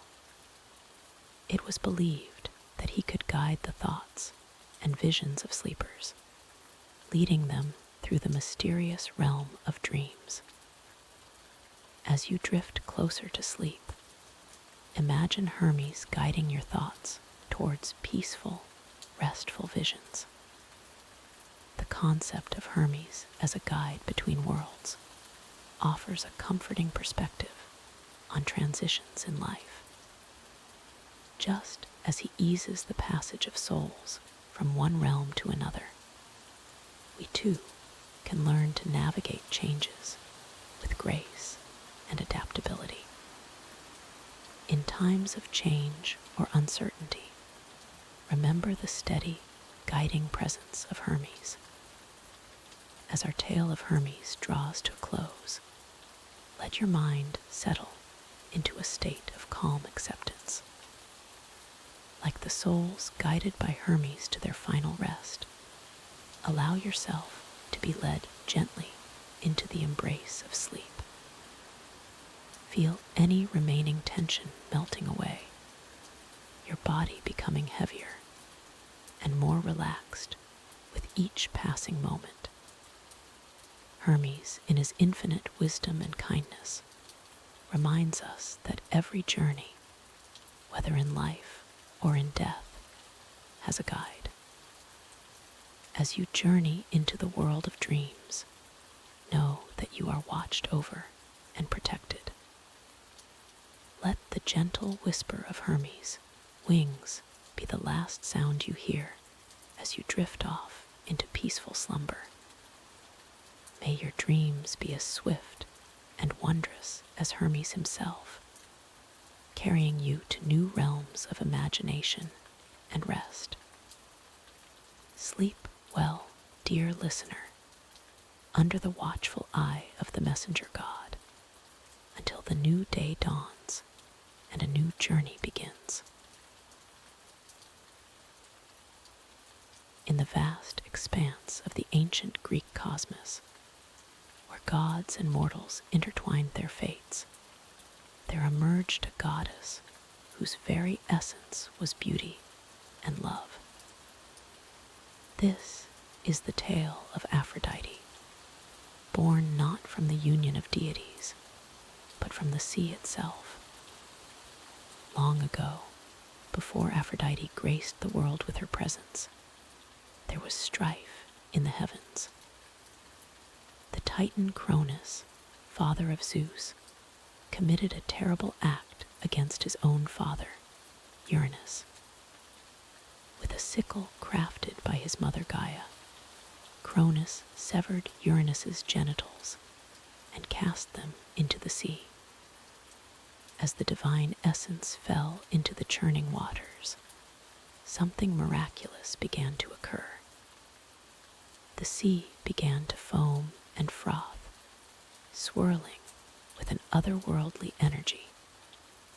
From this tumultuous mixture of immortal flesh and salty brine, a form began to take shape. Imagine, if you will, the gentle lapping of waves against a distant shore. Let the rhythm of the water soothe your mind as we delve deeper into this mythical birth. Feel the tension in your body begin to ebb away, much like the receding tide.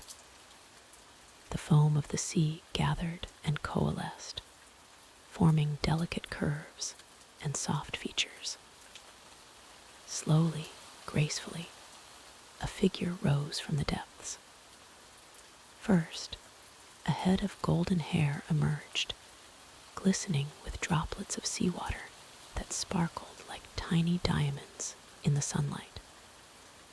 As you listen, allow your breathing to sync with the imagined waves. Inhale deeply, drawing in the salt-tinged air of this ancient sea. Exhale slowly, releasing any lingering stress or worry. Let each breath bring you closer to a state of peaceful relaxation. The goddess's face appeared next, a visage of such exquisite beauty that it would captivate gods and mortals alike for eons to come.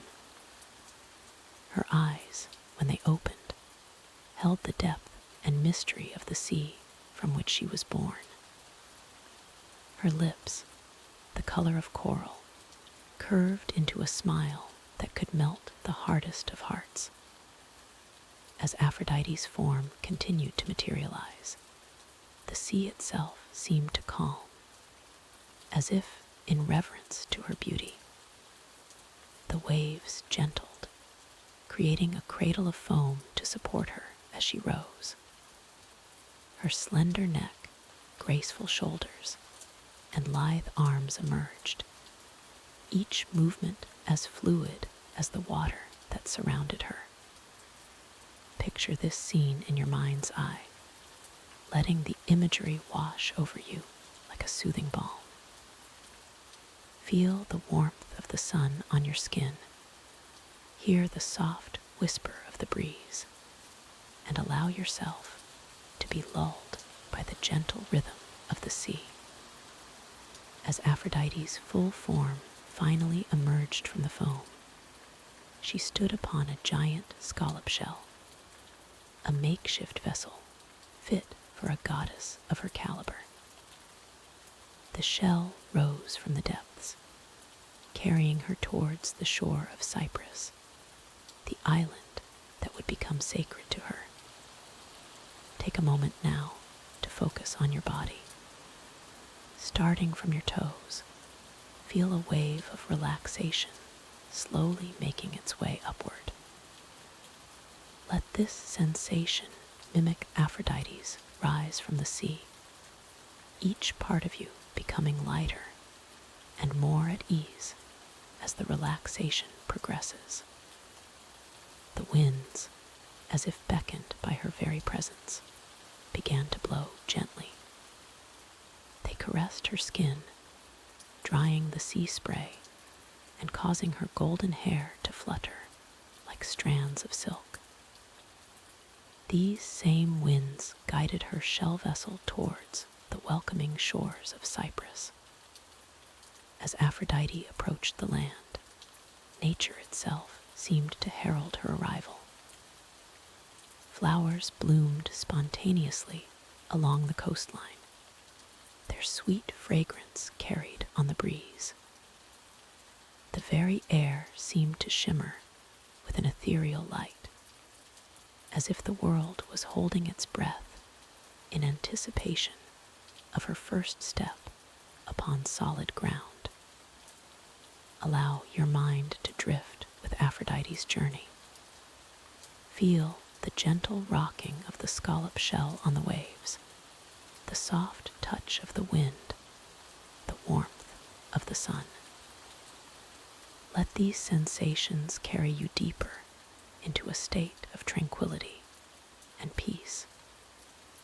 When at last the shell touched the sandy shore, Aphrodite stepped onto the earth for the first time. As her feet made contact with the ground, grass and flowers sprang up beneath her steps. She walked with a grace that belied her newborn state, each movement a testament to the beauty and love she embodied. The creatures of the land and sea were drawn to her presence. Dolphins leapt from the waves in joyful arcs. Seabirds circled overhead in elegant patterns, and the animals of the forest emerged from their hiding places to catch a glimpse of the new goddess. As you continue to relax, imagine yourself on that peaceful shore. Feel the soft sand beneath you, the gentle warmth of the sun above. Let the sounds of the waves and the distant calls of seabirds create a cocoon of calm around you. Word of Aphrodite's miraculous birth spread quickly through the realms of gods and mortals alike. The Houri, goddesses of the seasons and natural order, were the first to greet her. They adorned her with beautiful garments and jewelry, fitting for a goddess of her stature. These divine attendants draped Aphrodite in a shimmering gown that seemed to capture the very essence of the sea from which she was born. They placed a delicate crown of myrtle leaves upon her golden hair and hung glittering jewels around her neck and arms. As the Houri tended to Aphrodite, feel a similar sense of care enveloping you. Imagine gentle hands smoothing away any tension, adorning you with a cloak of peace and tranquility. Let this feeling of being nurtured and protected deepen your relaxation.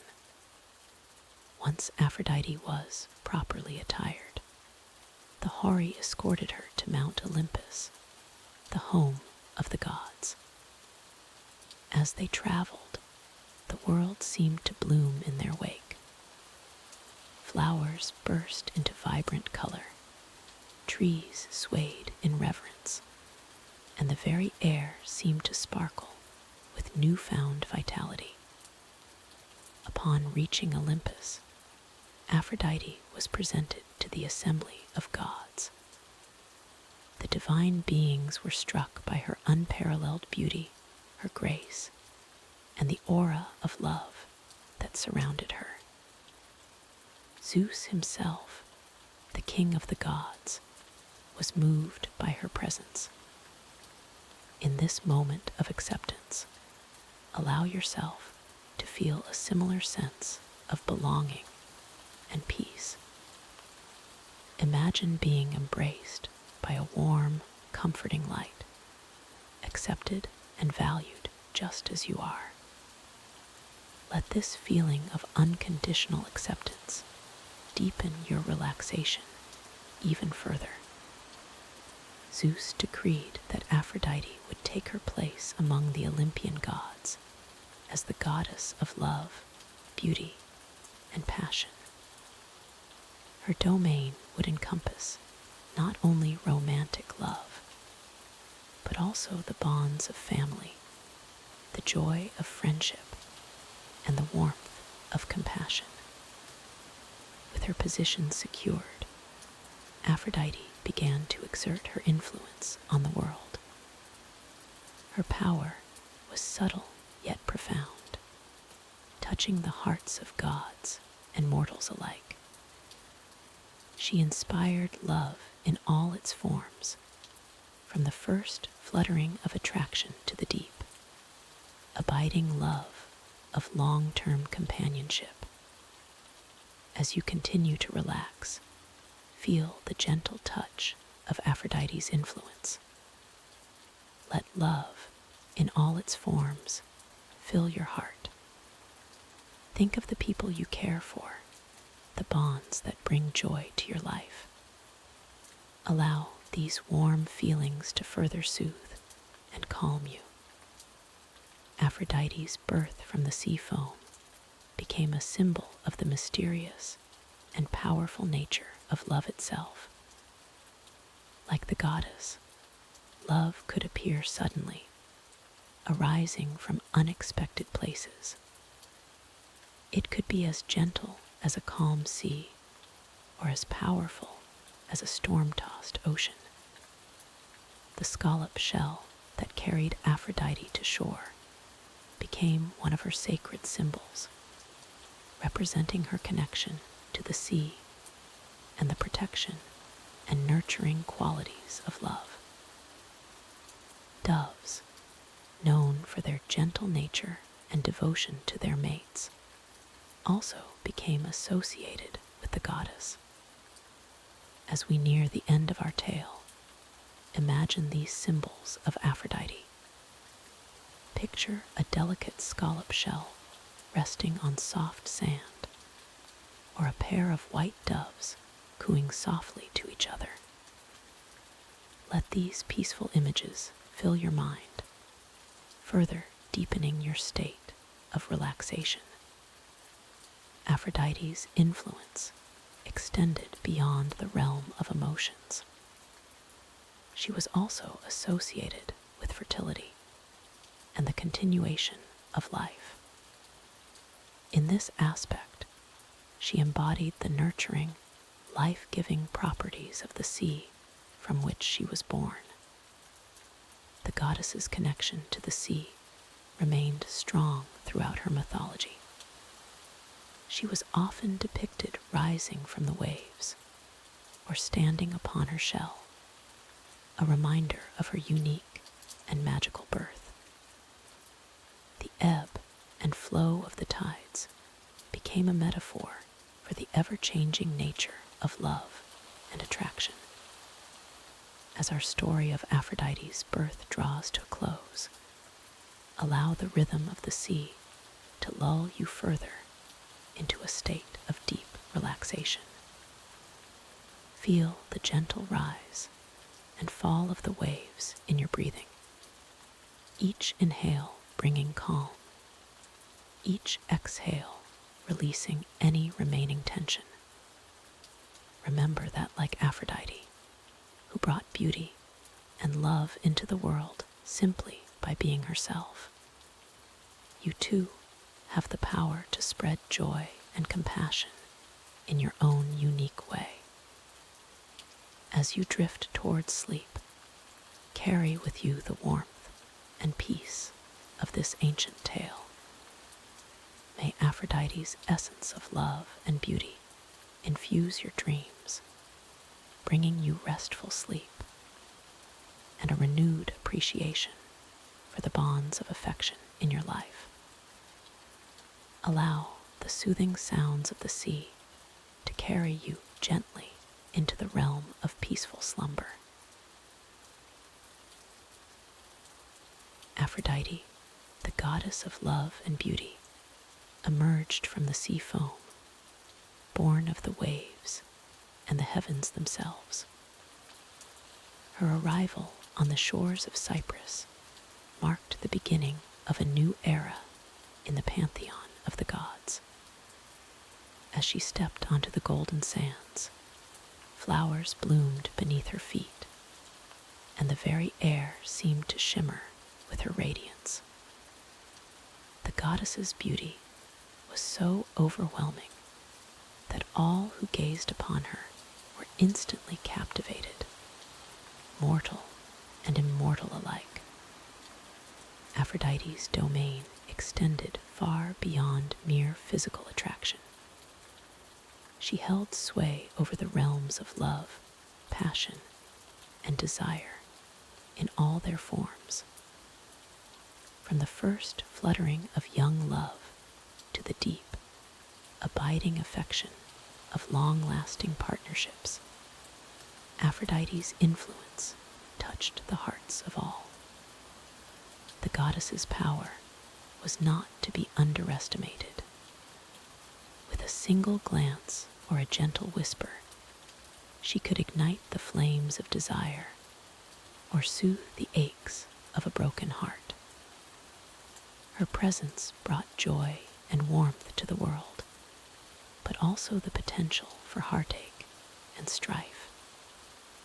Among the Olympians, Aphrodite's beauty was unmatched. Even the other goddesses, powerful and lovely in their own right, could not compare to her allure. This divine beauty often led to both admiration and jealousy among her fellow deities. Zeus, recognizing the potential for discord that Aphrodite's beauty could bring, arranged for her marriage to Hephaestus, the god of fire and craftsmanship. This union was meant to bring balance and stability to Olympus, but like many tales of the gods, it was not without its complications. Hephaestus, though skilled beyond measure in his craft, was lame and considered unattractive by godly standards. The mismatch between the breathtakingly beautiful Aphrodite and the homely Hephaestus was a source of both amusement and pity among the other gods. Despite her marriage, Aphrodite's heart was not easily tamed. She found herself drawn to Ares, the god of war, whose fiery passion and strength appealed to her in ways that Hephaestus's gentle nature did not. Their affair became one of the most famous in all of mythology. When Hephaestus discovered their tryst, he crafted an unbreakable, invisible net to catch the lovers in the act. Trapping them, he called upon the other gods to witness his humiliation.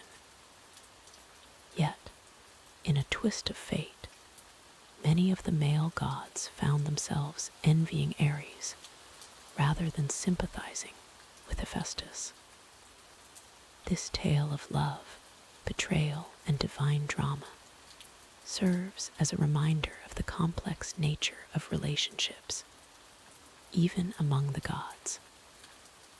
It shows that love, in all its forms, can be both a blessing and a curse, capable of bringing both joy and sorrow. Aphrodite's influence extended far beyond Olympus. She played pivotal roles in many mortal tales as well.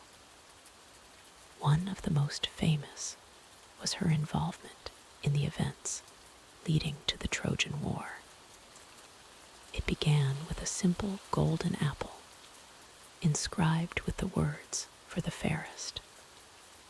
Hera, Athena, and Aphrodite all claimed the prize, each believing herself to be the most beautiful. To settle the dispute, Zeus appointed Paris, a mortal prince of Troy, to judge the contest. Each goddess attempted to sway Paris with promises of great gifts. Hera offered him power and kingship. Athena promised wisdom and skill in battle, but it was Aphrodite's offer that tempted him most. She promised him the love of the most beautiful mortal woman in the world, Helen of Sparta. Paris chose Aphrodite as the fairest, setting in motion a chain of events that would lead to one of the greatest conflicts in Greek mythology. Helen, already married to King Menelaus of Sparta, was taken to Troy by Paris, igniting the fury of the Greeks and beginning the legendary Trojan War.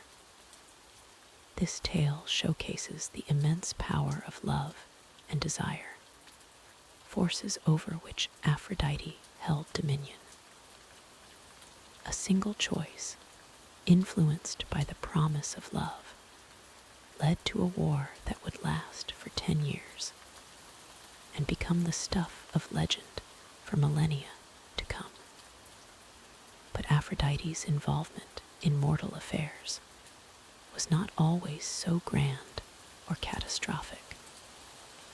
She often took interest in the love lives of individual mortals, sometimes helping, sometimes hindering, but always leaving her mark.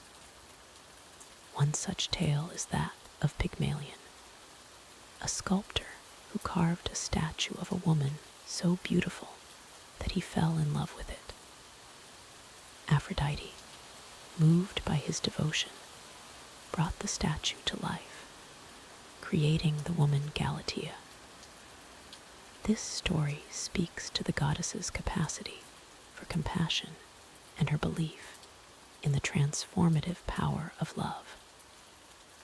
Another famous myth involving Aphrodite is the tale of Adonis, a mortal youth of exceptional beauty. Aphrodite became enamored with him, showcasing that even the goddess of love herself was not immune to its effects. Her affection for Adonis was so great that she entrusted his care to Persephone, queen of the Underworld, when he was an infant. However, Persephone also fell in love with Adonis's beauty and refused to return him. The dispute between the two goddesses was so fierce that Zeus himself had to intervene, decreeing that Adonis would spend part of the year with each goddess. This myth, with its themes of love, loss, and the changing of seasons, became a central part of many ancient Greek religious festivals. It reminded mortals of the cyclical nature of life and love, and the power these forces held even over the gods themselves. Aphrodite's role as the goddess of love also extended to fertility and procreation. She was often invoked in marriage ceremonies and by those hoping to conceive. Her blessings were sought not just for romantic love, but for the love that creates and nurtures new life. In this aspect, Aphrodite was seen as a protector of families and a guardian of the home. She understood that love, in its purest form, was about creation and nurturing, whether that be the creation of new life or the nurturing of relationships. The goddess's connection to the sea, from which she was born, was never forgotten. Sailors would often pray to Aphrodite for safe voyages, believing that she could calm the waves and guide them safely home to their loved ones. In this way, she was also seen as a goddess of safe returns and reunions.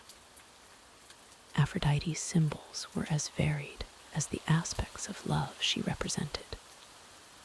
The rose, with its beauty and thorns, represented the joy and pain of love.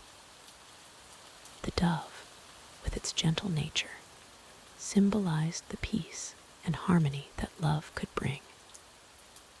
And the swan, graceful and devoted, represented the ideal of lasting love. The myrtle tree was also sacred to Aphrodite. Its evergreen nature symbolized the enduring quality of true love, and its leaves were often used in wedding ceremonies as a blessing for the newly married couple. As we reflect on the myths of Aphrodite, we are reminded of the central role that love plays in our lives.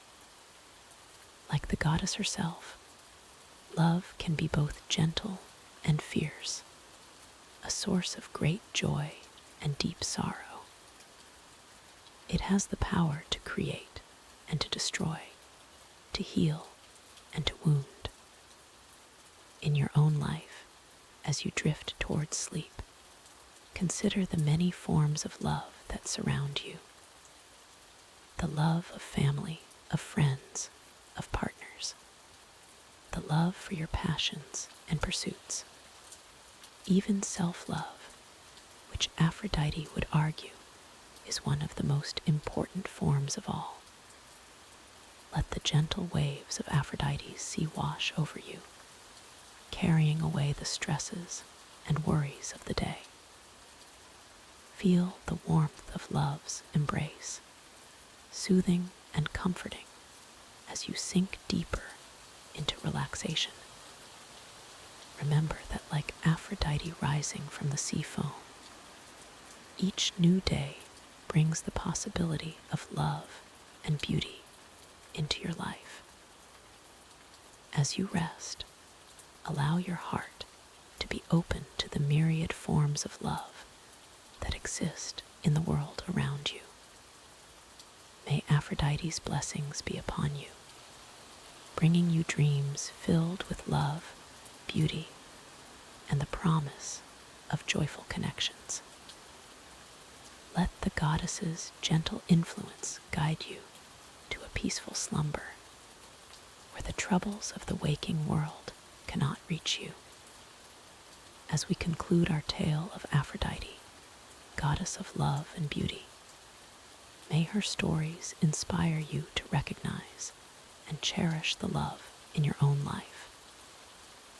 For in the end, it is love that gives life its sweetest meaning, its deepest joys, and its most profound purpose. In the annals of Greek mythology, few gods inspired as much fear and awe as Ares, the formidable god of war. Born to Zeus and Hera, Ares embodied the raw, untamed essence of battle, reveling in the clash of arms and the chaos of conflict. Unlike his half-sister Athena, who represented the strategic aspects of warfare, Ares was the personification of its brutal, visceral nature. Imagine, if you will, a figure striding across the battlefield, his very presence igniting the flames of combat in mortal hearts.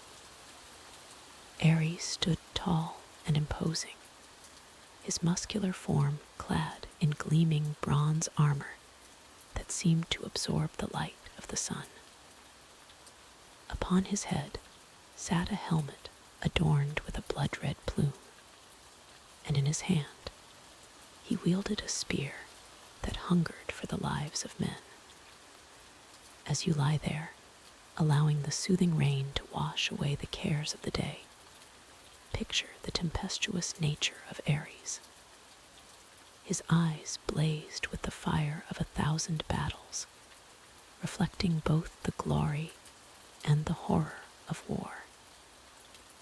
It was said that wherever Ares walked, the ground trembled beneath his feet, as if the earth itself feared his wrath.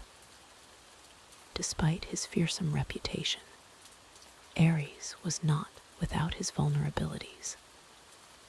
The myths tell us of his tumultuous relationship with Aphrodite, the goddess of love.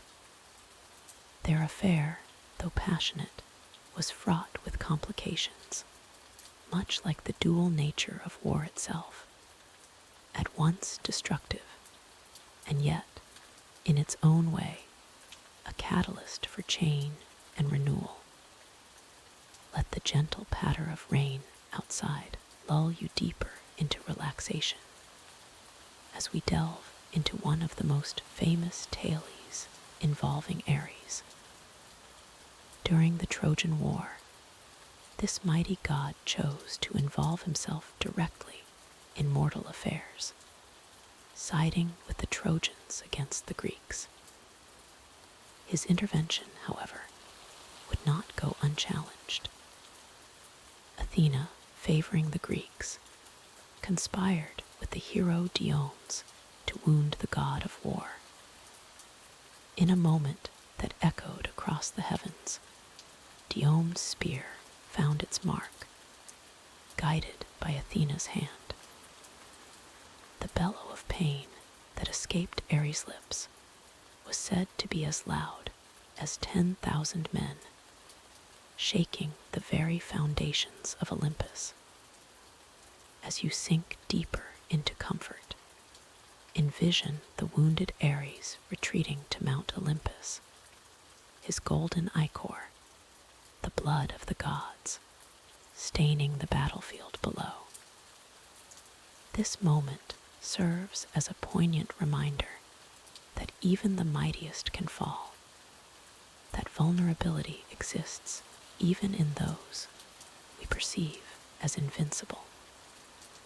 While Ares was often portrayed as a force of pure destruction, it's important to remember that in Greek mythology, no god was entirely good or evil.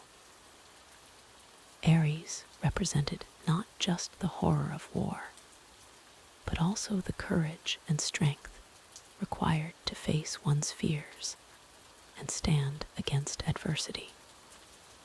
In some regions of ancient Greece, particularly Sparta, Ares was revered as a protector, a guardian who watched over warriors and ensured their safe return home. This duality in his nature reflects the complex relationship humanity has always had with conflict, both fearing its destructive power and respecting the valor it can inspire. Allow your mind to wander now to the ancient city of Thebes, where one of Ares' most tragic tales unfolded. It was here that the dragon spawn of Ares guarded a sacred spring, its presence a constant threat to the city's inhabitants. When Cadmus, the legendary founder of Thebes, slew this creature, he unknowingly set in motion a series of events that would lead to generations of strife. Ares, enraged by the death of his sacred beast, cursed Cadmus and his descendants. This curse would echo through the ages, manifesting in the tragic fates of figures like Oedipus and his children. As you rest, contemplate the far-reaching consequences of actions, how a single moment can ripple through time, affecting lives for generations to come. Yet even in this tale of vengeance, we see a glimmer of redemption. For Cadmus, after years of hardship, was eventually reconciled with Ares. The god of war gave Cadmus his daughter, Harmonia, in marriage, a union that symbolized the potential for peace to emerge, even from the depths of conflict. As the sound of rain continues to soothe your senses, let's turn our attention to the sacred animals and plants associated with Ares. The dog, known for its loyalty and ferocity in battle, was often linked to the god. Similarly, the vulture, which feasts in the aftermath of conflict, was seen as an embodiment of Ares' more savage aspects. Among plants, the sweet woodruff was sacred to Ares. This humble herb, with its delicate white flowers, might seem an odd choice for the god of war. Yet its use in treating wounds serves as a reminder that even in the midst of battle, Titan Thales, breathe deeply now, allowing the tranquility of the night to envelop you. As we continue our exploration of Ares, remember that like the rain outside, which can be both gentle and fierce, the god of war embodies the dual nature of conflict, destructive, yet sometimes necessary, chaotic yet capable of bringing about profound change. In the realm of symbols, Ares was often represented by the spear and the helmet, tools of the warrior's trade. The wild boar, with its fierce temperament and charging nature, was also closely associated with him. These symbols serve as a bridge between the mortal world and the divine, allowing ancient worshippers to connect with the essence of Ares. As you drift closer to sleep, consider the complex legacy of Ares in Greek culture. While often feared and sometimes reviled, he was also recognized as a necessary force in the world. In times of peace, his temples were kept outside city walls, a precaution against inviting conflict. Yet, in times of war, his power was invoked to protect hearth and home. One of the most intriguing aspects of Ares' mythology is his relationship with the other Olympian gods.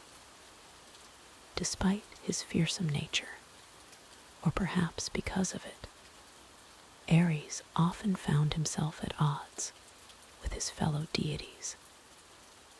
His impulsive, aggressive nature contrasted sharply with the more measured approaches of gods like Apollo or Athena. Zeus himself, the king of the gods and Ares' own father, once declared Ares the most hateful of all the Olympians. This strained relationship speaks to the complex attitudes towards war in ancient Greek society. Recognized as a necessary evil, but one that brought immense suffering and loss. Yet even in his conflicts with the other gods, Ares teaches us valuable lessons. His clashes with Athena, for instance, can be seen as the eternal struggle between the raw, emotional aspects of conflict and the strategic, reasoned approach to warfare. Neither is complete without the other, reminding us of the need for balance in all things. As the night deepens and sleep beckons, let's reflect on a lesser-known aspect of Ares, his role as a father. Among his children were Phobos and Deimos, the personifications of fear and terror. These divine offspring often accompanied their father into battle, spreading panic among enemy ranks. But Ares was also father to more benevolent figures, such as Harmonia, the goddess of harmony and concord. This juxtaposition within his own family mirrors the god's complex nature, capable of inspiring both the worst and the best in humanity. Allow your mind to create a peaceful image now. Imagine a field after a great battle, where the clash of arms has faded and a solemn quiet has descended. Here, in this moment of stillness, you might catch a glimpse of Ares, not as the frenzied god of bloodshed, but as a more somber figure, one who understands the true cost of war. In this quieter aspect, Ares becomes a guardian of soldiers, a protector of those who must face the harsh realities of conflict. He stands as a testament to the courage required to confront one's fears, to stand firm in the face of adversity. As your body relaxes further, sinking deeper into comfort, consider how the story of Ares might relate to your own life. We all face battles, though they may not be fought with spear and shield. The courage Ares embodies, the strength to face challenges head-on, resides within each of us. Perhaps, in your own moments of conflict, you can draw upon the steadfast nature of Ares, not to seek out aggression, but to find the resolve to stand your ground when necessary, to protect what you hold dear. The rain continues its gentle rhythm, a soothing backdrop to our tales of gods and heroes. Let it wash away any lingering tensions, carrying you towards peaceful slumber. As we conclude our exploration of Ares, remember that even the god of war had moments of peace, of reflection. In the end, Ares reminds us of the duality inherent in all aspects of life. In war, Tian's strength, Tian passion, TAs you drift off to sleep. Carry with you this understanding, that life, like Ares himself, is complex, multifaceted, and always in balance.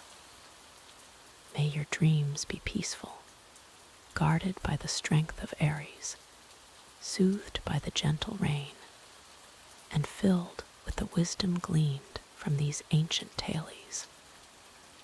Good night, and sleep well. In the depths of Mount Etna, where fire and earth intertwine, dwells a god unlike any other. Hephaestus, the divine craftsman, master of the forge, and creator of wonders beyond mortal imagination. His story is one of perseverance, creativity, and the transformative power of skill. Born to Zeus and Hera, Hephaestus entered the world with a twist of fate. As the flames of Olympus flickered, casting long shadows across the celestial halls, the newborn god was deemed imperfect by his mother. In a moment of cruel judgment, Hera cast her son from the heights of Olympus, sending him plummeting towards the mortal world below. For 9 days and 9 nights, Hephaestus fell through the cosmos, a tiny spark against the vast tapestry of stars. The winds whispered tales of his descent, and the clouds parted in sympathy as he passed. Finally, he splashed into the welcoming embrace of the Aegean Sea, where the gentle Thetis and Eurynome, daughters of the ocean, rescued the infant god. In the cool, azure depths, Hephaestus found sanctuary. The sea nymphs nurtured him, their songs of comfort mingling with the rhythmic lapping of waves. Here, in a hidden grotto beneath the rolling tides, the young god began to discover his extraordinary gift. His small hands, guided by an innate understanding of creation, fashioned intricate trinkets from shells and sea glass. As you listen to the tale of Hephaestus, allow the gentle ebb and flow of the story to wash over you. Feel the tension in your body begin to dissolve, much like the sea foam that cradled the young god. Let your breathing slow to match the steady rhythm of the waves in your mind. Years passed, and Hephaestus grew in strength and skill. The underwater cave became his first workshop, where he honed his craft away from the judgmental eyes of Olympus. He forged delicate combs for the sea nymphs, crafted shimmering nets to catch moonbeams, and created jewelry that captured the very essence of the ocean's beauty. But the fire of creation burned ever brighter within him. Hephaestus yearned for more than the limited materials of the sea. He longed for the kiss of flame, the ring of hammer on anvil, the hiss of hot metal plunged into cooling water. His destiny called him to greater works, to creations that would challenge the very boundaries of divine craftsmanship. And so, guided by an inner flame that could not be extinguished, Hephaestus emerged from the sea. He made his way to the volcanic island of Lemnos, where the earth itself seemed to pulse with creative energy.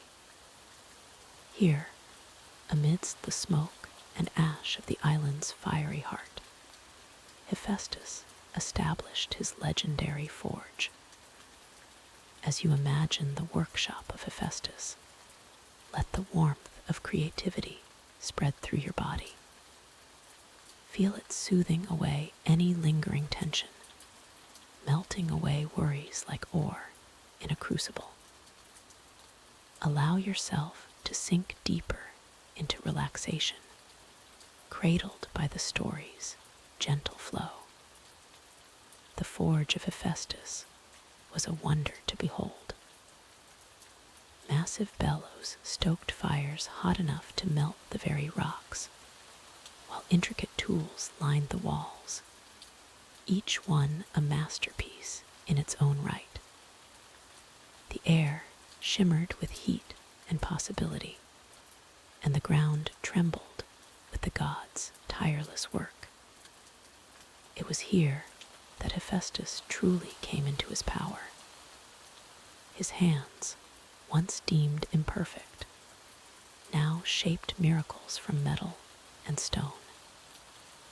He crafted armor that could turn turn aside the mightiest blows, jewelry that captured the beauty of the cosmos, and automatons that moved with lifelike grace.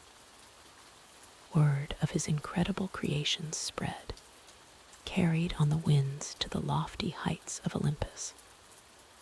The gods, who had once shunned him, now clamored for his works.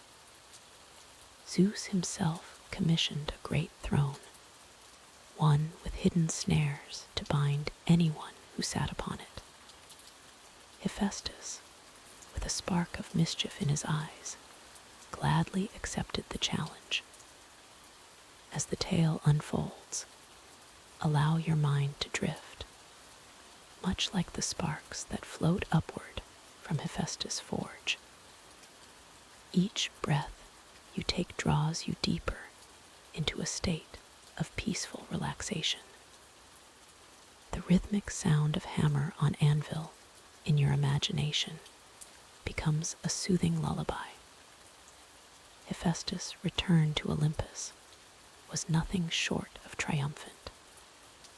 The gods marveled at his creations, their previous judgment forgotten in the face of such divine artistry.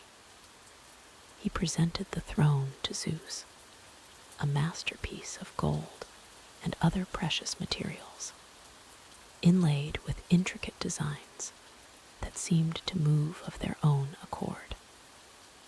But when Hera sat upon the throne, invisible bonds sprang to life, holding her fast. The goddess who had once cast him aside now found herself at the mercy of Hephaestus' craft. It was a moment of poetic justice, tempered by the complex love between mother and son. In time, Hephaestus released his mother, their relationship forever changed by this display of his power and ingenuity. He took his place among the Olympians, not as a lesser god, but as a vital force of creation and inspiration. Hephaestus' workshop on Olympus became a place of wonder and constant activity. The clanging of his hammer rang out day and night, a steady heartbeat of divine creativity. He forged lightning bolts for Zeus, a trident for Poseidon, and arrows for Apollo and Artemis. Each creation was a masterpiece, imbued with power and purpose. As you continue to relax, envision the warm glow of Hephaestus' forge.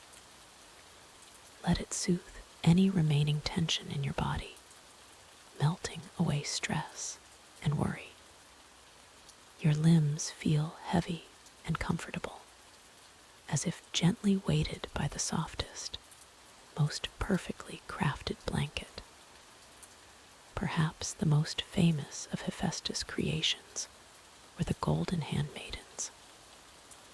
These automatons of gleaming metal moved with grace and intelligence, assisting the god in his work and serving at divine feasts. They were a testament to his skill, blurring the line between craft and life itself. Hephaestus found love too, though it was not without its complications. He married Aphrodite, the goddess of love and beauty.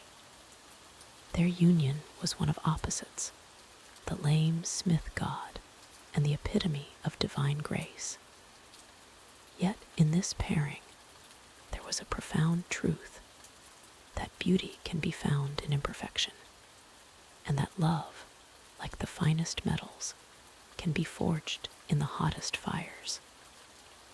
The tale of Hephaestus reminds us that our perceived flaws often become our greatest strengths.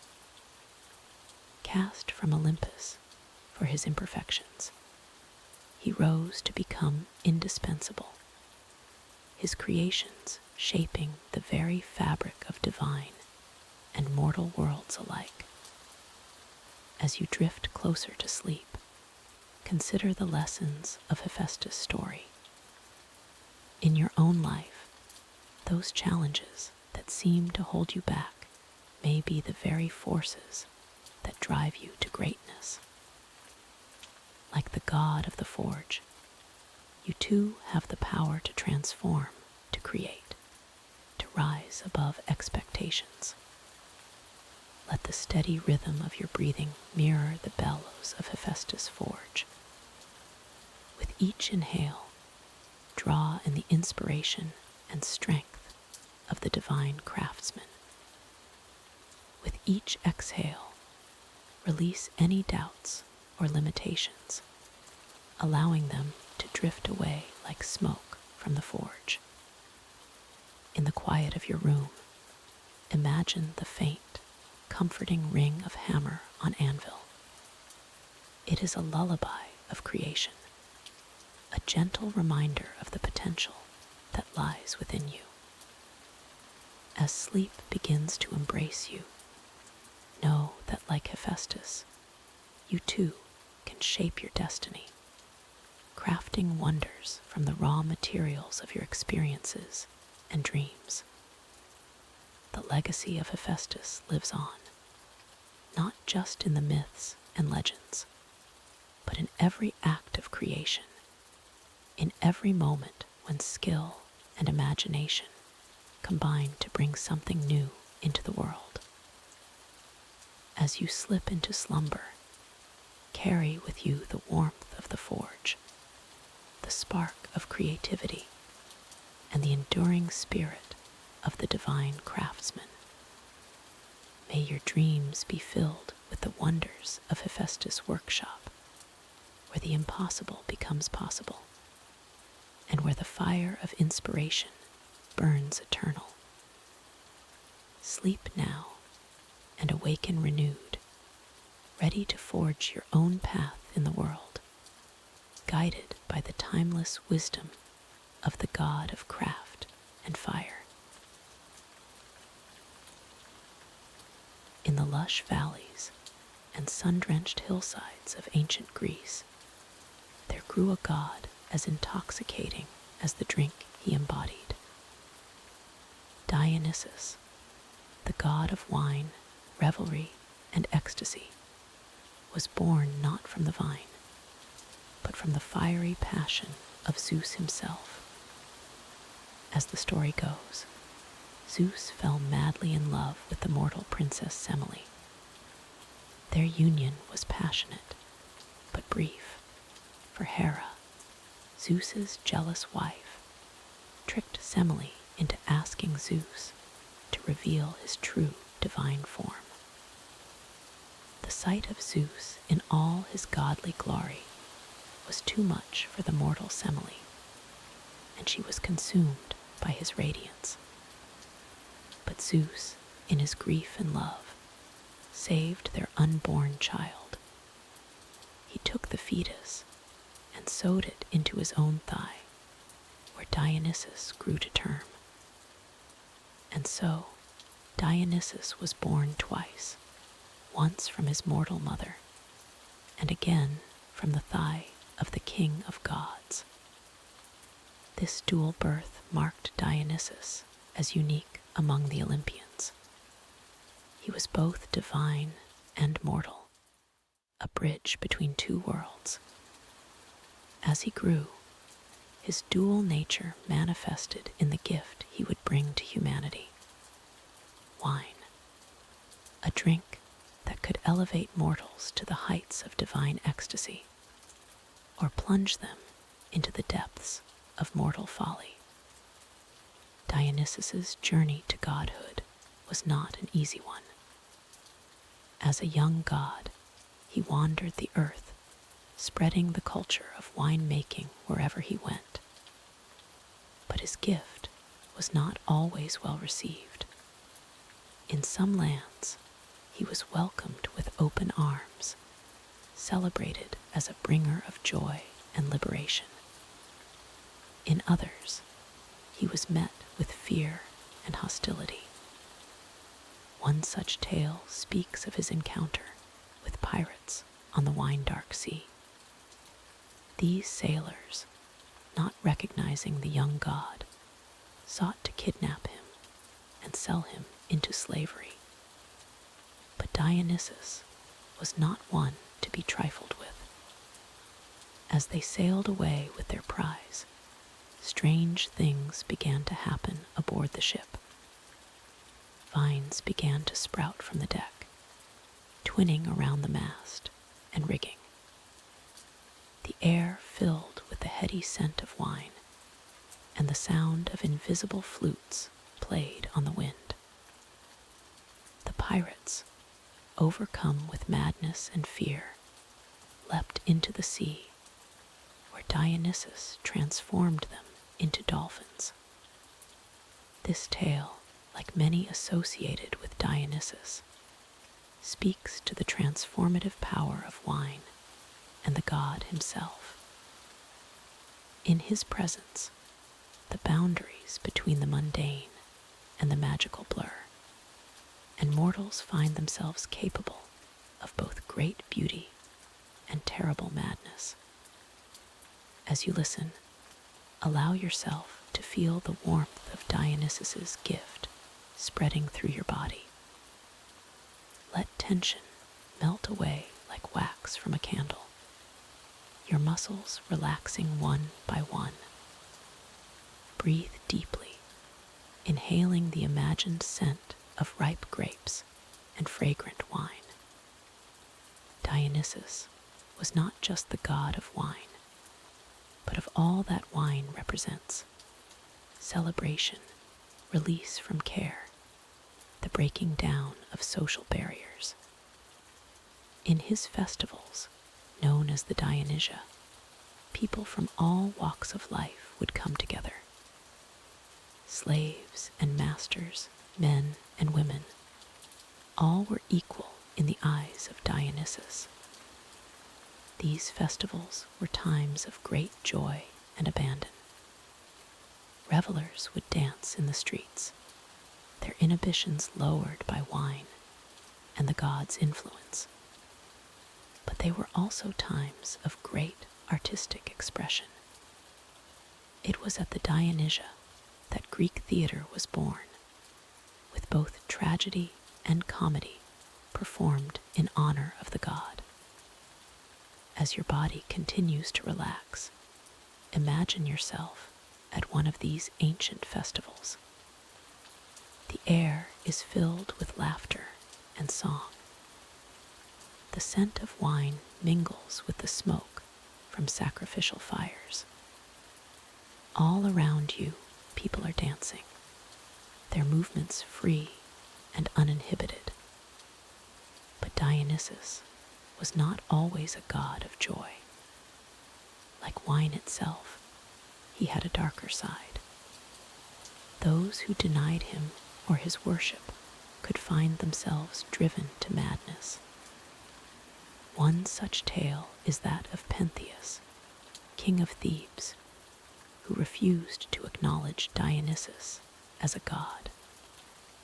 Dionysus, in his wrath, drove the women of Thebes into a frenzy. They left the city, running wild in the mountains. Pentheus, curious about their rights, disguised himself as a woman to spy on them. But Dionysus saw through his disguise and influenced the women, including Pentheus's own mother, to see the king as a wild animal. In their god-induced madness, they fell upon Pentheus and tore him apart with their bare hands. It was only when Pentheus's mother returned to Thebes, carrying her son's head, that she realized what she had done. This tragic tale serves as a warning against denying the power of the god and the primal forces he represents. As you continue to relax, let the tension of this tale flow out of you. Remember that you are safe, warm, and at peace. The stories of the gods are but distant echoes, meant to lull you deeper into tranquility. Dionysus's influence extended beyond wine and revelry. He was also associated with the cycle of death and rebirth. Like the grapevine, which must be cut back each year to bear fruit, Dionysus himself was said to die each winter and be reborn in the spring. This aspect of his nature made him a god of resurrection, a bringer of life out of death. In some myths, he even journeyed to the underworld to rescue his mortal mother, Semele, and bring her to Olympus. This power over death was another thing that set him apart from the other Olympian gods. Feel your breath slowing, becoming deeper and more regular. With each exhale, imagine releasing any remaining tension.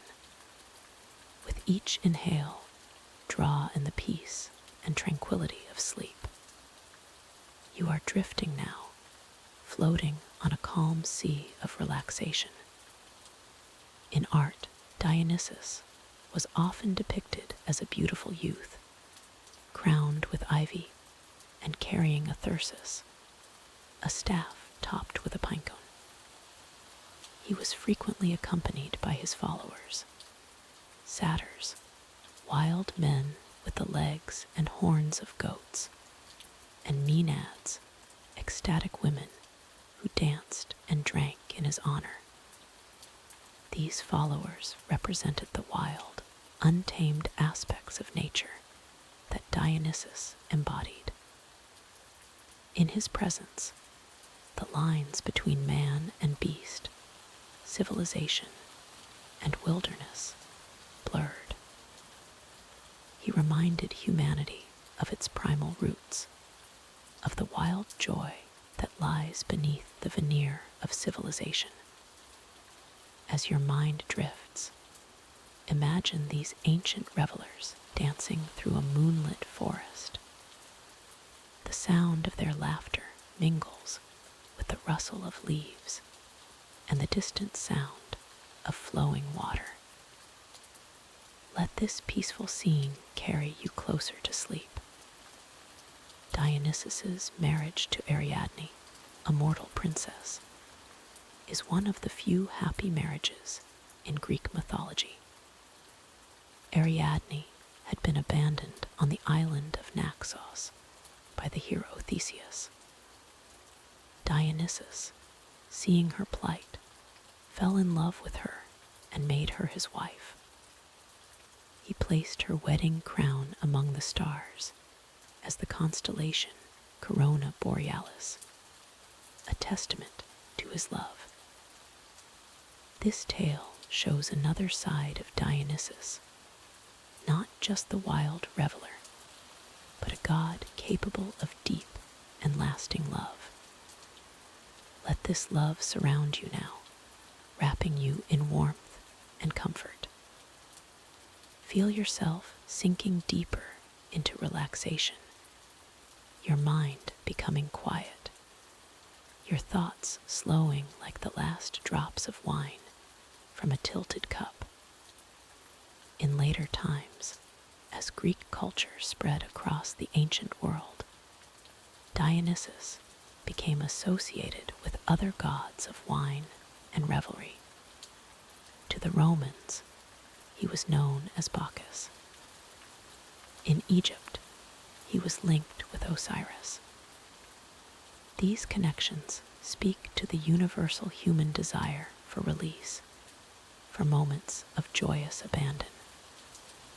Dionysus reminds us that Tiha's gift of wine is a metaphor for life itself, sweet but potentially dangerous, a source of great pleasure and sometimes great pain. As you hover on the edge of sleep, take one last deep breath. Feel the last of your cares melting away. You are safe. You are at peace. Like the followers of Dionysus, you can let go now, surrendering to the sweet oblivion of sleep. Remember, in your dreams, you too can experience the freedom and joy that Dionysus represents. May your sleep be deep and restful, and may you wake renewed, reborn, like the vines in spring. Good night and sweet dreams. In the realm of Olympus, where gods and goddesses reigned supreme, there dwelt a deity whose power was not measured in thunderbolts or storms, but in the gentle warmth of home and hearth. This was Hestia, the firstborn child of the Titans Cronus and Rhea, and the last to be regurgitated when Zeus defeated their father. Unlike her more tempestuous siblings, Hestia chose a path of peace and nurturing, becoming the goddess of the hearth, home, and family.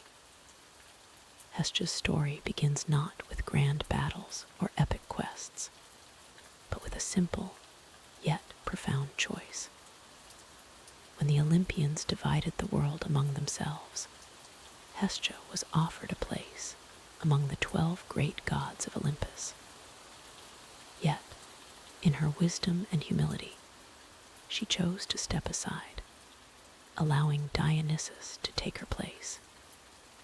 Instead, she tended the sacred fire of Olympus, ensuring that the flame of home and hospitality never wavered. Imagine, if you will, a fire burning low and steady, its warm glow casting a comforting light across a room. This is the essence of Hestia's power. She is the flame that welcomes weary travelers home, the warmth that binds families together, and the light that guides lost souls back to safety. In every hearth fire, in every home where love dwells, Hestia's presence can be felt.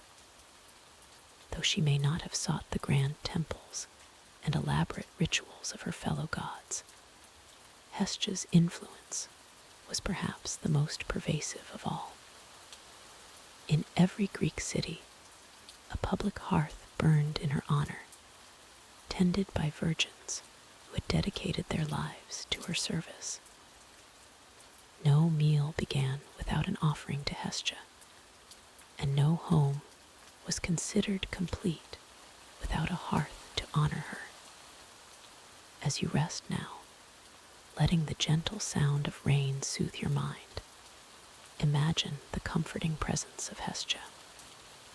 Feel the warmth of her hearth fire spreading through your body, relaxing each muscle, easing every tension.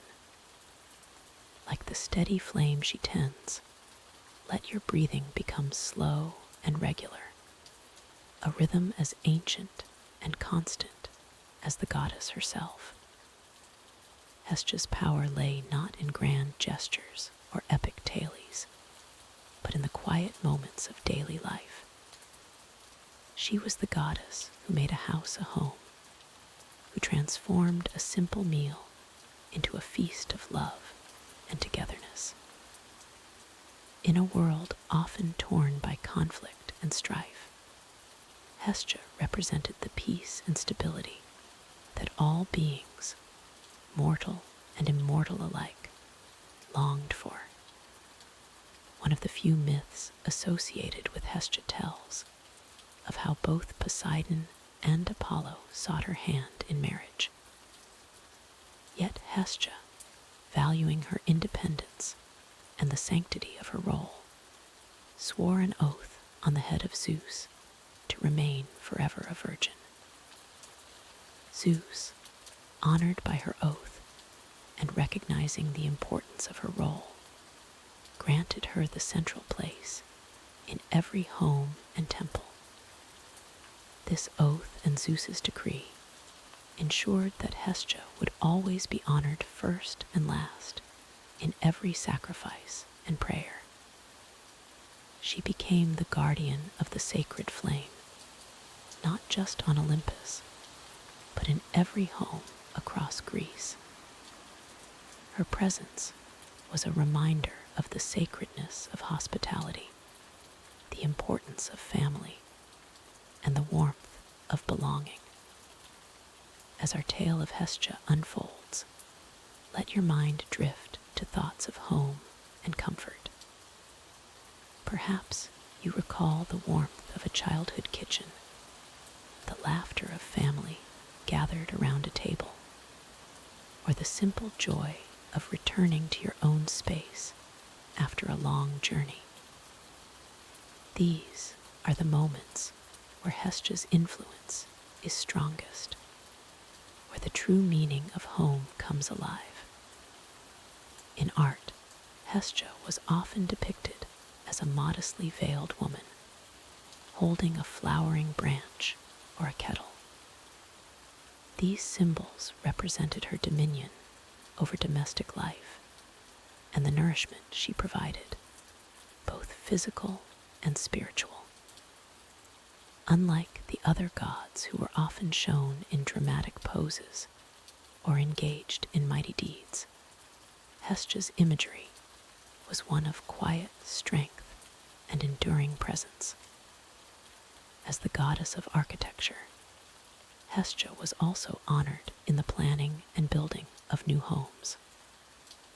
The central hearth of a Greek home was considered her altar, and it was around this sacred space that families would gather, share stories, and strengthen their bonds. In this way, Hestia was not just a distant deity, but an integral part of daily life.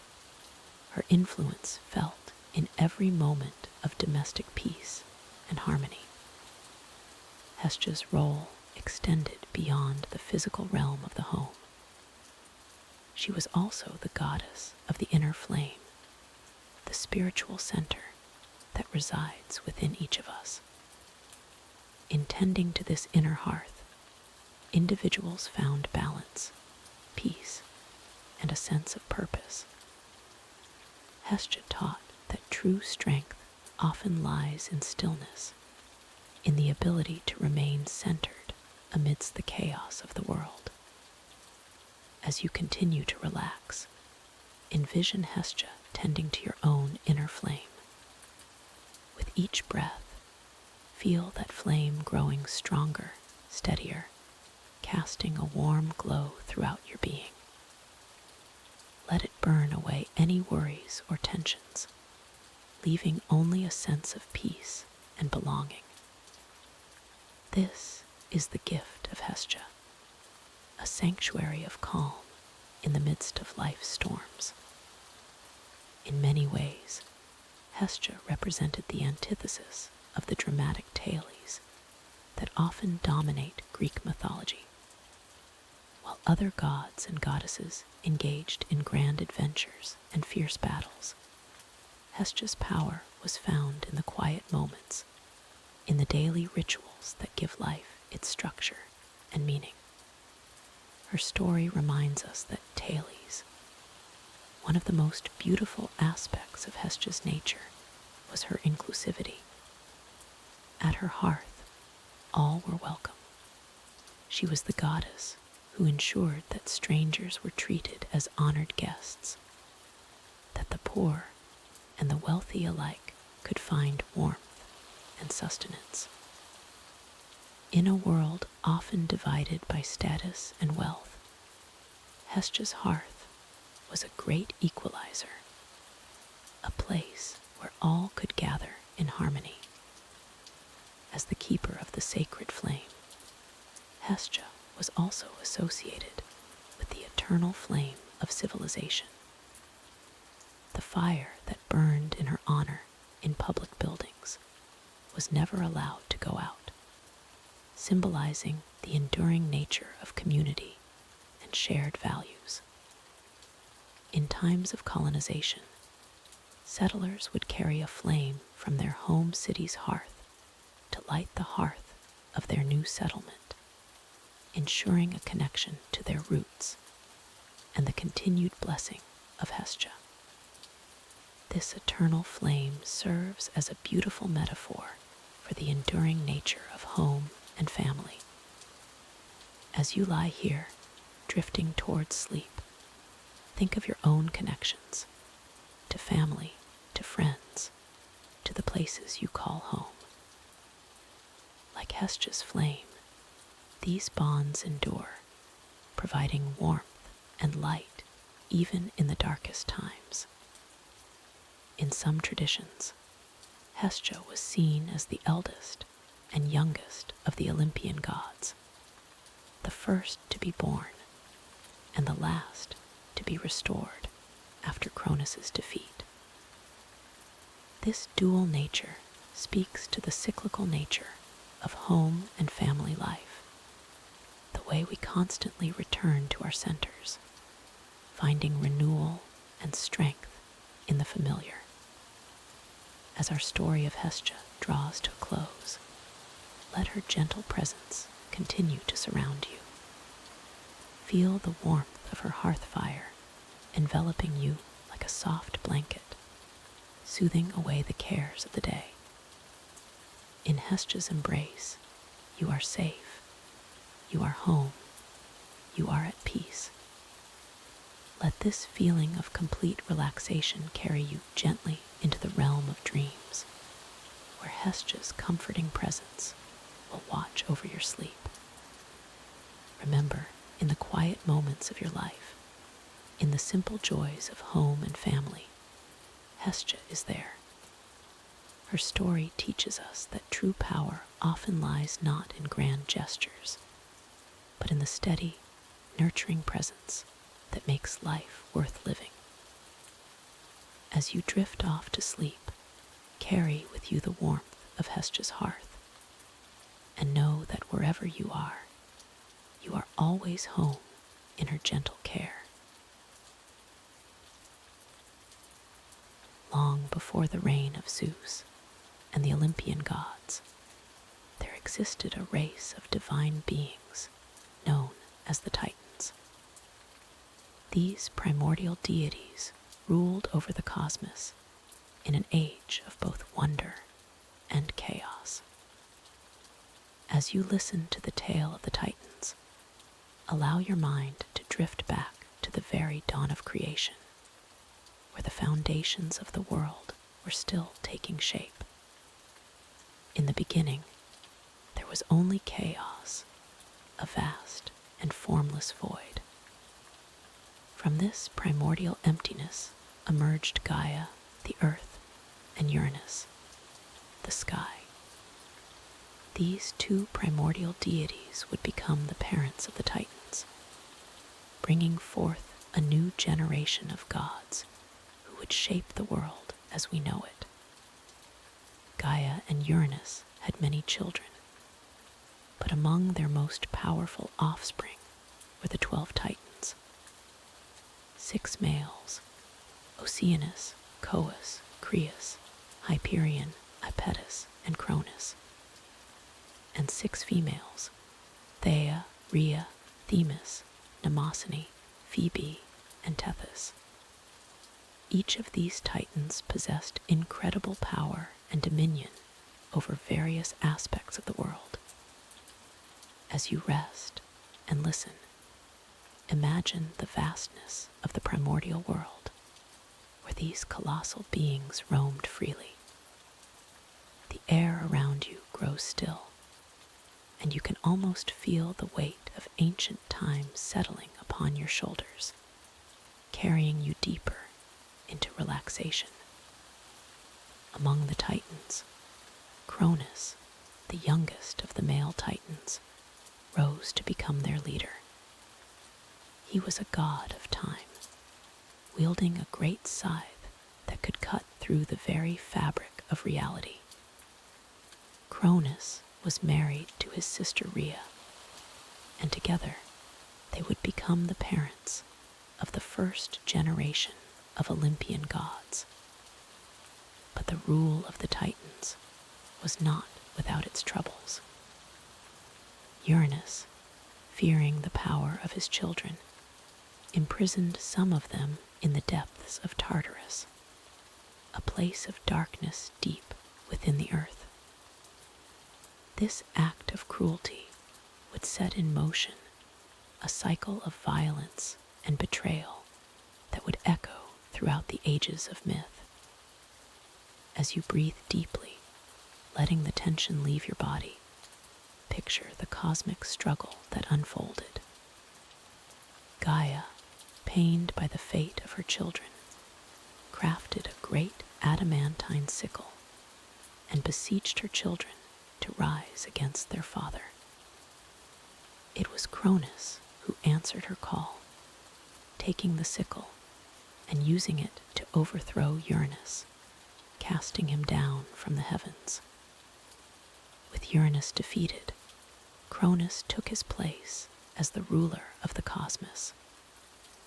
The age of the Titans had truly begun, and for a time, it seemed as though their reign would last forever. The world flourished under their rule, with each Titan governing their own domain. Oceanus, the Titan of the great river that encircled the world, brought forth the waters that nourished the earth. His partner Tethys became the mother of rivers, springs, and clouds. Together, they established the cycle of water that sustains all life. Hyperion, the Titan of light, and his sister wife Theia gave birth to Helios the sun, Selene the moon, and Eos the dawn. Their children would go on to guide the passage of day and night, bringing rhythm to the world. As you sink deeper into comfort, let the gentle ebb and flow of these cosmic forces wash over you, like waves lapping at the shore of your consciousness. Feel the warmth of Helios and the cool glow of Selene alternating in your mind's eye, lulling you towards peaceful slumber. Coos, the Titan of intellect and the axis around which the constellations revolved, joined with Phoebe, the Titan of prophecy and oracular wisdom. Their union would produce Leto and Asteria, who would later play significant roles in the stories of the Olympian gods. Mnemosyne, the Titan of memory, would later become the mother of the 9 muses, inspirers of art and science. Her gift of memory allowed mortals and immortals alike to preserve knowledge and pass down stories through generations. Themis, the Titan of divine law and order, established the first laws that governed both gods and mortals. Her sense of justice and fairness would later influence the reign of Zeus and the Olympians. As these ancient names and stories flow through your mind, allow them to blend and blur, becoming a soothing tapestry of myth and legend. Each breath you take draws you further into the realm of these primordial beings, where time moves differently, and the concerns of the waking world fade away. Yet even in this golden age of the Titans, the seeds of change were being sown. Cronus, having overthrown his own father, lived in fear of a prophecy that foretold his own downfall at the hands of his children. In his paranoia, he began to swallow each of his newborn offspring, hoping to prevent the prophecy from coming true.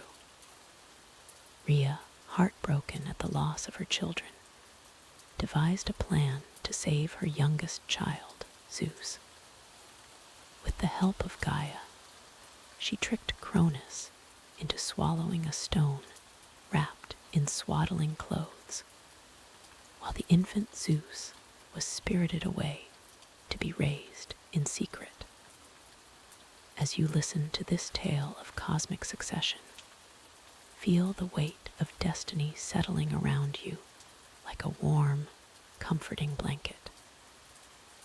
The cycle of generations, the ebb and flow of power, all become distant concepts as you drift closer to the edges of sleep.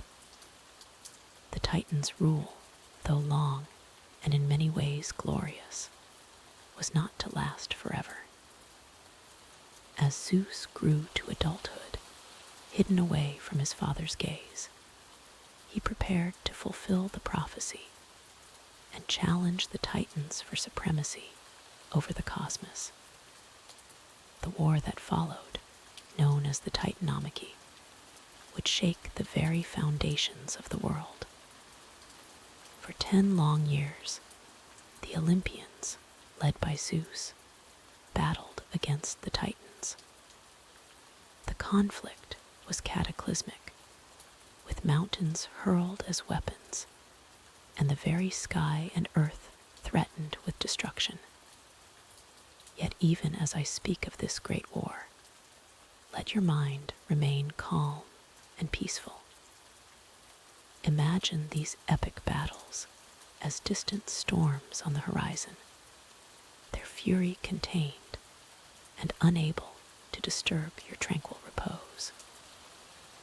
The clash of divine forces becomes nothing more than a gentle rumble, like far-off thunder that only serves to deepen your relaxation. In the end, Zeus and his siblings emerged victorious. The defeated Titans were punished, with many of them imprisoned in Tartarus, the same dark pit where they had once confined their own siblings. Cronus, the former king, was cast down and banished to the depths.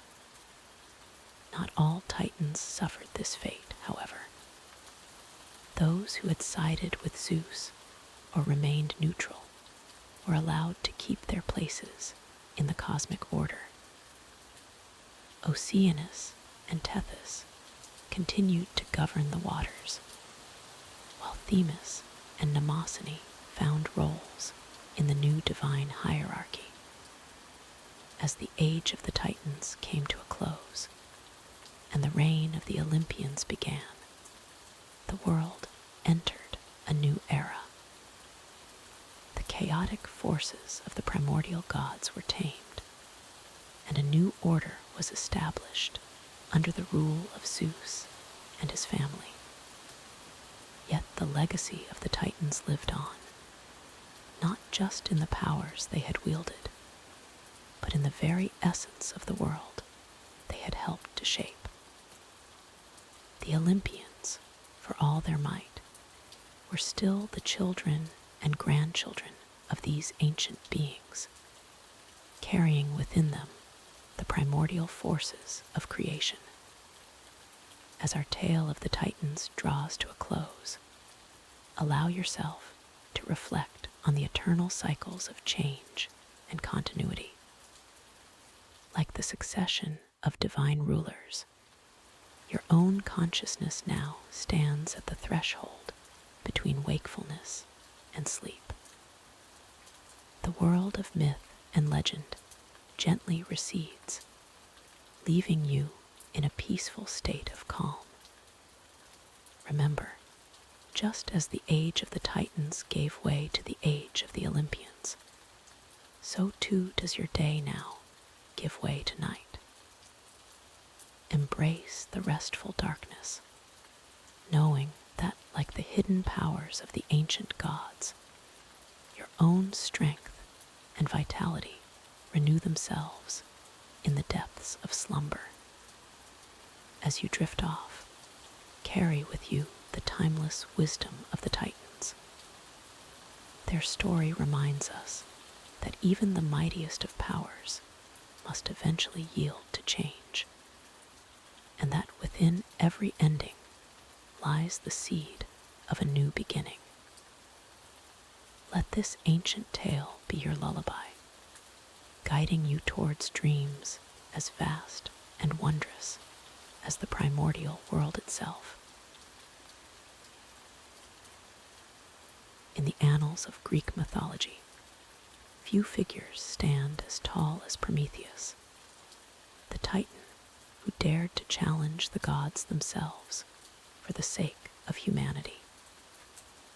As you settle in, allow the gentle patter of rain to wash away your cares, and let us delve into the tale of this legendary being.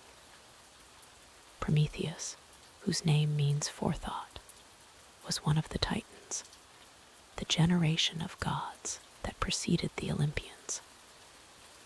Unlike many of his kin, Prometheus sided with Zeus during the great war between the Titans and the Olympians, known as the Titanomachy. This alliance would prove to be both a blessing and a curse for the clever Titan.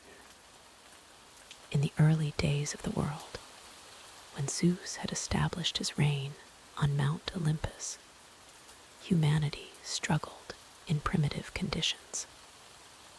Prometheus, ever the champion of mortals, looked upon their plight with great compassion. He saw their potential, yet also their vulnerability in a world ruled by capricious gods. It was then that Prometheus conceived a plan that would forever change the course of human history. He decided to steal fire from the gods and gift it to humanity.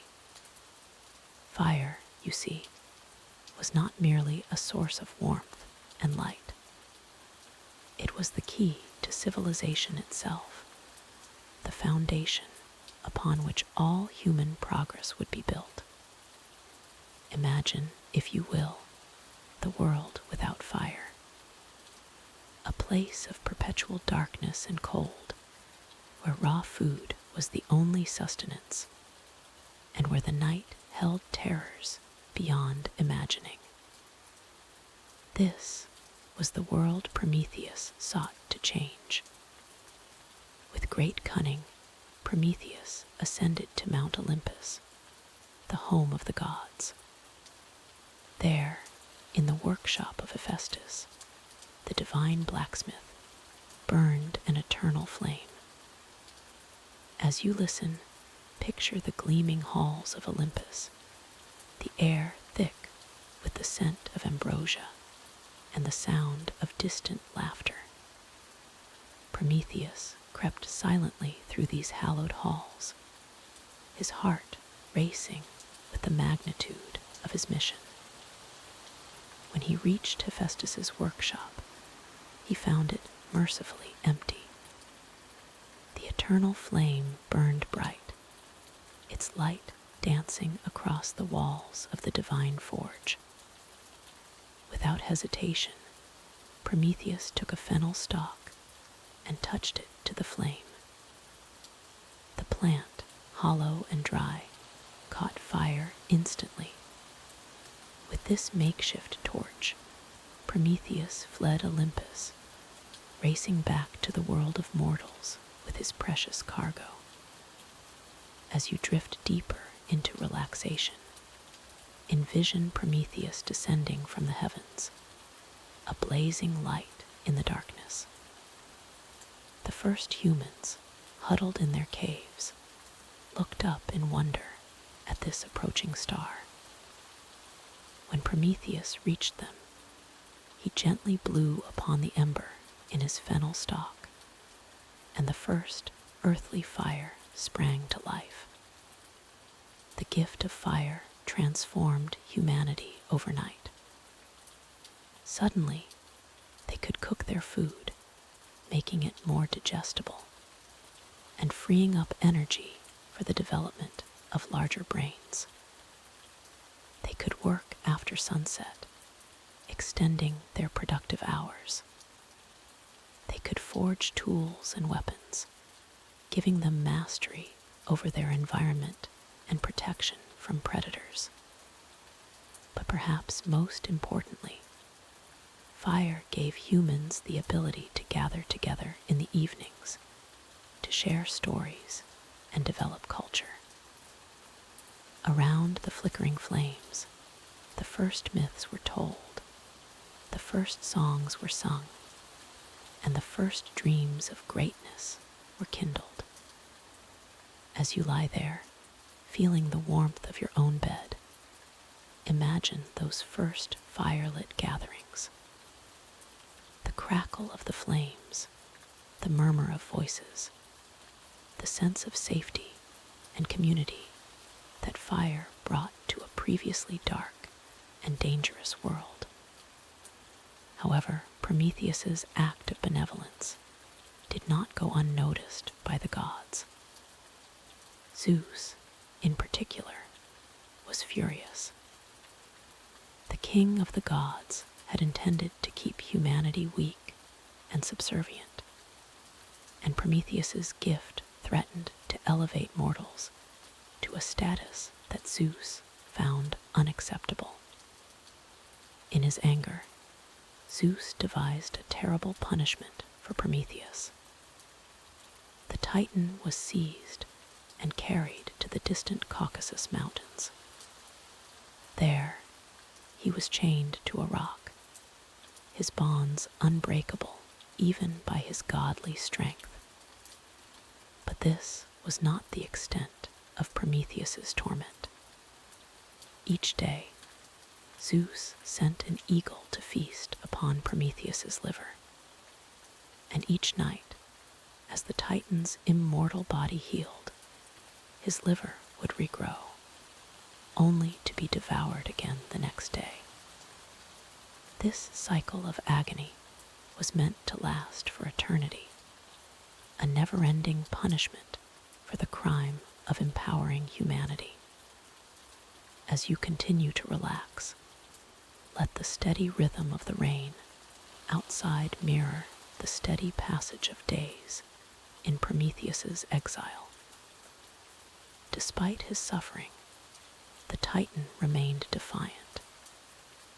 He knew that his gift to humanity was worth any price he might pay. Prometheus's torment lasted for thousands of years.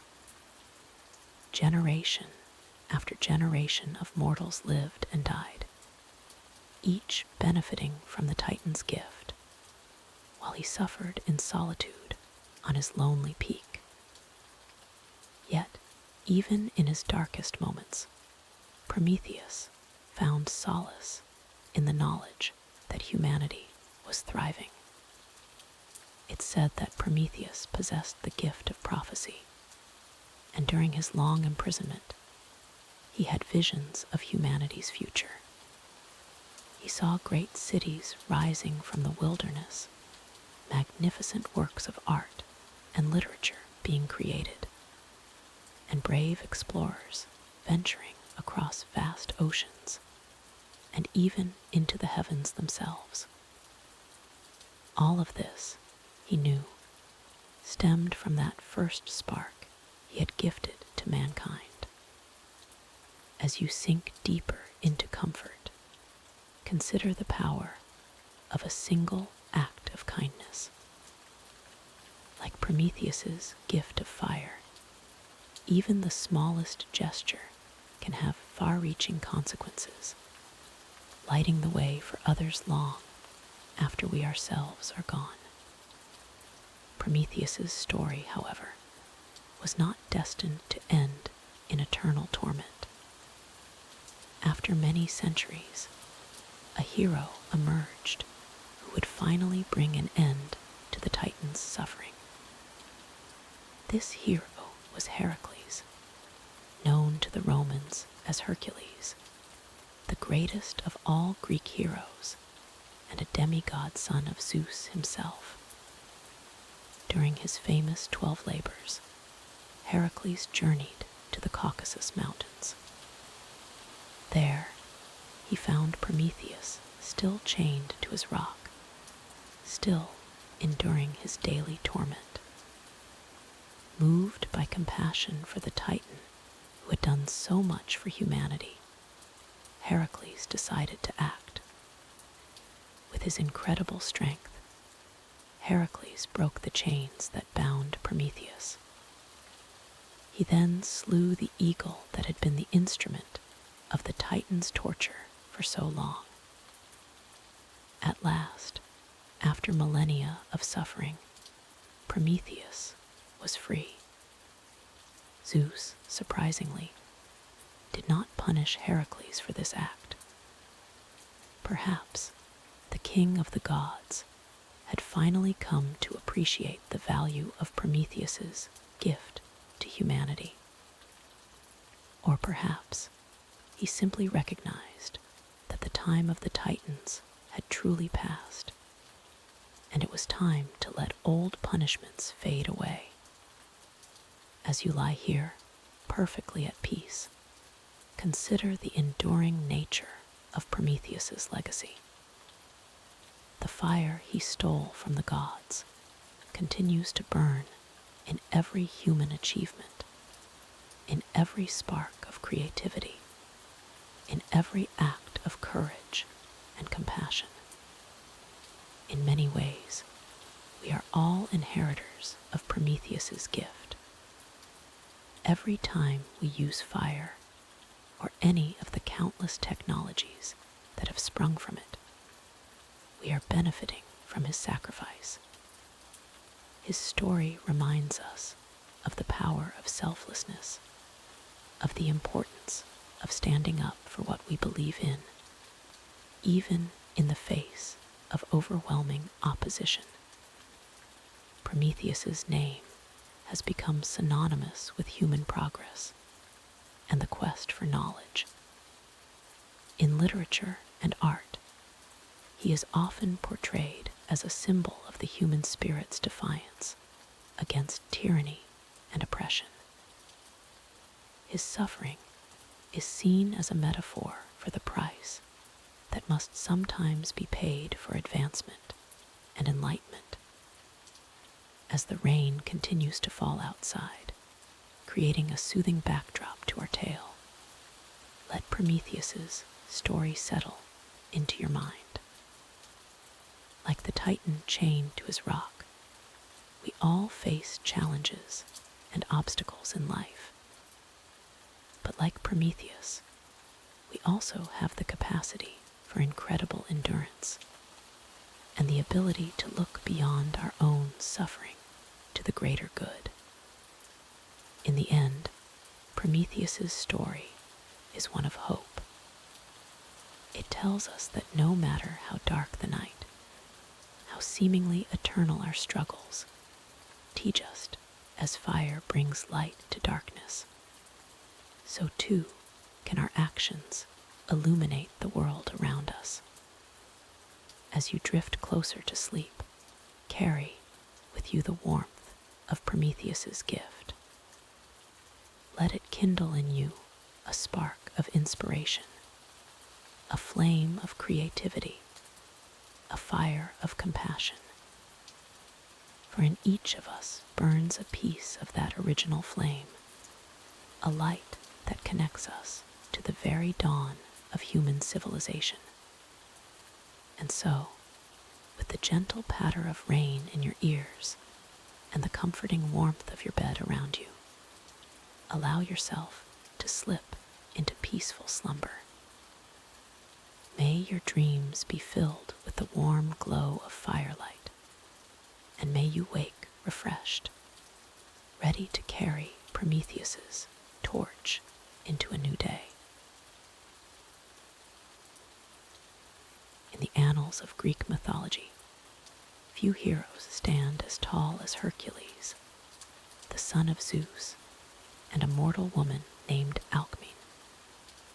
His legendary strength and courage were matched only by the trials he faced, the most famous of which were his 12 labors.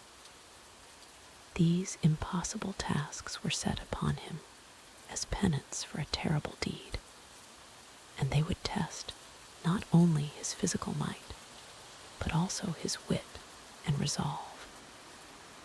Our story begins in the city of Thebes, where Hercules lived with his wife Megara and their children. But the goddess Hera, ever jealous of Zeus's mortal offspring, cast a spell of madness upon the hero. In a fit of uncontrollable rage, Hercules committed an unspeakable act, slaying his own family. When the fog of madness lifted, he was overcome with grief and sought redemption for his actions. Seeking guidance, Hercules traveled to the Oracle of Delphi. There, he was told to serve King Eurystheus for 12 years, during which he would need to complete any task the king set before him. And so began the 12 labors of Hercules, each more daunting than the last. The first labor was to slay the Nemean lion, a beast whose hide was impervious to any weapon. Hercules tracked the lion to its lair, a cave with 2 entrances. Blocking one, he entered through the other and faced the monstrous creature. Realizing his weapons were useless, Hercules engaged the lion in hand-to-hand combat, using his incredible strength to strangle it. From that day forward, he wore the lion's impenetrable hide as a cloak, a symbol of his victory and protection. For his second labor, Hercules was sent to defeat the Lernaean Hydra, a serpentine water monster with 9 heads. Each time Hercules cut off one of the Hydra's heads, 2 more would grow in its place. Realizing he needed a new strategy, Hercules called upon his nephew Iolaus for assistance. As Hercules severed each head, Iolaus would cauterize the wound with a torch, preventing new heads from growing. Finally, Hercules removed the Hydra's immortal head, burying it under a heavy rock. The third labor required Hercules to capture the Cyrenian hind, a deer sacred to the goddess Artemis. This task tested not only Hercules' strength, but also his patience and cunning. The hind was said to have golden antlers and hooves of bronze, and it could outrun an arrow in flight. For a full year, Hercules chased the creature across Greece, finally capturing it not through force, but by wearing it down and waiting for the right moment. As you listen to these tales of Hercules' strength and determination, allow yourself to sink deeper into relaxation.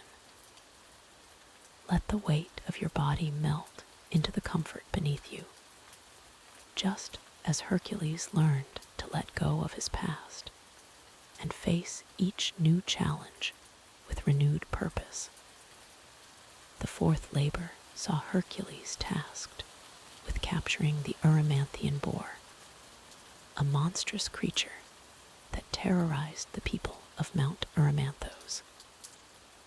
Hercules drove the boar into deep snow, exhausting it before capturing it alive. This labor taught Hercules the value of using his environment to his advantage, a lesson we too can apply in our daily lives. For his fifth labor, Hercules was commanded to clean the Augean stables in a single day. These stables housed thousands of cattle and had not been cleaned in 30 years. Rather than tackle this seemingly impossible task through brute force alone, Hercules cleverly diverted 2 rivers to wash the filth away. This labor reminds us that sometimes the greatest strength lies not in our muscles, but in our minds. The sixth labor brought Hercules face to face with the Stymphalian birds, man-eating birds with beaks of bronze and sharp metallic feathers they could launch at their prey.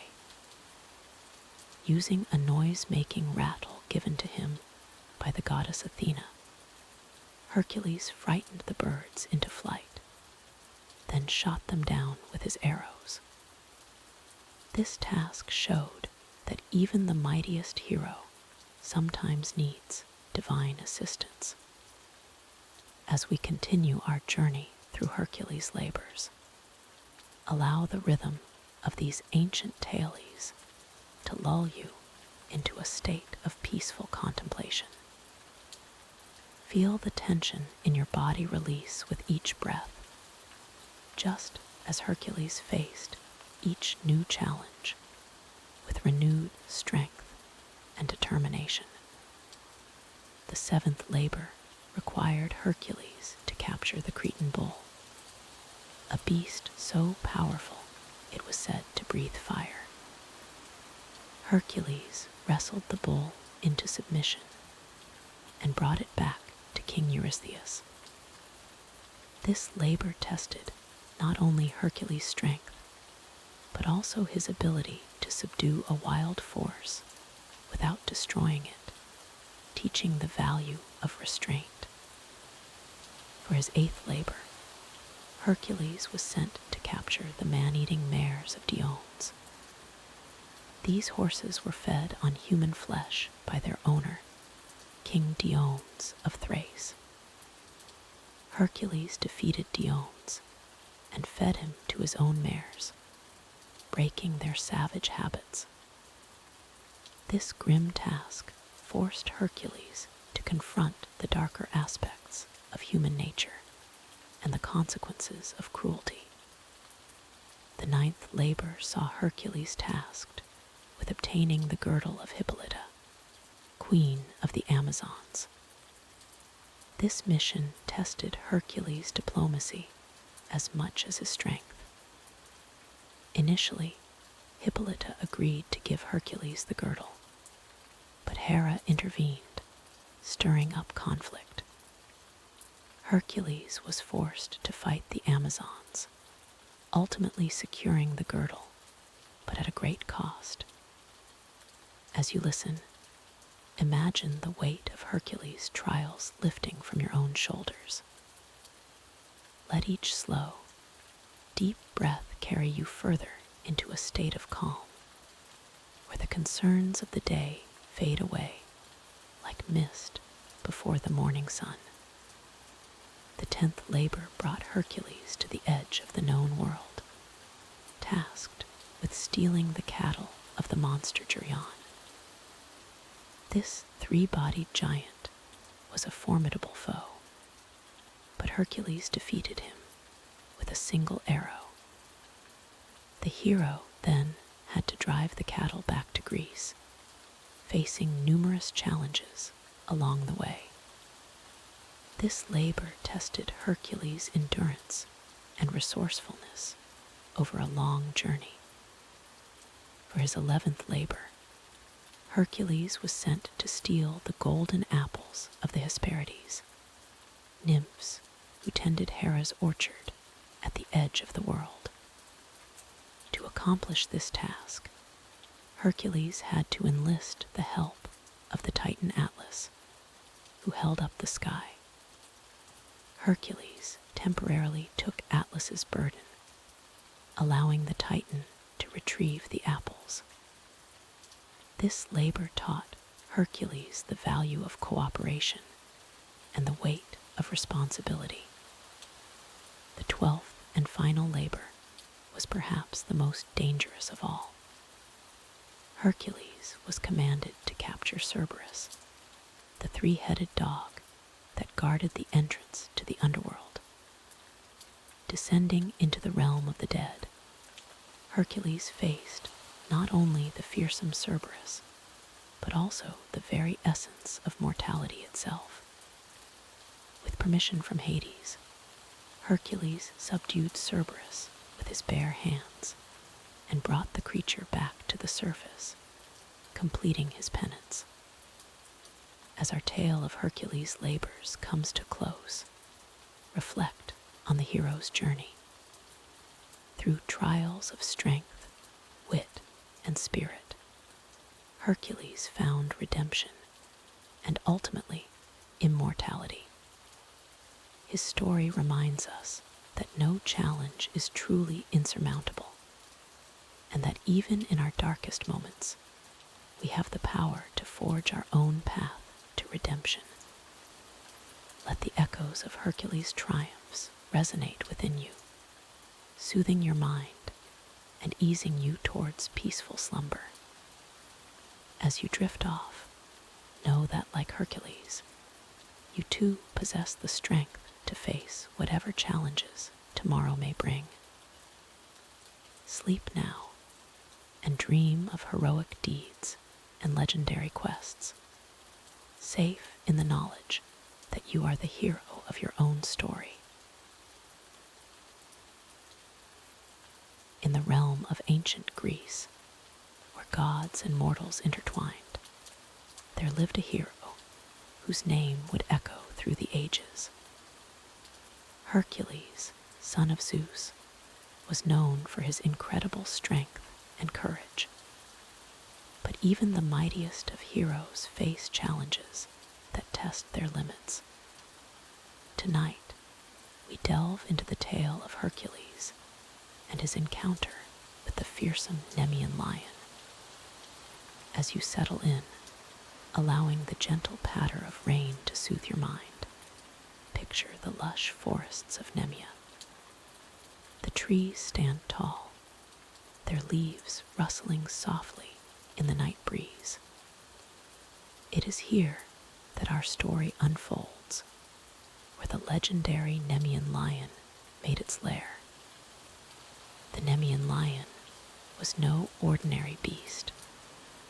Its golden fur gleamed in the moonlight, impenetrable to mortal weapons. Its claws, sharper than the finest swords, could tear through armor as if it were parchment. The lion's roar echoed through the valleys, striking fear into the hearts of all who heard it.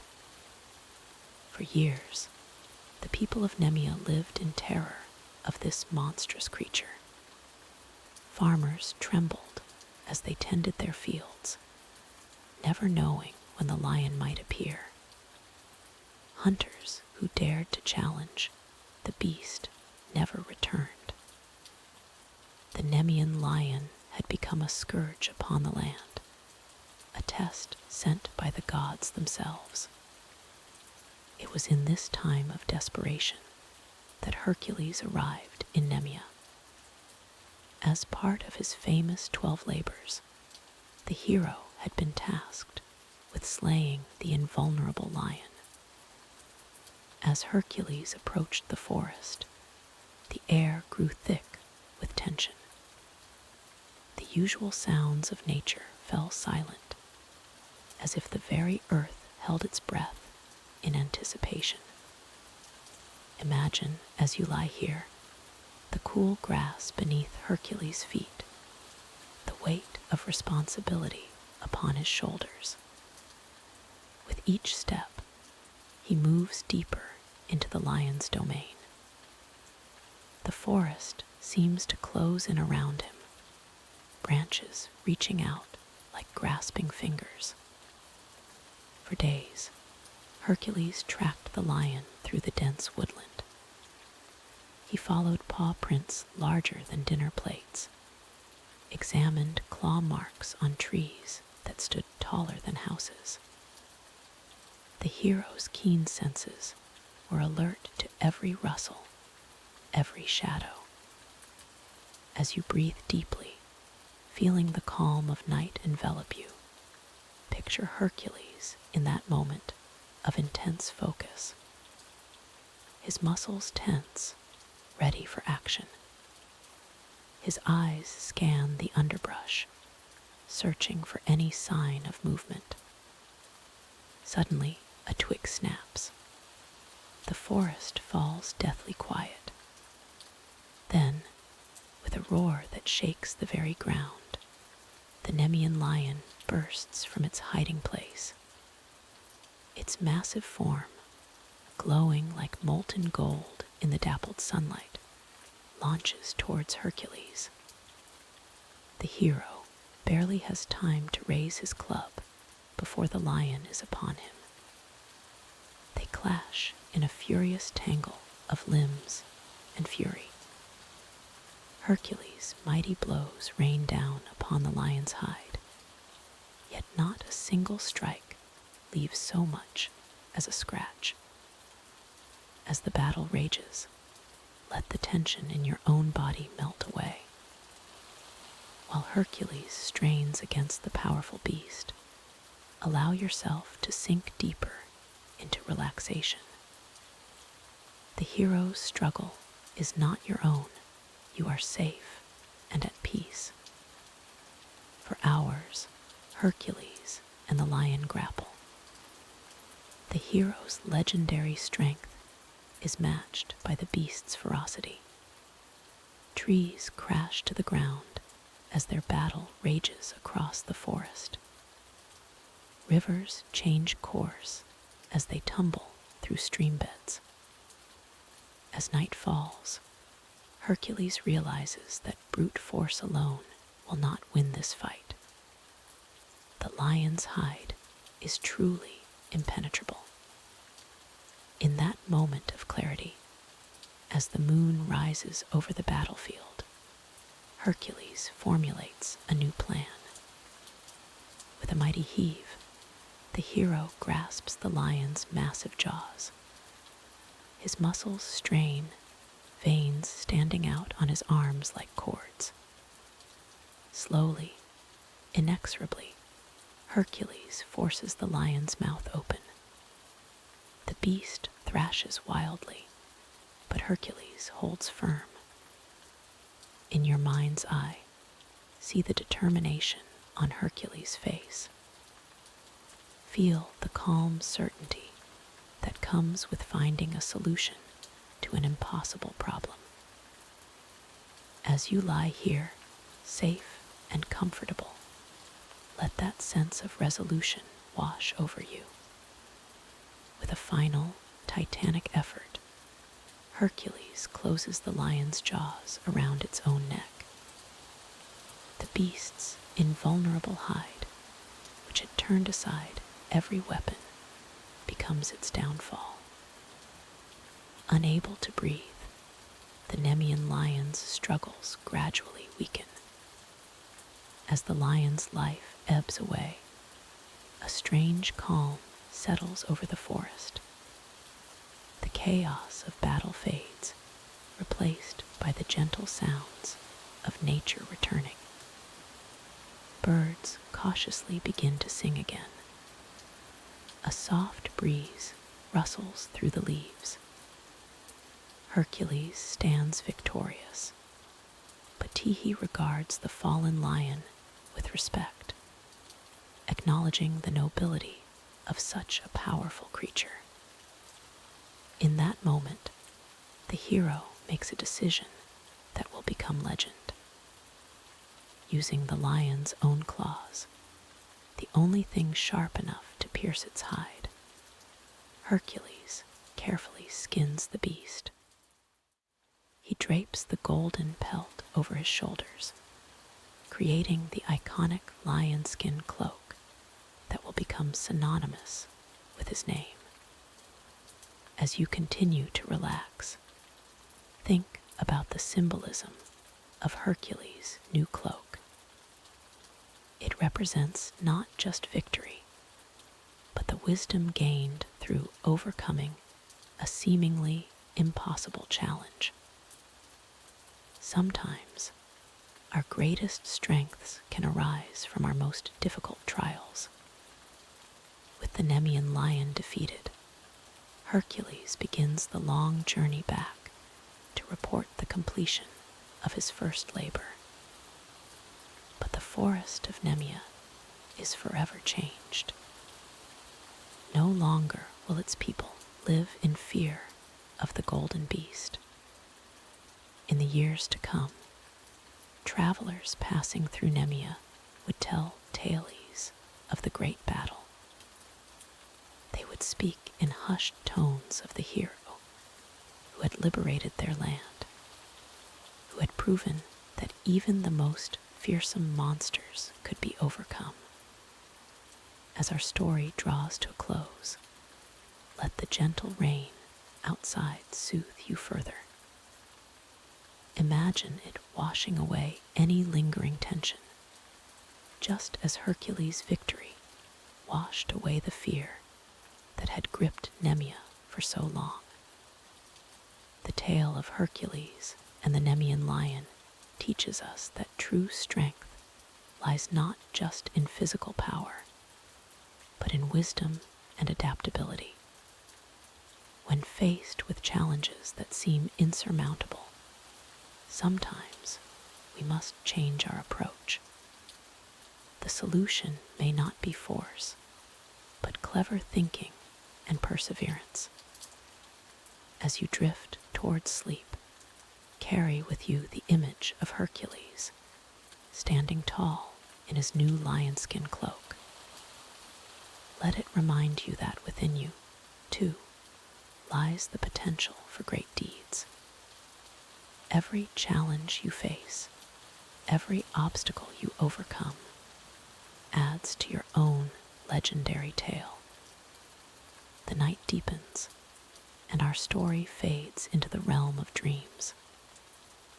May your sleep be peaceful, guarded by the spirit of heroes like Hercules. And may you wake refreshed, ready to face your own labors with courage and wisdom. As the rain continues its gentle rhythm, allow yourself to sink deeper into restful slumber. The world of myth and legend will be here waiting for you whenever you wish to return. For now, rest easy, safe in the knowledge that even the mightiest lions can be overcome, and that within you lies the strength of heroes. Good night and sweet dreams. As we continue our journey through the legendary labors of Hercules, we come to one of his most famous and perilous tasks, the slaying of the Hydra. This monstrous creature, with its many heads and poisonous breath, posed a challenge that would test even the mightiest of heroes. As you listen, allow the gentle patter of rain to lull you deeper into relaxation, imagining the misty swamps where this epic battle took place. The Hydra made its lair in the swamps of Lerna, a place shrouded in mystery and fear. Few dared to venture near, for the stories of the beast's ferocity had spread far and wide. The marshes were eerily quiet, save for the occasional rustle of reeds in the wind and the distant croak of frogs. But beneath this seeming tranquility lurked a creature of nightmare. Picture, if you will, a serpentine body as thick as an ancient oak, covered in scales that gleamed like polished obsidian. But it was the Hydra's heads that struck terror into the hearts of all who beheld it. Some say it had 9, others claim it possessed 100, but all agreed that where one head was cut off, 2 more would grow in its place. As Hercules approached the Hydra's lair, the air grew thick with a noxious vapor. The hero's muscles tensed, his senses alert to every movement in the mist. He had faced fearsome beasts before, but something about this creature sent a chill down his spine. Perhaps it was the knowledge that this task would require more than brute strength alone. The silence was suddenly shattered by a bone-chilling hiss. From the murky waters rose the Hydra, its multiple heads weaving hypnotically, eyes glowing with malevolent intelligence. Hercules stood his ground, his legendary club gripped tightly in his powerful hands. As you listen, feel the tension in your own body begin to release, knowing that, like Hercules, you too have the strength to face your challenges.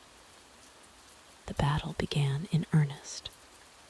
Hercules swung his club with all his might, connecting with one of the Hydra's heads.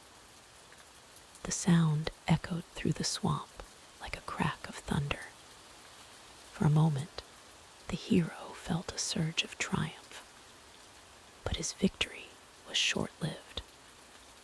Where the severed head had been, two new ones began to sprout, their eyes fixing on Hercules with renewed hunger. Again and again, Hercules struck, and each time more heads grew. The swamp echoed with the sounds of combat, the Hydra's hisses mingling with Hercules' grunts of exertion. As the battle raged on, the hero began to tire. His mighty arms, which had never failed him before, began to feel heavy as lead. Despair started to creep into his heart. But in that moment of doubt, Hercules remembered the wisdom of his teacher, Chiron. The centaur had once told him that some problems cannot be solved by strength alone. They require cunning, adaptability, and sometimes the help of others. As you reflect on this, consider how in your own life there may be challenges that require a change in approach rather than mere persistence. With renewed determination, Hercules called out to his nephew and faithful companion, Iolaus, who had accompanied him on this quest. Together, they devised a new strategy. As Hercules severed each head, Iolaus would quickly cauterize the wound with a flaming torch, preventing new heads from growing. This teamwork proved to be the key to victory. One by one, the Hydra's heads were cut and seared, until only one remained, the immortal head at the center. Hercules, with a final mighty blow, severed this last head and buried it deep beneath a heavy rock, ensuring it could never regenerate. As the Hydra's body sank back into the murky waters of the swamp, a profound silence fell over Lerna. The noxious vapors dissipated, and for the first time in ages, the air was clear and sweet. Hercules and Iolaus stood side by side, their chests heaving from exertion, but their hearts swelling with the pride of accomplishment. This tale of Hercules and the Hydra teaches us valuable lessons that we can apply to our own lives. First, it reminds us that persistence alone is not always enough to overcome our challenges. Sometimes we must step back, reassess, and change our approach. Like Hercules, we may need to recognize when our usual methods are not working and be willing to try something new. Secondly, it highlights the importance of teamwork and seeking help when we need it. Hercules, despite his incredible strength, could not defeat the Hydra alone. It was only with Iolaus' assistance that he was able to triumph. In our own lives, we should not be afraid to reach out to others when facing difficult tasks or overwhelming problems. As you lie here, letting the soothing sound of rain wash over you, consider the Hydras in your own life. These may be problems that seem to multiply every time you try to solve them, or challenges that appear insurmountable. Remember that, like Hercules, you have the strength within you to face these obstacles. But also, like Hercules, you have the wisdom to know when to seek a new approach or ask for help. The swamps of Lerna, once a place of fear and danger, became a symbol of hope after Hercules' victory. It stood as a testament to the fact that even the most terrifying of monsters can be defeated with courage, intelligence, and cooperation. As you drift closer to sleep, let this thought comfort you. Whatever challenges tomorrow may bring, you have the power to face them. Imagine now the peaceful swamp after the battle. The water is still, reflecting the sky above like a mirror. The reeds sway gently in a soft breeze, and the croaking of frogs has returned, filling the air with a soothing melody. This tranquil scene is a reminder that after every storm, after every battle, there comes a time of peace and renewal. As your body relaxes deeper into comfort, picture yourself standing beside Hercules and Iolaus, gazing out over the calm waters of Lerna. Feel the sense of accomplishment, the quiet joy of a difficult task well done. Let this feeling of satisfaction spread through your body, releasing any remaining tension and preparing you for restful sleep. The legend of Hercules and the Hydra has endured for thousands of years, inspiring countless generations to face their fears and overcome seemingly impossible odds. As you carry this story with you into your dreams, know that you too have the potential for greatness within you. Every challenge you face, every obstacle you overcome, adds to your own legendary tale. As we conclude this chapter of Hercules' labors, allow yourself to sink even deeper into relaxation. The sound of rain continues its gentle rhythm, washing away any remaining thoughts or worries. Your breathing is slow and steady, your body heavy and comfortable. The world of myth and legend slowly fades, leaving you in a peaceful space, ready for restorative sleep. Remember, like the still waters of Lerna after the battle, your mind can find calm after any storm. Let go of any remaining tension, any lingering concerns. Trust in your own strength, your own wisdom, and the support of those around you. As you drift off to sleep, know that you are safe, you are strong, and you are capable of facing whatever tomorrow may bring. In the annals of Greek mythology, few heroes shine as brightly as Perseus, the legendary slayer of Medusa.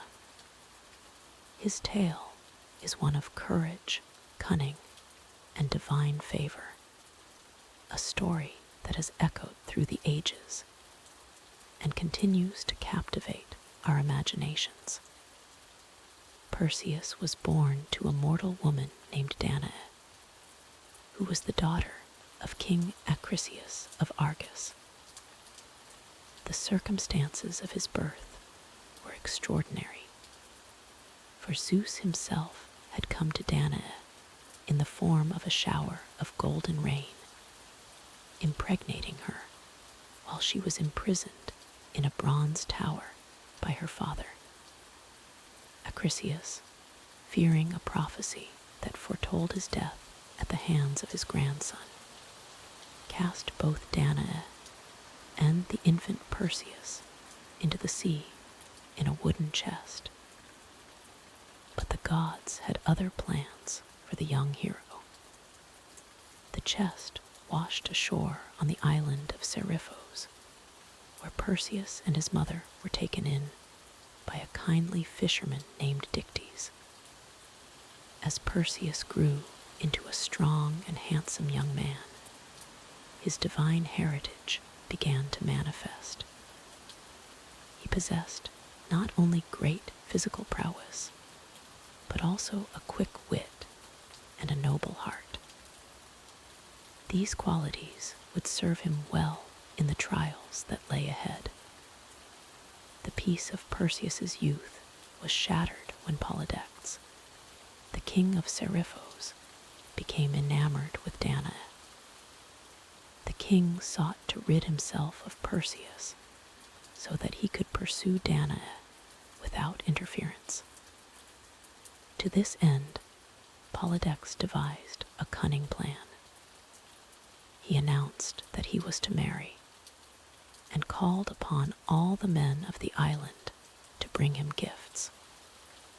Perseus, eager to prove himself, boasted that he could bring the king any gift he desired, even the head of Medusa, the Gorgon whose gaze could turn men to stone. Polydectes seized upon this opportunity, knowing full well the peril of such a quest. He demanded that Perseus bring him the Gorgon's head, certain that the young hero would never return from such a dangerous mission. But Perseus was not alone in his quest. The gods, recognizing his potential and the injustice of Polydectes' demand, chose to aid him. Athena, goddess of wisdom and war, and Hermes, the messenger god, appeared before Perseus to offer their assistance. Athena gifted Perseus with a polished shield, its surface so reflective that it could be used as a mirror. Hermes provided him with winged sandals that would allow him to fly, and a special sack to safely contain Medusa's head once it was severed. The gods also guided Perseus to the three ancient sisters who shared a single eye between them. With cunning and stealth, Perseus managed to steal their eye, refusing to return it until they revealed the location of the Gorgon's lair, and provided him with additional magical items: a cap of invisibility and a curved sword that could cut through anything. Armed with these divine gifts and his own courage, Perseus set out for the Gorgon's island. As he approached, he could hear the hissing of their hair, which was made of living, venomous snakes. The very air seemed to tremble with the power of their gaze. Perseus knew that to look directly at Medusa would mean instant petrification. Using Athena's polished shield as a mirror, he was able to locate Medusa without meeting her deadly gaze. With the winged sandals, he hovered above the sleeping Gorgons, his heart pounding in his chest.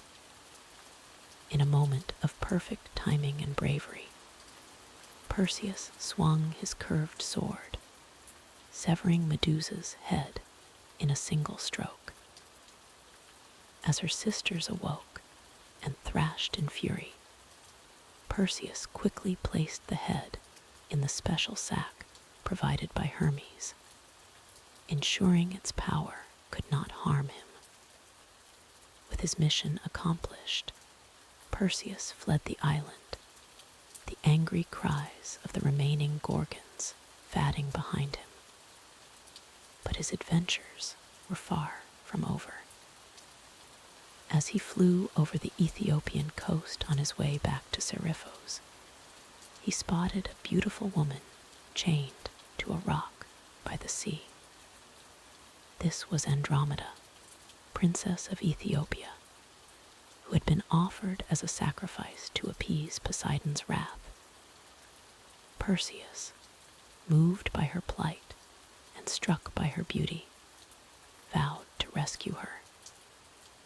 As the sea monster Cetus approached to claim its prey, Perseus drew forth Medusa's head. With a single glance, the terrifying Cetus was transformed into stone, sinking beneath the waves. Perseus freed Andromeda from her chains, and the two fell deeply in love. They would later marry, but not before Perseus faced yet another challenge. Returning to Seriphos with Andromeda at his side, Perseus found that in his absence, Polydex had become even more insistent in his pursuit of Danae. The king had forced Perseus's mother to take refuge in a temple to escape his unwanted advances. Enraged by this treatment of his mother, and emboldened by his victories, Perseus confronted Polydex in his court.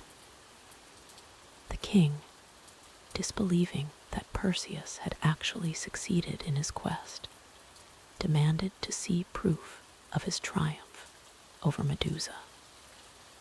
In a moment of poetic justice, Perseus revealed the Gorgon's head, turning Polydex and his conspirators to stone.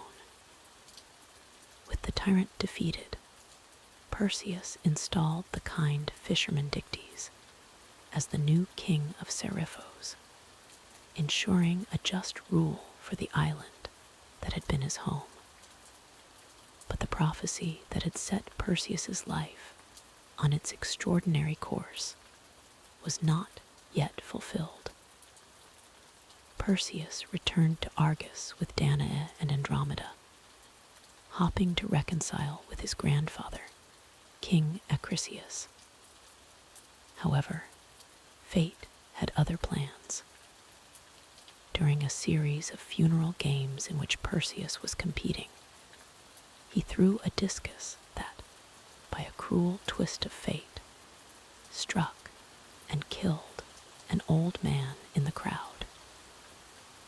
This man was none other than Acrisius, who had traveled there in disguise, still fearing the prophecy of his demise.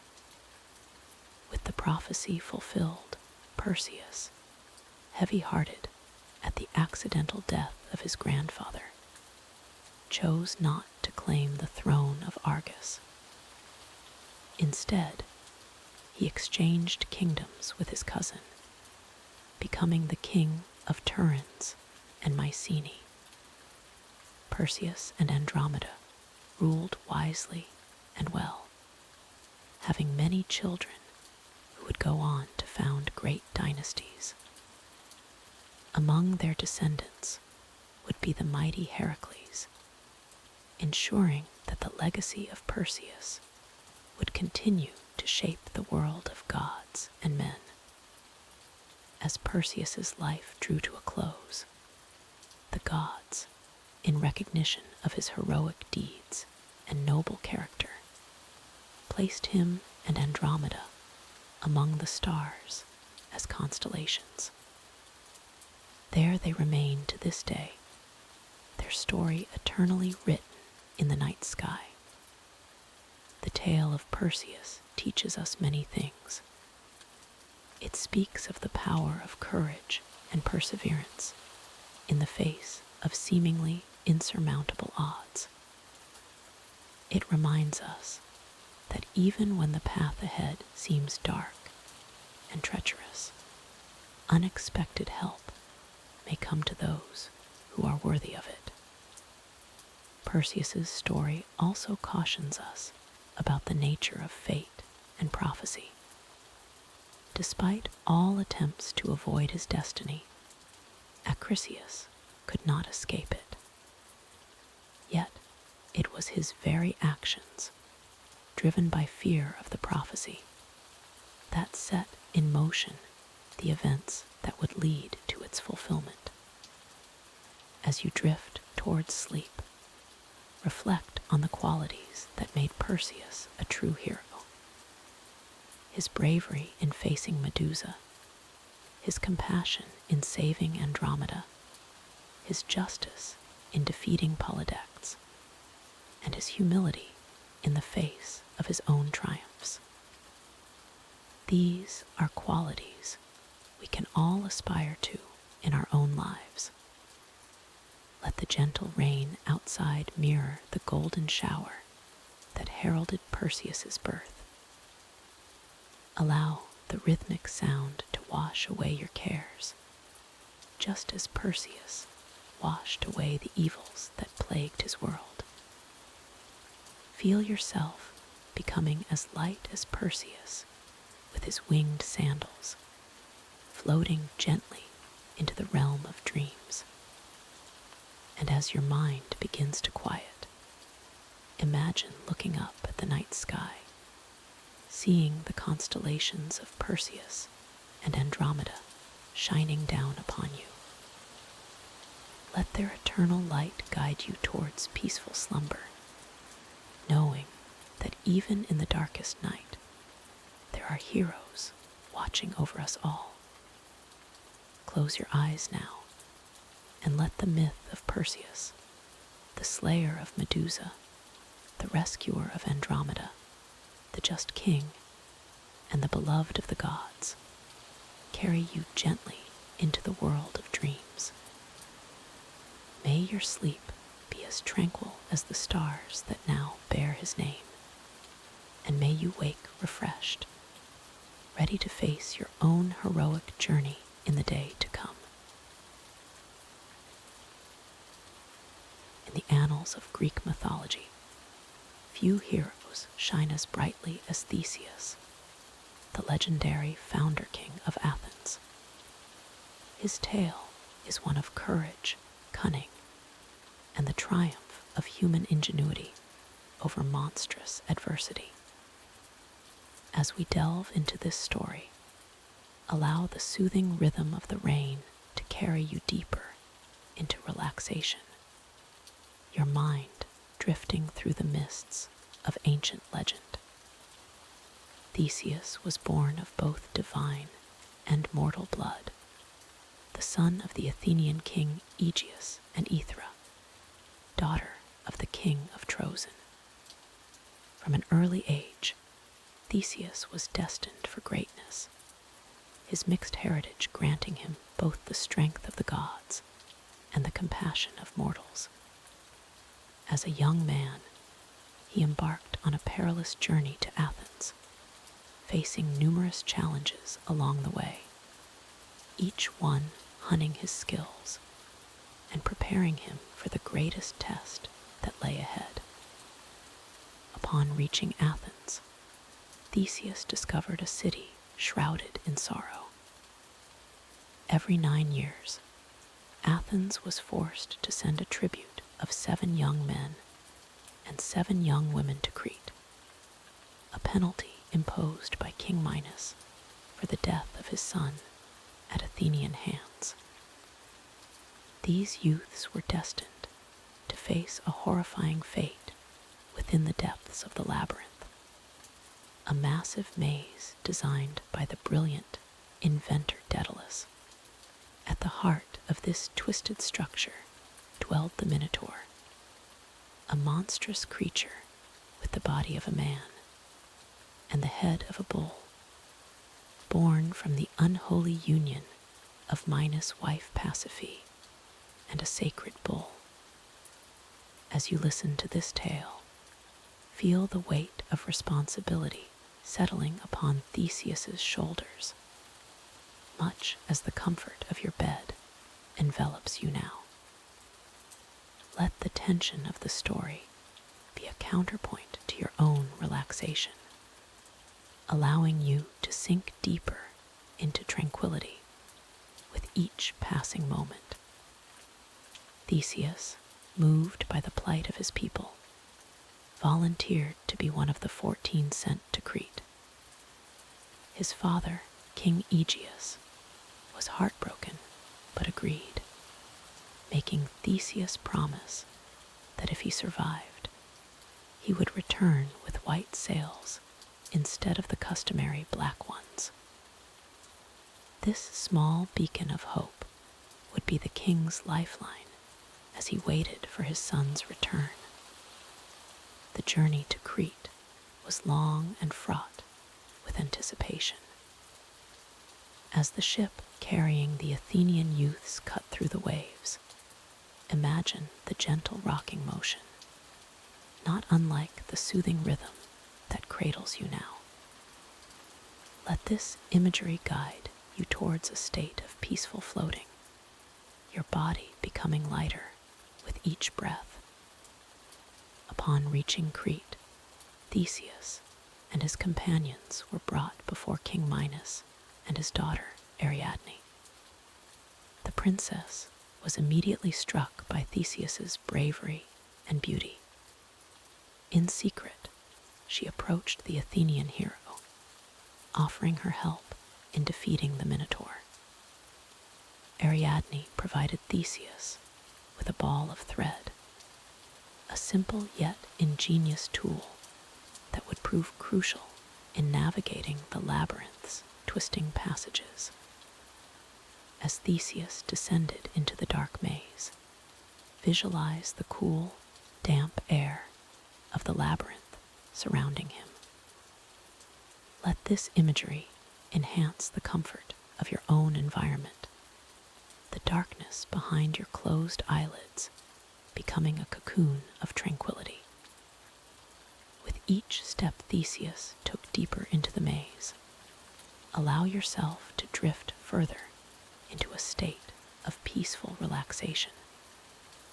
The labyrinth was a marvel of engineering, its winding corridors designed to confuse and disorient. Yet Theseus, armed with Ariadne's thread, carefully unspooled it behind him as he ventured deeper. The soft sound of the thread unwinding might have been barely audible over his cautious footsteps, much like the gentle patter of rain that accompanies our story now. As Theseus delved further into the heart of the maze, the air grew thick with the scent of the beast. The Minotaur's lair was near. Imagine the hero's heart racing, his senses heightened, every shadow potentially concealing the monstrous creature. Yet, as you picture this scene, allow your own heartbeat to remain slow and steady, your breathing deep and rhythmic. Suddenly, the Minotaur appeared, a terrifying fusion of man and beast, its eyes gleaming with hunger and rage. The creature charged at Theseus, its horns lowered, ready to gore the young hero. But Theseus, trained in the art of wrestling and armed with his quick wit, sidestepped the beast's rush. As the Minotaur thundered past, Theseus seized one of its horns, using the monster's own momentum to slam it into the stone wall of the labyrinth. The battle that ensued was fierce, but brief. Theseus, embodying the strength and skill of a true hero, grappled with the Minotaur. His muscles strained against the creature's inhuman power, yet he did not falter. With a final mighty effort, Theseus overcame the beast, ending its reign of terror within the labyrinth. As you envision this climactic moment, let it serve as a reminder of the strength that resides within you, even as you lie here in perfect relaxation. Like Theseus, you too possess the power to overcome the challenges that life presents, no matter how insurmountable they may seem. With the Minotaur defeated, Theseus faced the daunting task of finding his way back through the labyrinth. Here, Ariadne's gift proved invaluable. Following the thread he had so carefully laid out, Theseus retraced his steps through the twisting passages. With each turn, imagine the tension melting away, both for our hero and for yourself. Let this journey out of the maze mirror your own passage into deeper relaxation. Emerging from the labyrinth victorious, Theseus was greeted by the astonished and jubilant Athenian youths. Ariadne, true to her word, helped them escape from Crete under the cover of night. As their ship sailed away from the island, picture the gentle waves lapping against the hull, a soothing rhythm not unlike the soft rain sounds surrounding you now. However, Theseus's journey was not without its bittersweet moments. In his haste and excitement, he forgot to change the sails of his ship from black to white, as he had promised his father. King Aegeus, watching from the cliffs of Athens and seeing the black sails approach, believed his son had perished. Overcome with grief, he threw himself into the sea, which would forever after bear his name, the Aegean. This tragic twist in Theseus's tale reminds us of the importance of mindfulness and keeping our promises, even in moments of great triumph. As you lie here, drifting towards sleep, take a moment to reflect on the commitments in your own life, knowing that with each restful night, you renew your strength to honor them. Theseus returned to Athens a hero, having freed the city from its terrible tribute, and proven himself worthy of kingship. Under his rule, Athens flourished, becoming a center of culture, democracy, and enlightenment in the ancient world. The story of Theseus and the Minotaur would be told for generations, a testament to the power of courage, ingenuity, and the indomitable human spirit. As our tale of Theseus draws to a close, allow the echoes of his heroic deeds to fade gently from your mind.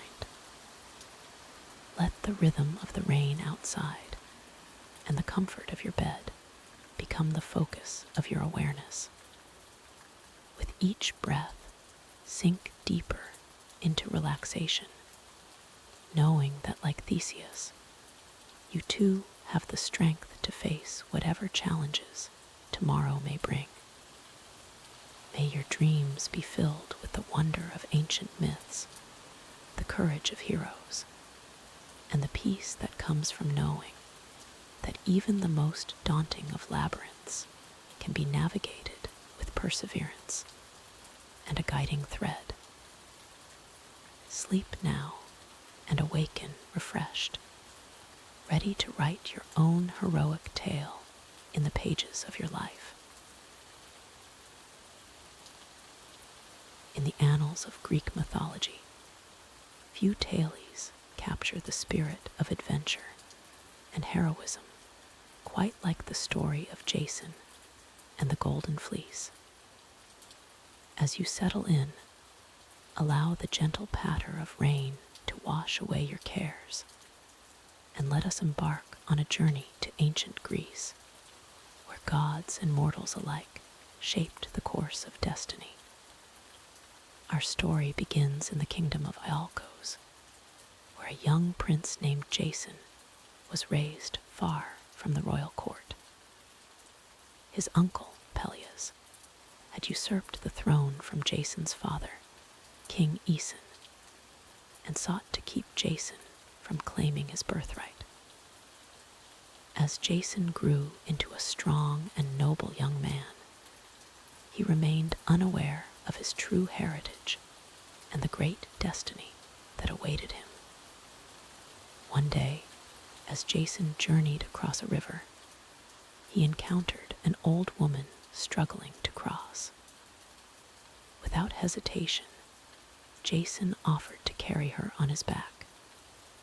As they made their way through the rushing waters, Jason lost one of his sandals, but successfully brought the woman to the other side. Little did he know that this simple act of kindness would set in motion a grand adventure. For you see, dear listener, the old woman was none other than the goddess Hera in disguise. She had taken an interest in Jason's fate and decided to test his character. Pleased by his compassion, Hera vowed to aid Jason in the trials that lay ahead. As you rest and listen, imagine the cool water of the river, the weight of responsibility on Jason's shoulders, and the unseen hand of destiny guiding his path. With one sandal missing, Jason made his way to Iolcos, where his uncle Peleus ruled. An oracle had once warned Peleus to beware a man wearing only one sandal, for he would be the rightful heir to the throne. When Jason arrived at the palace, Peleus immediately recognized the threat to his rule. But rather than confronting Jason directly, the cunning king devised a plan to rid himself of his nephew. Peleus challenged Jason to a seemingly impossible task: to retrieve the golden fleece from the distant land of Colchis. The golden fleece was the wool of a magical ram, said to bring prosperity and good fortune to whoever possessed it. It was guarded by a fearsome dragon that never slept in a land ruled by a powerful and suspicious king. Jason, young and eager to prove himself, accepted the challenge without hesitation. Little did he know the perilous journey that lay ahead. As you lie there, letting the soothing rhythm of the rain lull you deeper into relaxation, picture Jason standing before his uncle, his heart filled with determination and his mind racing with thoughts of the adventure to come. To undertake this monumental quest, Jason needed a ship and a crew worthy of the challenge. He commissioned the building of a magnificent vessel called the Argo, crafted by the finest shipwright in all of Greece. The ship was said to have been blessed by Athena herself, imbued with the power of speech and the ability to guide its crew through treacherous waters.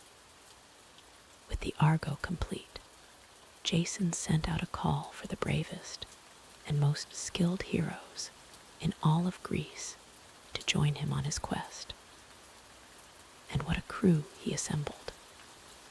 Among them were Hercules, the strongest of all mortals, Orpheus, whose music could charm even the stones, Atalanta, the fleet-footed huntress, and the twin brothers Castor and Pollux, skilled in boxing and horsemanship.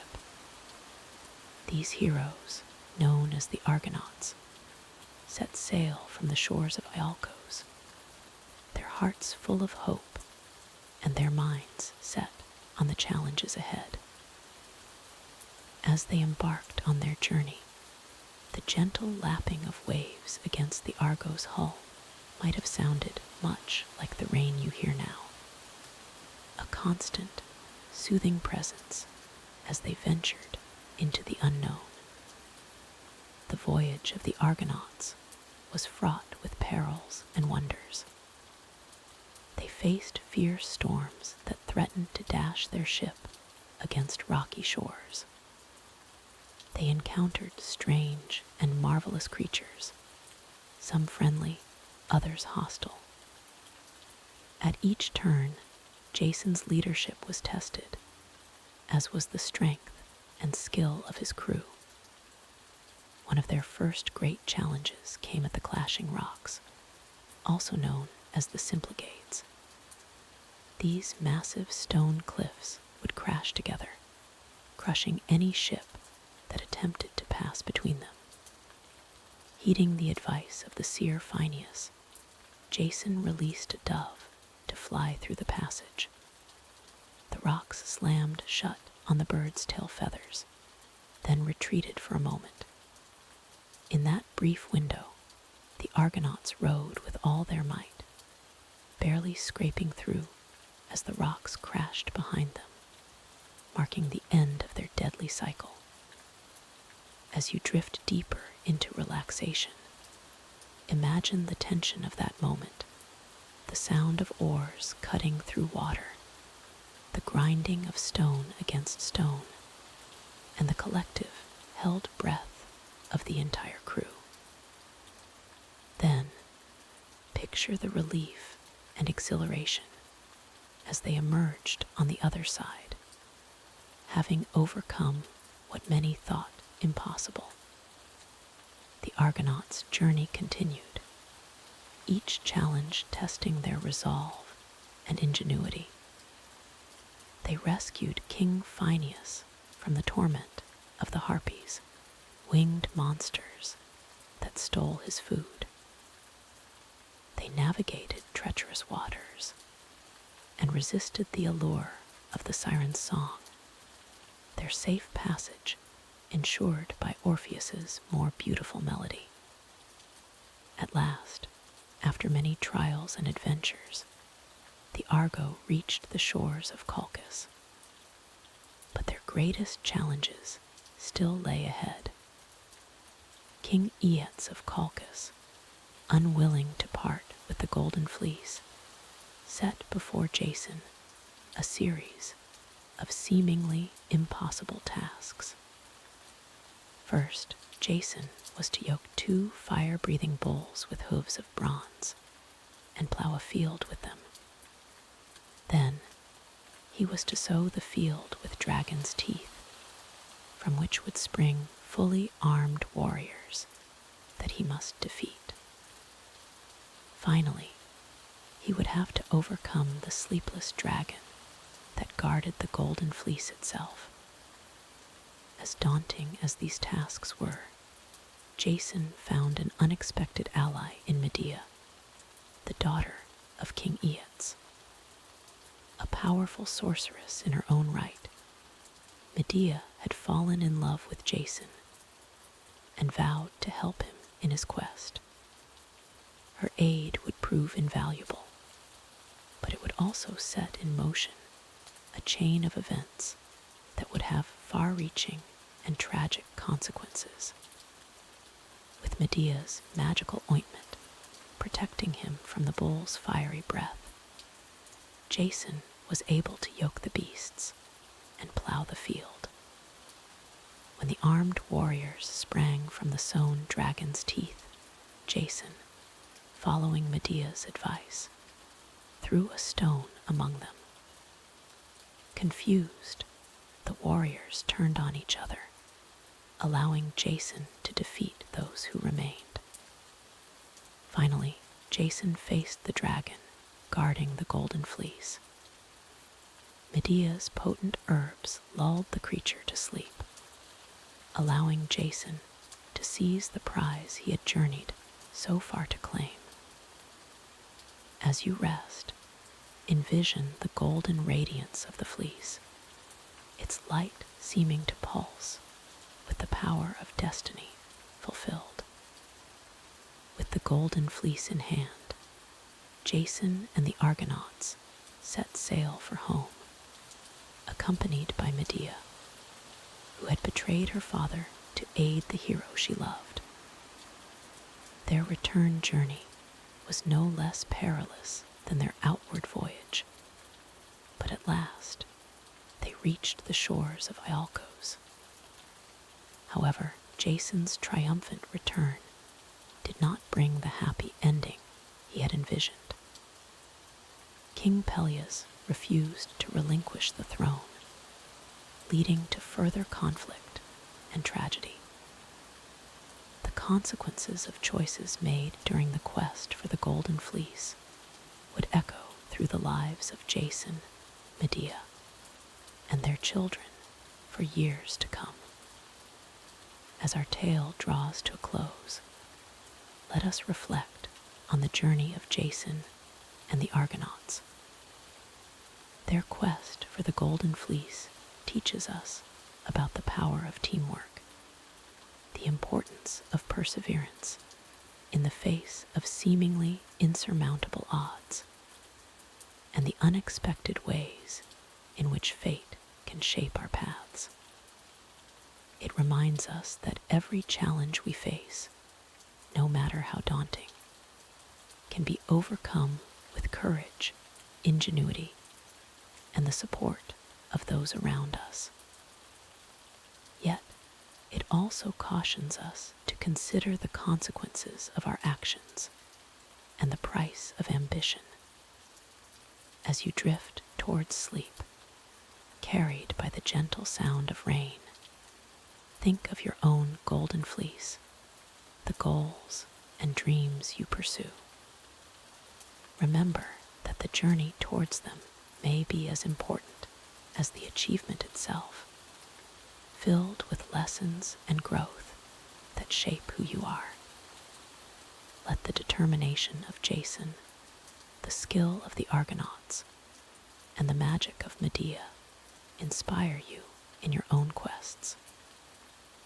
And as you sail through the seas of your dreams tonight, may you find the courage to face whatever challenges tomorrow may bring, knowing that within you lies the strength of a true hero. Sleep now, brave listener, and may your dreams be filled with golden light and wondrous adventures. Good night, and safe travels through the realms of myth and imagination. In the annals of Greek mythology, few heroes stand as tall as Odysseus, the clever king of Ithaca. His tale is one of cunning, perseverance, and the long journey home. But before we delve into his famous Odyssey, we must first explore the war that set it all in motion, the Trojan War. Picture, if you will, the shores of ancient Troy. The waves lap gently against the sand, a soothing rhythm that belies the tension in the air. For 10 long years, the greatest warriors of Greece have laid siege to this mighty city, all for the sake of one woman, Helen, the face that launched 1,000 ships. Odysseus, known for his wit and strategy, stands among the Greek leaders. His sharp mind has already proven invaluable in this lengthy conflict. It was he who convinced the reluctant Achilles to join the war, and it is he who will soon conceive of the plan that will finally bring Troy to its knees. As you listen to this tale, allow the ebb and flow of the story to wash over you like the tides of the Aegean. Let the tension in your body release with each breath, just as the Greeks longed for release from this seemingly endless war. The cause of the Trojan War reaches back to a divine dispute. At the wedding of Peleus and Thetis, the goddess of discord, Eris, angry at not being invited, threw a golden apple inscribed with the words, "For the fairest," into the midst of the festivities. 3 goddesses claimed the apple: Hera, Athena, and Aphrodite. To settle the dispute, Zeus appointed Paris, a prince of Troy, to judge the contest. Each goddess attempted to bribe Paris. Hera offered him power over all Asia. Athena promised him wisdom and skill in war. But Aphrodite offered him the love of the most beautiful woman in the world, Helen of Sparta. Paris chose Aphrodite's gift, and with the goddess's help, he traveled to Sparta and won Helen's heart. However, Helen was already married to King Menelaus of Sparta. When Paris took Helen back to Troy, Menelaus called upon all the kings and princes of Greece to honor their oath and help him reclaim his wife. As you contemplate this tale of love, honor, and divine mischief, feel the weight of your own concerns lifting. Like Helen floating across the sea to Troy, let your mind drift gently towards the shores of sleep. And so, the greatest heroes of Greece gathered their armies and set sail for Troy. Among them was Odysseus, who had tried to avoid the war by feigning madness. But his ruse was uncovered, and he was compelled to join the expedition, leaving behind his wife Penelope and infant son Telemachus. For 10 long years, the Greeks besieged Troy, but the city's walls, built by the gods themselves, proved impregnable. The war seemed to be at a stalemate, with neither side able to claim victory. It was during this time that Odysseus's cunning truly shone. In battle after battle, Odysseus proved his worth not through brute strength, but through clever strategies and inspiring speeches. He was the voice of reason among the hot-headed warriors, the diplomat who could smooth over conflicts within the Greek camp. As you listen, imagine the flickering campfires of the Greek army, the murmur of soldiers telling stories to pass the long nights. Let the gentle sound of their voices blend with the ambient rain, creating a cocoon of comfort around you. One of Odysseus's most famous exploits during the war was his nighttime raid into the Trojan camp with Diones.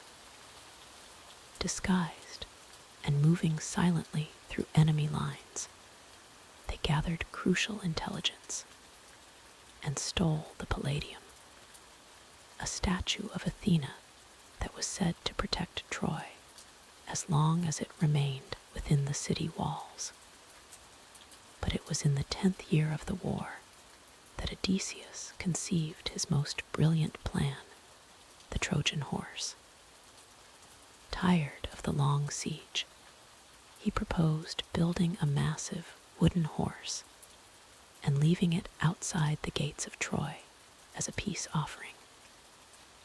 Inside the horse, a select group of Greek warriors would hide. The plan was set in motion. The Greeks built the horse, filled it with their bravest warriors, and then appeared to sail away, leaving the horse on the shore. The Trojans, believing the siege was over, pulled the horse into their city as a trophy of their victory. As you picture this massive wooden horse being drawn through the gates of Troy, feel your own defenses lowering. Like the Trojans opening their impenetrable walls, allow yourself to open to the possibility of deep, restful sleep. That night, While the Trojans celebrated their apparent victory, the Greek warriors emerged from the horse. They opened the gates for the rest of the army, which had sailed back under cover of darkness. Troy, caught completely by surprise, fell to the Greeks. The long war was finally over. In the aftermath of Troy's fall, Odysseus was hailed as a hero. His clever strategy had accomplished what 10 years of warfare could not. But the gods have a way of balancing glory with hardship, and Odysseus's greatest trial was yet to come. For his role in desecrating Trojan temples during the sack of the city, Odysseus earned the enmity of the sea god Poseidon. As he set sail for home, Odysseus found himself at the beginning of a journey that would take him 10 more years to complete. A journey filled with monsters, temptations, and the constant longing for home. As we pause in our tale, with Odysseus setting sail from the shores of fallen Troy, take a moment to reflect on the nature of cleverness and perseverance. Odysseus's strength lay not in his muscles, but in his mind. His greatest weapon was not a sword or spear, but his ability to think creatively and adapt to any situation. In your own life, remember that the solutions to your challenges may not always be straightforward. Sometimes, like the Trojan horse, the path to success might require thinking outside the box. And like Odysseus's long journey home, the path to your goals may be winding and filled with obstacles. But just as Odysseus never lost sight of Ithaca, hold onto your own dreams and aspirations. Let them be the guiding star that leads you through life's storms, just as the stars guided ancient sailors across the wine-dark sea. As you lie here, allowing the gentle rain to wash away the cares of the day, imagine yourself on Odysseus's ship. Feel the gentle rocking of the waves, the cool sea breeze on your face. The journey ahead may be long, but for now, in this moment, all is calm and peaceful. Let the rhythm of the waves and the soft patter of rain lull you towards sleep. Like Odysseus setting sail into the unknown, allow yourself to drift into the welcoming arms of slumber. Your own odyssey through the night is beginning, a journey through dreams as wondrous and strange as any Greek myth. Remember, just as Odysseus always found a way through his challenges, you too have the strength and wisdom within you to face whatever tomorrow may bring. But for now, let go of all concerns. The night is yours to rest and rejuvenate. As we leave Odysseus sailing into the sunset, know that his adventures, like your dreams, will be there waiting when you're ready to return to them. For now, simply breathe deeply, relax completely, and allow yourself to slip gently into the realm of Morpheus, the god of dreams. As the stars wheeled overhead and the gentle rain pattered against your window, Odysseus, the clever king of Ithaca, began his long journey home from the Trojan War. His voyage, filled with perils and wonders, would stretch across a decade, testing his wit, courage, and endurance. After leaving Troy, Odysseus and his fleet first encountered the land of the Cicons. There, they engaged in battle, emerging victorious, but at a cost. As they set sail once more, Zeus sent a storm that drove them far off course to the land of the Lotus Eaters. In this strange land, some of Odysseus's men ate the lotus flower, forgetting their homes and their mission. With heavy heart, Odysseus dragged these men back to the ships, binding them beneath the rowing benches. As you listen, feel the weight of responsibility settling over you, like a warm, comforting blanket. Their next stop was the island of the Cyclops. Here, Odysseus and his men entered the cave of Polyphemus, son of Poseidon. The giant Cyclops trapped them inside, devouring several of Odysseus's companions. But our hero's quick thinking saved them. Odysseus introduced himself to the Cyclops as nobody. Then, after getting Polyphemus drunk on wine, Odysseus and his men drove a sharpened stake into the monster's single eye, blinding him. When other Cyclopes came to help, Polyphemus cried out that nobody had hurt him, and so no aid was given. As you sink deeper into relaxation, imagine the cool, damp cave, the flickering firelight, and the tension in the air as Odysseus and his men clung to the undersides of the Cyclops' sheep to escape. Feel your own clever mind working, solving problems even as you drift towards sleep.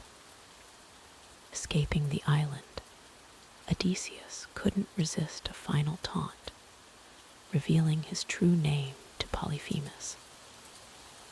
This act of hubris would haunt him, as the Cyclops called upon his father Poseidon to curse Odysseus's journey home. Let this be a gentle reminder to release your own pride as you prepare for peaceful slumber. The winds next carried them to the floating island of Aeolus, keeper of the winds. Aeolus gave Odysseus a bag containing all the winds, except the one that would blow them homeward. For 9 days, they sailed smoothly. But as Ithaca came into sight, Odysseus fell asleep at the helm. His curious crew, thinking the bag might contain treasure, opened it while Odysseus slept. The released winds created a storm that blew them far off course once more. As you listen, feel your own curiosity gently ebbing away, replaced by the calm certainty of approaching sleep. Their ships were then destroyed by the Laestrygonians, giant cannibals, leaving Odysseus with only one vessel. This sole remaining ship carried them to the island of the enchantress Circe. Half of Odysseus's men were turned into pigs by her magic, but with the help of the god Hermes, Odysseus resisted her spells. Circe, impressed by Odysseus's resistance, restored his men and became their host for a year. During this time, she advised Odysseus to seek the prophet Tiresias in the Underworld for guidance on his journey home. Let the idea of guidance soothe you, knowing that even in sleep, your mind will find its way. In the realm of the dead, Odysseus spoke not only with Tiresias, but also the shades of his mother and fallen comrades from Troy. prophet warned him of the trials to come and how to overcome them. As you listen, feel the weight of knowledge settling over you like a soft, warm fog, guiding you towards deeper relaxation. Returning to Circe's island, Odysseus and his crew prepared for the challenges ahead. They sailed past the sirens, whose enchanting songs lured sailors to their doom. Odysseus, ever curious, had himself tied to the mast to hear their song, while his men's ears were plugged with wax. Next, they navigated the strait between Scylla, a six-headed monster, and Charybdis, a deadly whirlpool. Odysseus chose to pass closer to Scylla, losing 6 men, but saving the ship. Let the rhythm of the waves against the ship's hull lull you, carrying you further into tranquility. Their journey then took them to the island of Helios, where the sun god kept his sacred cattle. Despite warnings from both Tiresias and Circe, Odysseus's starving crew slaughtered and ate some of the cattle while he slept. This sacrilege angered Zeus, who destroyed their ship with a thunderbolt as they set sail, drowning all but Odysseus. Clinging to a piece of wreckage, Odysseus drifted for 9 days before reaching the island of Calypso. The nymph kept him there for 7 years, offering immortality if he would stay with her forever. But Odysseus's heart longed for home, for his wife Penelope and son Telemachus. Finally, by decree of Zeus and the intervention of Athena, Calypso was forced to release Odysseus. He built a raft and set sail once more. But Poseidon, still angry, sent a storm that destroyed the raft. Odysseus swam for 2 days before reaching the shore of Phaeacia. As you continue to relax, imagine the exhausted hero dragging himself onto the beach, his journey not yet complete, but a moment of respite found. Allow yourself to sink into that same feeling of respite, your body heavy and comfortable. In Phaeacia, Odysseus was welcomed by King Alcinous and Queen Arete. There, he recounted his adventures, moving his hosts to tears with his tale. The Phaeacians, renowned sailors, agreed to provide Odysseus safe passage to Ithaca at last. As Odysseus finally approached the shores of his homeland, the Phaeacian ship and its crew were turned to stone by Poseidon, fulfilling the last of the god's vengeance. Athena met Odysseus on the shore, disguising him as an old beggar, so he could assess the situation in his home unrecognized. In his absence, suitors had overrun his palace, each vying for Penelope's hand in marriage and the throne of Ithaca. Penelope had cleverly delayed them for years, promising to choose a suitor once she finished weaving a burial shroud for Odysseus's father.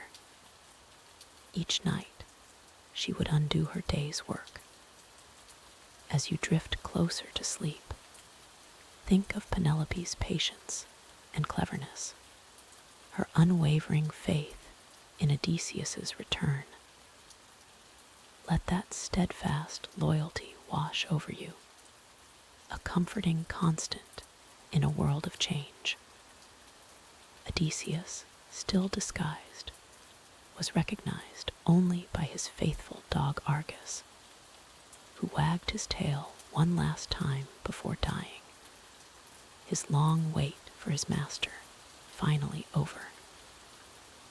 In the palace, Odysseus observed the suitor's behavior and reunited with his son Telemachus, revealing his true identity. Together, father and son plotted the suitor's downfall. Penelope, inspired by Athena, announced she would marry whoever could string Odysseus's old bow and shoot an arrow through 12 axe heads. None of the suitors could even string the bow. Then Odysseus, still disguised, asked for a chance. He strung the bow with ease and fired the perfect shot.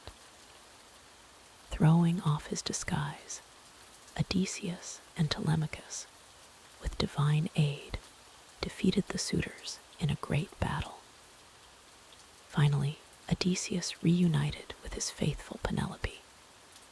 Skeptical at first, she tested him by asking her servant to move their marriage bed. Odysseus protested that this was impossible, as he had built the bed around an immovable olive tree, a secret only they knew. With this, Penelope embraced him, their long separation finally over. As our tale of Odysseus comes to a close, let his perseverance and eventual homecoming comfort you. Like him, you have navigated the day's challenges, and now find yourself on the shores of sleep. Let go of your journey for now, and allow yourself to drift into peaceful slumber, safe in your own Ithaca of dreams. In the annals of Greek mythology, few tales are as poignant and heart-wrenching as that of Orpheus and Eurydice. Their story is one of love, loss, and the power of music to transcend even the boundaries of death itself. As we delve into this tale, allow the gentle patter of rain to lull you deeper into relaxation, washing away the cares of the day. Orpheus was a legendary musician, poet, and prophet in ancient Greek religion.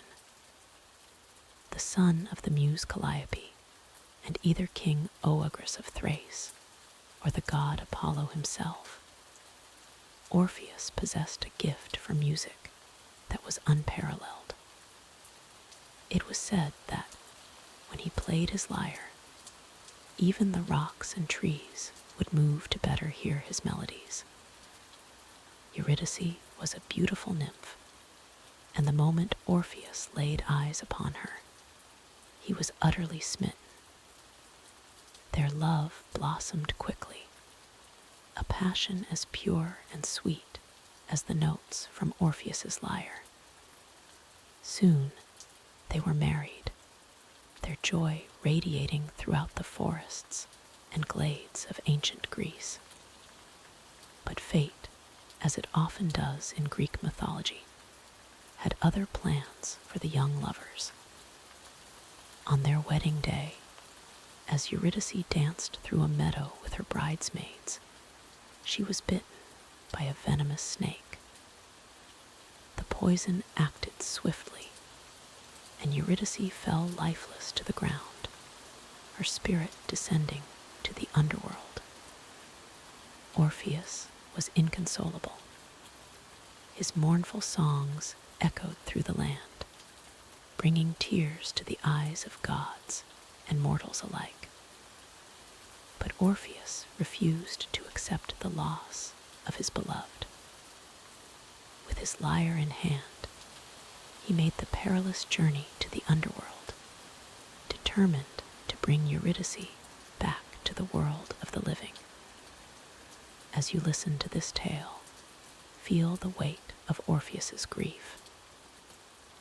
Let it remind you that even in our darkest moments, allow yourself to sink deeper into comfort, knowing that, like Orpheus, you too have the strength to face any challenge. At the gates of the underworld, Orpheus encountered Cerberus, the fearsome three-headed dog that guarded the realm of the dead. But even this monstrous creature was not immune to the power of Orpheus's music.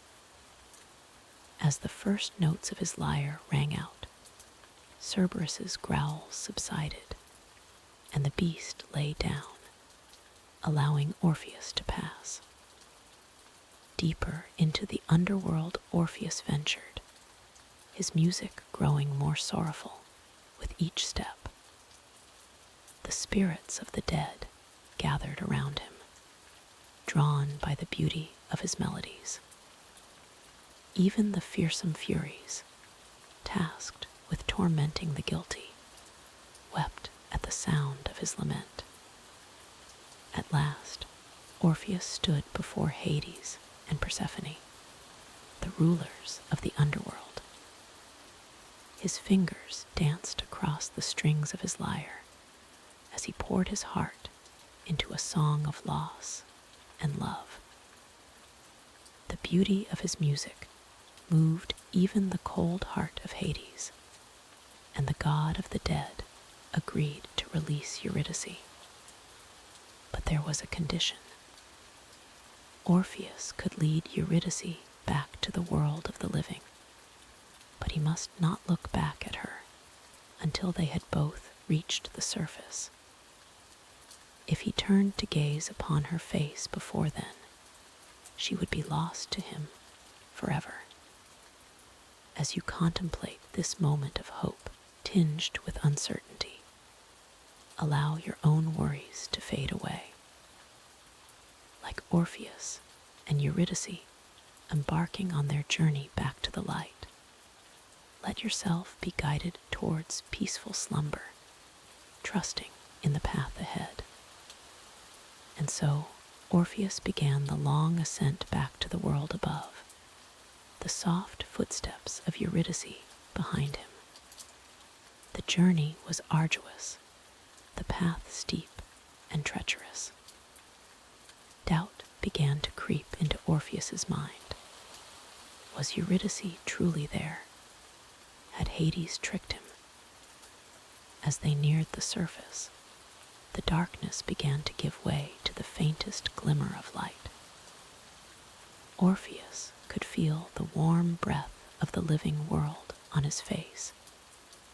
His heart raced with anticipation and fear. Just a few more steps, and they would be free.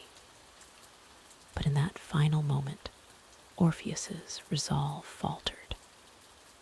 Perhaps it was doubt, or simply the overwhelming desire to see his beloved's face once more. Whatever the reason, Orpheus turned to look at Eurydice. Their eyes met for the briefest of instants. A moment of joy quickly shattered.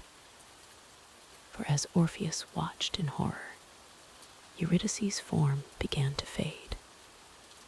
She reached out to him, her voice a whisper on the wind as she said, "Farewell, my love." And then she was gone, drawn back into the depths of the underworld, lost to Orpheus forever. Orpheus's anguished cries echoed through the caverns of the underworld and across the land of the living. He tried to return to the realm of the dead, but the way was barred to him. He had been given one chance, and in his moment of weakness, he had lost everything. As you reflect on this moment of profound loss, remember that even in our darkest hours, let the soothing sound of the rain remind you that life, like water, continues to flow, carrying us forward even when we feel we cannot go on. Devastated by his failure, Orpheus wandered the earth, his songs now filled with a sorrow so deep it could break the hardest of hearts. He spurned the company of others, finding solace only in his music and memories of Eurydice. Some versions of the myth tell that Orpheus met a violent end, torn apart by the Maenads, female followers of Dionysus, who were enraged by his refusal to pay homage to any god but Apollo. Others say he took his own life, unable to bear the pain of living without Eurydice. But all versions agree that even in death, Orpheus's love for Eurydice endured. It was said that his head and lyre, still singing mournful songs, floated down the river Hebrus to the sea, eventually washing up on the shores of Lesbos. There, the Muses gathered up his remains and buried them, and nightingales sang over his grave. As our tale draws to a close, let the enduring nature of Orpheus and Eurydice's love wash over you. Though their story is one of tragedy, it speaks to the power of love to transcend even death itself. Allow this thought to comfort you as you drift closer to sleep. The myth of Orpheus and Eurydice has inspired countless works of art, music, and literature throughout the ages. It reminds us of the transformative power of love and music, and the painful lessons that come from doubt and looking back when we should be moving forward. As you lie here, enveloped in the gentle sound of rain, consider the courage it took for Orpheus to journey into the underworld, and the strength it takes each of us to face our fears and pursue our deepest desires. Let this courage infuse your dreams, carrying you to realms of possibility and wonder. Remember, too, the importance of trust and faith in our relationships. Orpheus's doubt cost him everything, but his unwavering love for Eurydice became legendary. In your own life, cherish those you love and have faith in the bonds you share. As sleep begins to claim you, imagine the beautiful melodies of Orpheus's lyre blending with the soft patter of rain. Let these soothing sounds carry you gently into the realm of dreams, where perhaps you too will embark on great quests and experience profound love. May your sleep be deep and restful, filled with the echoes of ancient myths and the timeless power of love. Good night, dear listener, and sweet dreams. In the lush forests of ancient Greece, there lived a nymph named Echo. Her voice was as melodious as a babbling brook, and her beauty rivaled that of the goddesses themselves. Echo was known for her gift of speech, often engaging in long conversations with both mortals and immortals alike. However, Echo's talkative nature would soon lead to her downfall. One day, Zeus, the king of the gods, descended to earth to dally with the nymphs. Hera, his wife, ever suspicious of her husband's infidelities, followed him.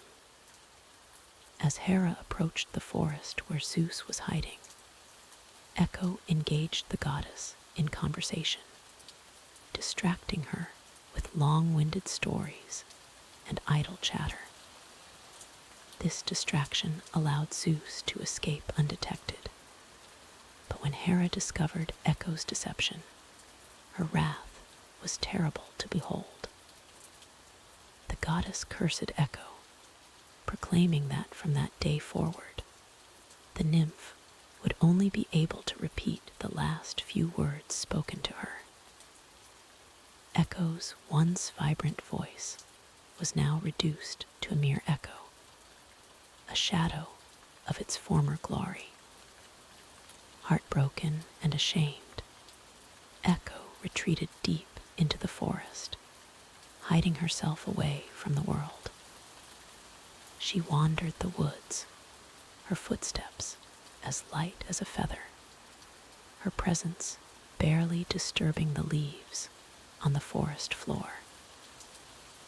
The only sound that marked her passage was the occasional repetition of words carried on the wind. As you listen to Echo's tale, imagine yourself walking through a peaceful forest. The soft rustling of leaves and the gentle whisper of the wind create a soothing lullaby. Let the tranquility of nature wash over you, carrying away any lingering thoughts or worries. It was during her solitary wanderings that Echo first laid eyes on Narcissus, a young man of unparalleled beauty. Narcissus was the son of the river god Cephasus and the nymph Liriope. From the moment of his birth, it was prophesied that he would live a long life, provided he never gazed upon his own reflection.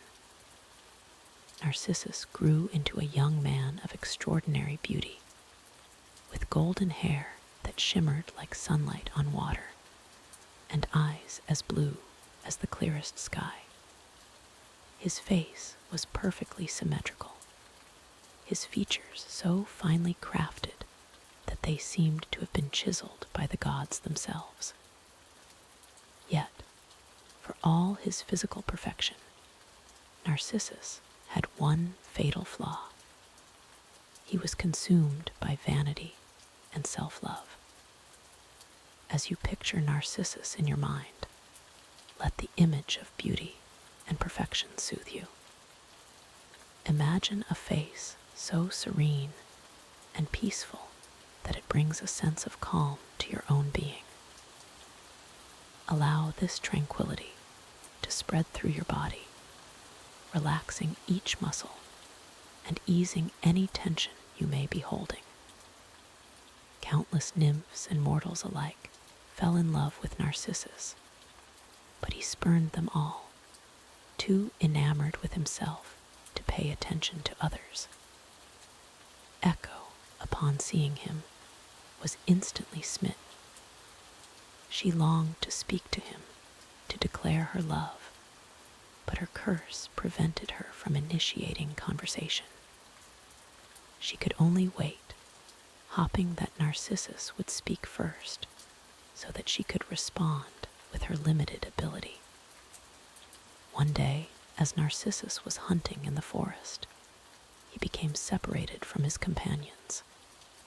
"Is anyone here?" he called out. Echo, hiding nearby, seized her chance. "Here," she repeated, her voice carrying through the trees. Intrigued, Narcissus called out again, "Come to me." Echo's heart leapt with joy as she responded, "Come to me."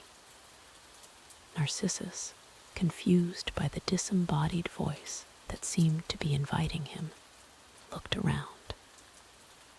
"Let us come together here," he said. Echo, overjoyed, repeated, "Let us come together here." She emerged from her hiding place, arms outstretched, ready to embrace the object of her affection.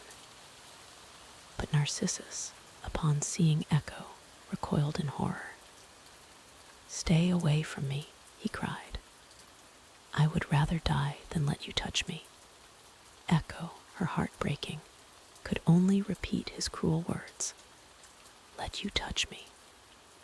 Rejected and humiliated, Echo fled deep into the forest, her sobs echoing through the trees. As you listen to Echo's heartbreak, allow yourself to release any emotional burdens you may be carrying. With each breath, imagine letting go of any pain or disappointment, just as Echo's voice fades into the forest. Feel a sense of lightness and peace washing over you. Echo's pain was so great that she withdrew from the world entirely. She stopped eating and drinking, her body wasting away until only her voice remained, forever repeating the words of others. To this day, it is said that you can hear Echo's voice in caves and valleys, a poignant reminder of unrequited love. But the story does not end with Echo's tragedy. The goddess Nemesis, hearing of Narcissus's cruelty, decided to punish him for his vanity and the pain he had caused others. She lured him to a clear, still pool of water in the heart of the forest. As Narcissus knelt by the pool to quench his thirst, he caught sight of his reflection for the first time. Instantly, he was captivated by his own beauty, unable to look away from the image in the water. He fell deeply in love with his own reflection, not realizing it was merely an image. Picture this serene pool of water, its surface as smooth as glass, reflecting the beauty of the world around it. As you visualize this peaceful scene, feel your own mind becoming still and calm, like the surface of the water. Let any restless thoughts settle, leaving your mind clear and tranquil. Narcissus remained by the pool, gazing at his reflection, unable to leave the beauty he saw there. He talked to his reflection, tried to embrace it, but every time he reached out, the water's surface would ripple, distorting the image. He grew increasingly frustrated and despondent, refusing to eat or sleep, fixated on the unattainable object of his desire. As days turned into weeks, Narcissus slowly wasted away by the side of the pool. His body grew weak, his once golden skin pale and sallow, but still he could not tear himself away from his own reflection. Finally, knowing his death was near, he spoke to his reflection one last time. "O marvelous boy, I loved you in vain. Farewell." With these words, Narcissus's life ebbed away. When the nymphs came to prepare his body for burial, they found only a flower in his place. This flower, with its white petals surrounding a yellow center, became known as the Narcissus, forever bowing its head as if gazing at its reflection in the water. As our tale of Echo and Narcissus comes to a close, let the gentle sound of rain outside soothe you. Imagine the soft patter of raindrops on leaves, a natural lullaby calming your mind and body. Allow yourself to sink deeper into relaxation, your breathing slow and steady.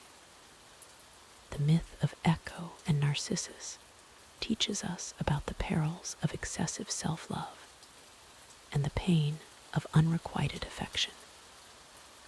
It reminds us of the importance of empathy and the ability to love others as well as ourselves. As you drift towards sleep, reflect on the balance in your own life, the harmony between self-care and and care for others. Let the soothing rain sounds blend with the echoes of this ancient tale, carrying you gently towards peaceful slumber. Your body is relaxed, your mind is calm, and you are ready to enter the realm of dreams, where myths and legends come to life in the quiet hours of the night. In the realm of ancient Greece, where gods and mortals intertwined, there existed a love story so profound that it has endured through the ages. This is the tale of Psyche and Eros, a story of beauty, jealousy, and the transformative power of love.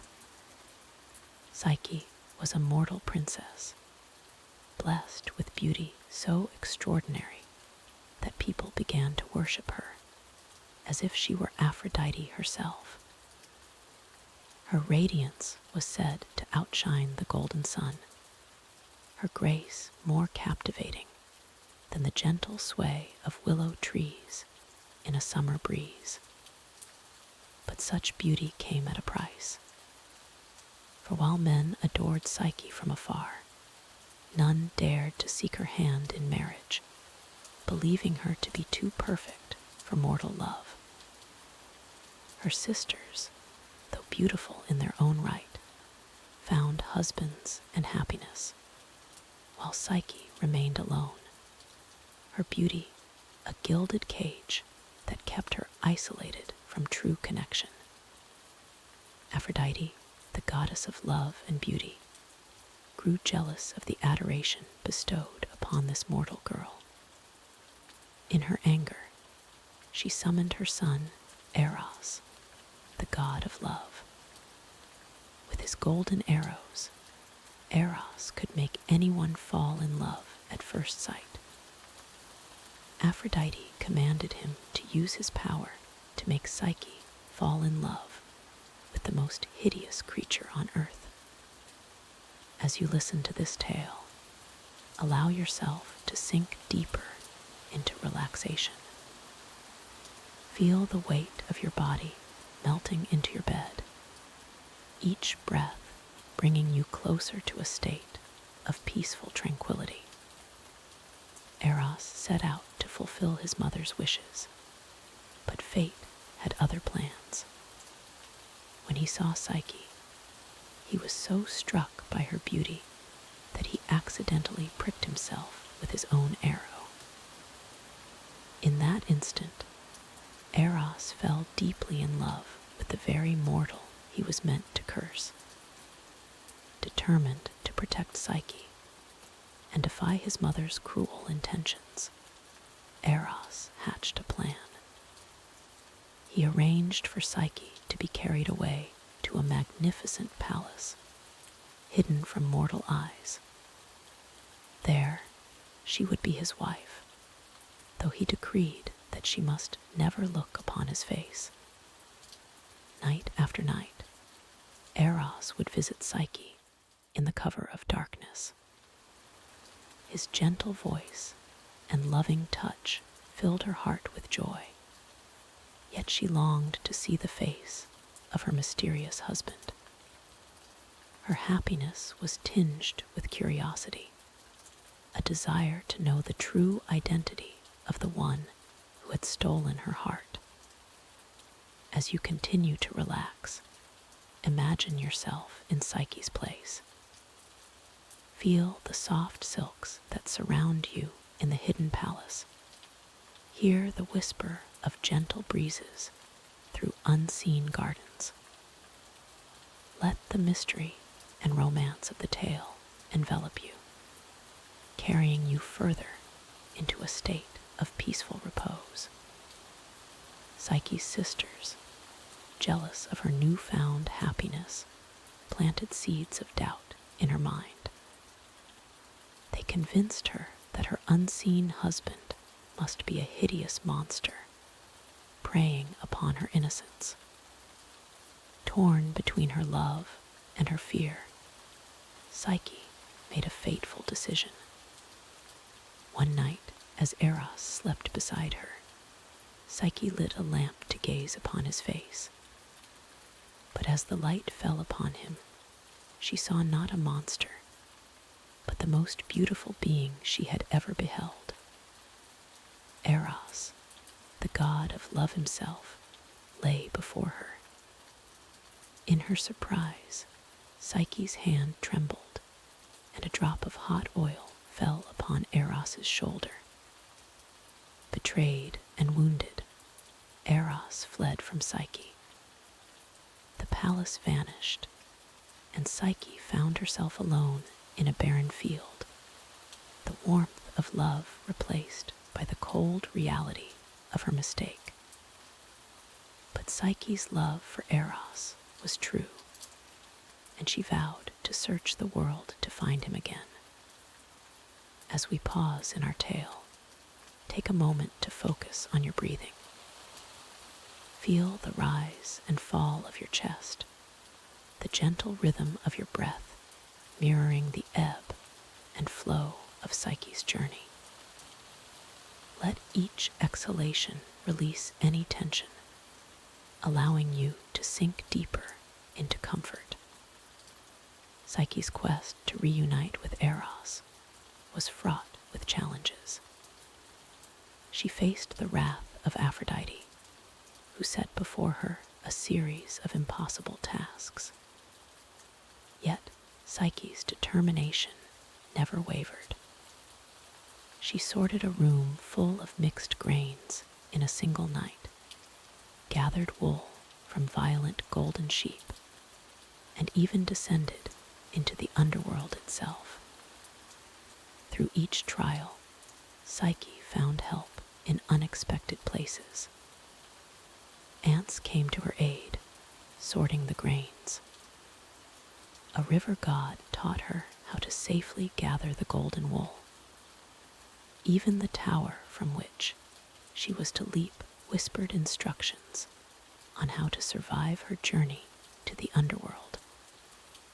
These helpers remind us that even in our darkest moments, support can come from the most unlikely sources.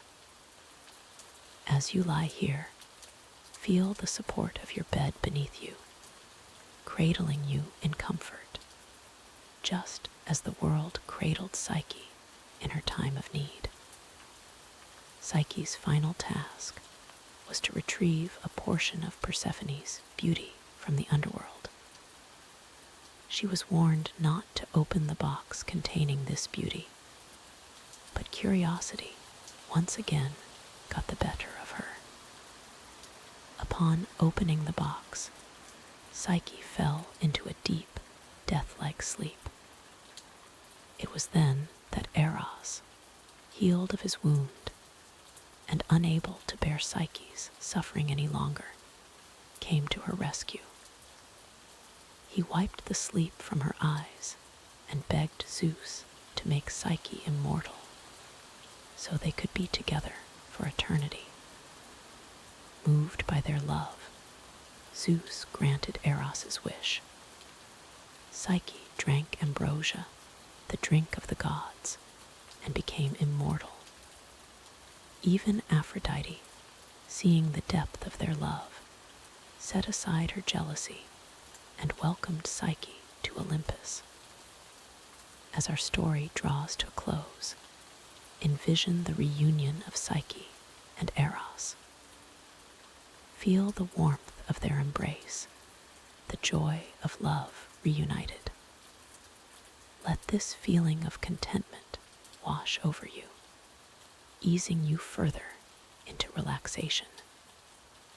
Psyche and Eros's tale teaches us that love, though it may face trials, has the power to overcome all obstacles.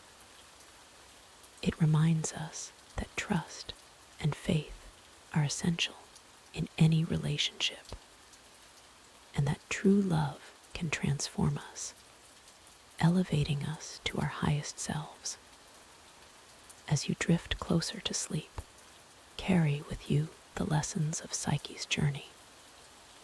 Remember that curiosity, while natural, must be balanced with trust. Know that every challenge you face can make you stronger, just as each task made Psyche more resilient. Let the peace of this ancient love story settle over you like a warm, comforting blanket. Allow your mind to quiet, your thoughts to slow, as you journey towards the realm of dreams. Perhaps, like Psyche, you too will find wonders in the world of sleep that awaits you. And so, with the gentle rain as our lullaby, we bid farewell to Psyche and Eros, their love eternal in the halls of Olympus. May your own dreams be filled with such beauty and devotion, carrying you to new heights of imagination and peace. In the annals of Greek mythology, few tales are as cautionary and profound as the story of Pandora's box. As you settle in, allowing the gentle patter of rain to soothe your mind, let us explore this ancient myth that speaks to the very nature of humanity's curiosity and its consequences. Long ago, in the age when gods walked among mortals, the Titan Prometheus stole fire from Mount Olympus and gifted it to humanity. This act of defiance enraged Zeus, the king of the gods, who sought to punish both Prometheus and mankind for this transgression. Zeus, in his infinite cunning, devised a plan. He instructed Hephaestus, the god of craftsmanship and fire, to create a being of exquisite beauty. This creation would be the first woman, and her name would be Pandora, meaning all gifted in Greek. Hephaestus set to work, molding clay with his skilled hands. He shaped a form of such grace and loveliness that it rivaled the beauty of the immortal goddesses. As you listen, imagine the soft sounds of the potter's wheel, the gentle shaping of the clay, much like the rain outside forming rivulets on the earth.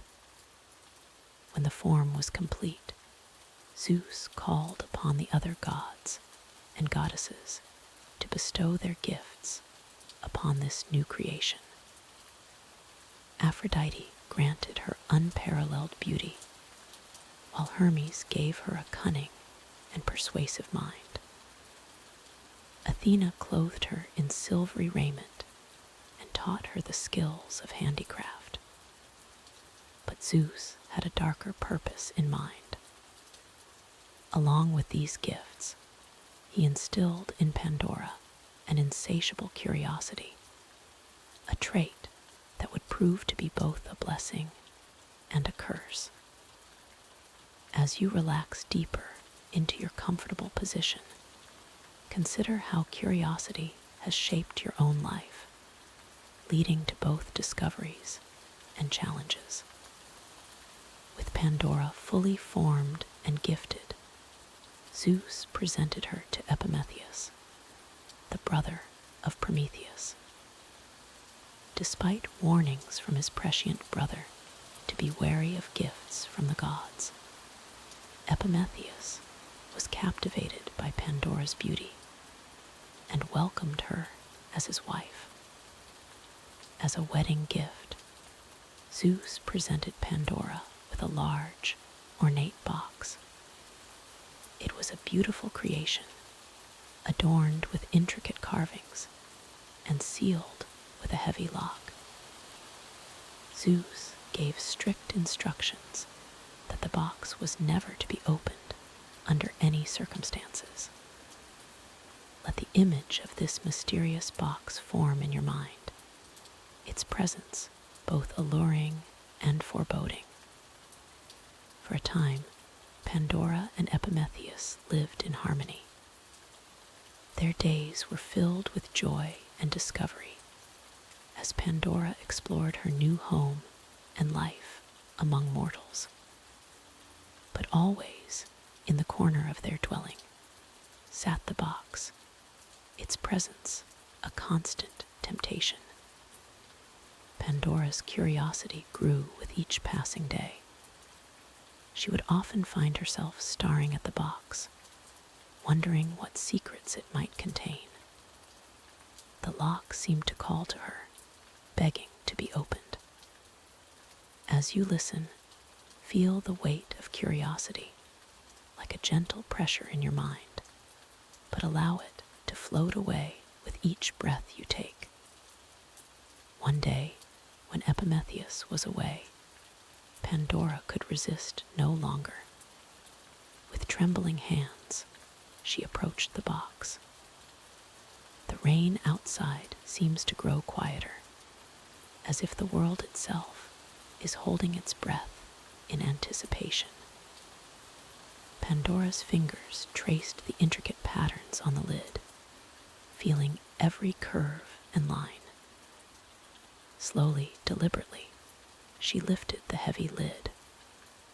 For a moment, nothing happened. Then, suddenly, a swarm of dark shapes erupted from the box, filling the air with a cacophony of whispers and cries. These were the evils of the world: pain, sickness, death, sorrow, and countless others, now released into the world of mortals. Pandora, horrified by what she had done, quickly slammed the lid shut. But it was too late.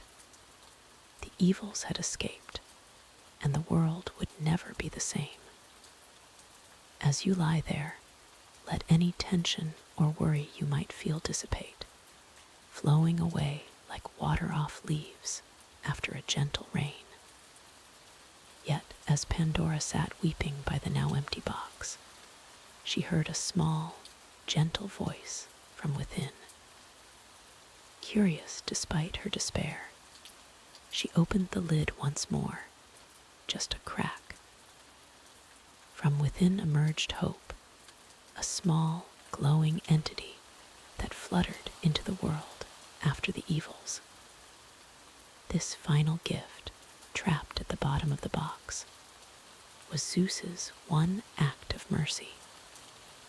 Hope would forever follow the evils of the world, providing comfort and the strength to endure in the face of suffering. As you rest, let hope fill you, a warm, comforting presence in the quiet of the night. The myth of Pandora's box serves as a powerful allegory for the human condition. It speaks to our innate curiosity, the consequences of our actions, and the ever-present nature of hope. Like the rain outside, sometimes gentle, sometimes fierce, life brings both challenges and blessings. Pandora's story reminds us that even in our darkest moments, hope remains.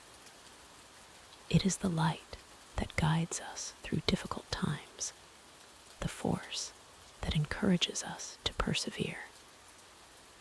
As you drift closer to sleep, let hope be the last thing on your mind, a soothing balm for any worries or fears. In the centuries since this myth was first told, Pandora's box has become a metaphor for any action that seems small or innocent, but that turns out to have severe and far-reaching consequences. It cautions us to think carefully before we act, to consider the potential outcomes of our choices. Yet the myth also teaches us not to fear curiosity entirely, for it is through curiosity that we learn, grow, and progress. The key is to balance our desire for knowledge with wisdom and foresight. As you relax, Consider how this balance manifests in your own life, but let any deep thoughts gently fade away. The evils released from Pandora's box, pain, sorrow, sickness, and death, are undeniably part of the human experience, but they do not define us. Instead, it is how we face these challenges, how we hold on to hope in the darkest of times, that truly shapes our character and our world. In many ways, each of us carries our own Pandora's box. We all face choices that may have unforeseen consequences. We all grapple with the evils that exist in the world. But we also all have access to that final gift, the enduring power of hope. As the rain continues its gentle rhythm outside, imagine hope as a soft, warm light within you. It's always there, even when obscured by shadows.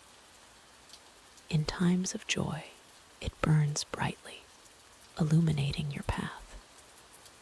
In times of sorrow, it may dim, but it never fully extinguishes. Let this comforting thought envelop you as you drift closer to sleep. The world may have its challenges, but hope is ever present, a gift as enduring as the cycle of day and night, as constant as the rain that falls outside your window. In your own life, when faced with difficult choices or unexpected consequences, remember Pandora. Remember that even after unleashing great hardship, she also released the power of hope into the world. This is the dual nature of existence: challenge and resilience, hardship and hope. As your mind grows quieter, your thoughts slowing like the gentle ebb and flow of the tide, reflect on the hope in your own life. It might be as grand as a lifelong dream, or as simple as looking forward to a new day. Whatever form it takes, let it be your companion as you journey towards peaceful slumber. The myth of Pandora's box, like all great stories, lives on because it speaks to something fundamental in the human experience. It acknowledges the reality of suffering, while also celebrating our capacity for hope and resilience. As you rest, know that you too possess this strength, this enduring hope. Let the sound of the rain blend with the rhythm of your breathing, each inhale drawing in peace, each exhale releasing any lingering tension. The story of Pandora reminds us that while we cannot control everything in our lives, we always have the power to hold onto hope. As we conclude this tale, envision the box in your mind one last time. But now, see it not as a source of evil, but as a wellspring of hope. Imagine that with each breath you take, you open this box just a little, releasing more hope into your world, filling your space with its gentle, comforting glow. May this hope accompany you into your dreams, a silent guardian against any nighttime fears. May it remind you, even in sleep, that every challenge can be faced, every obstacle overcome. Rest now, safe in the knowledge that hope, like the dawn, is always waiting to greet you anew. As we draw our journey through the realms of Greek mythology to a close, let us take a moment to reflect on the timeless wisdom, the these ancient tales offer. From the mighty Olympians to the brave heroes and fearsome creatures, each story carries within it a piece of the human experience. The gods, with their immense power and all too human flaws, remind us of our own potential for greatness and our capacity for error. Zeus, king of the gods, teaches us about leadership and the weight of responsibility. Poseidon shows us the dual nature of life, as changeable and powerful as the sea itself. Hera, ever watchful and protective, embodies loyalty and the sanctity of promises. Hades, ruler of the Underworld, reminds us that even in the darkest places, there can be justice and order. Demeter's love for Persephone speaks to the depths of a mother's devotion and the cyclical nature of life and death. Athena's wisdom and Apollo's light show us the power of knowledge and creativity. Artemis, wild and free, teaches us to respect the natural world and our own independence. Hermes, swift messenger of the gods, reminds us of the importance of communication and wit. The heroes, too, offer valuable lessons. Hercules, with his great strength and greater flaws, shows us that true heroism lies not in perfection, but in perseverance. Perseus and his quest to slay Medusa teach us about courage in the face of seemingly impossible odds. Theseus and the Minotaur remind us that sometimes the monsters we face are of our own making, and that wisdom and cunning can overcome brute strength. Jason and the Argonauts show us the power of teamwork and the importance of surrounding ourselves with those who complement our skills. As you drift towards sleep, let these ancient stories work their magic on your subconscious. Allow their wisdom to seep into your dreams, guiding you towards a deeper understanding of yourself and the world around you. Remember, like Odysseus on his long journey home, life may present you with challenges and obstacles, but within you lies the strength, wisdom, and courage to overcome them.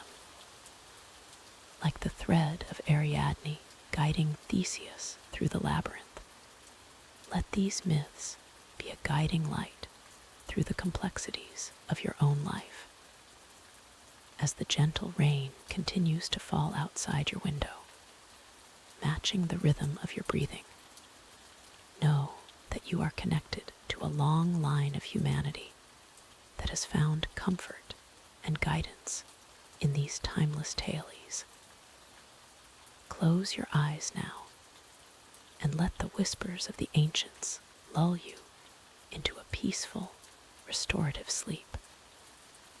May Hypnos, god of sleep, bless you with sweet dreams, and may Morpheus shape those dreams with the wisdom of the ages. Good night, and sleep well, knowing that you carry within you the strength of heroes and the potential of gods. Until we meet again in the realm of myths and legends, rest easy and dream deep.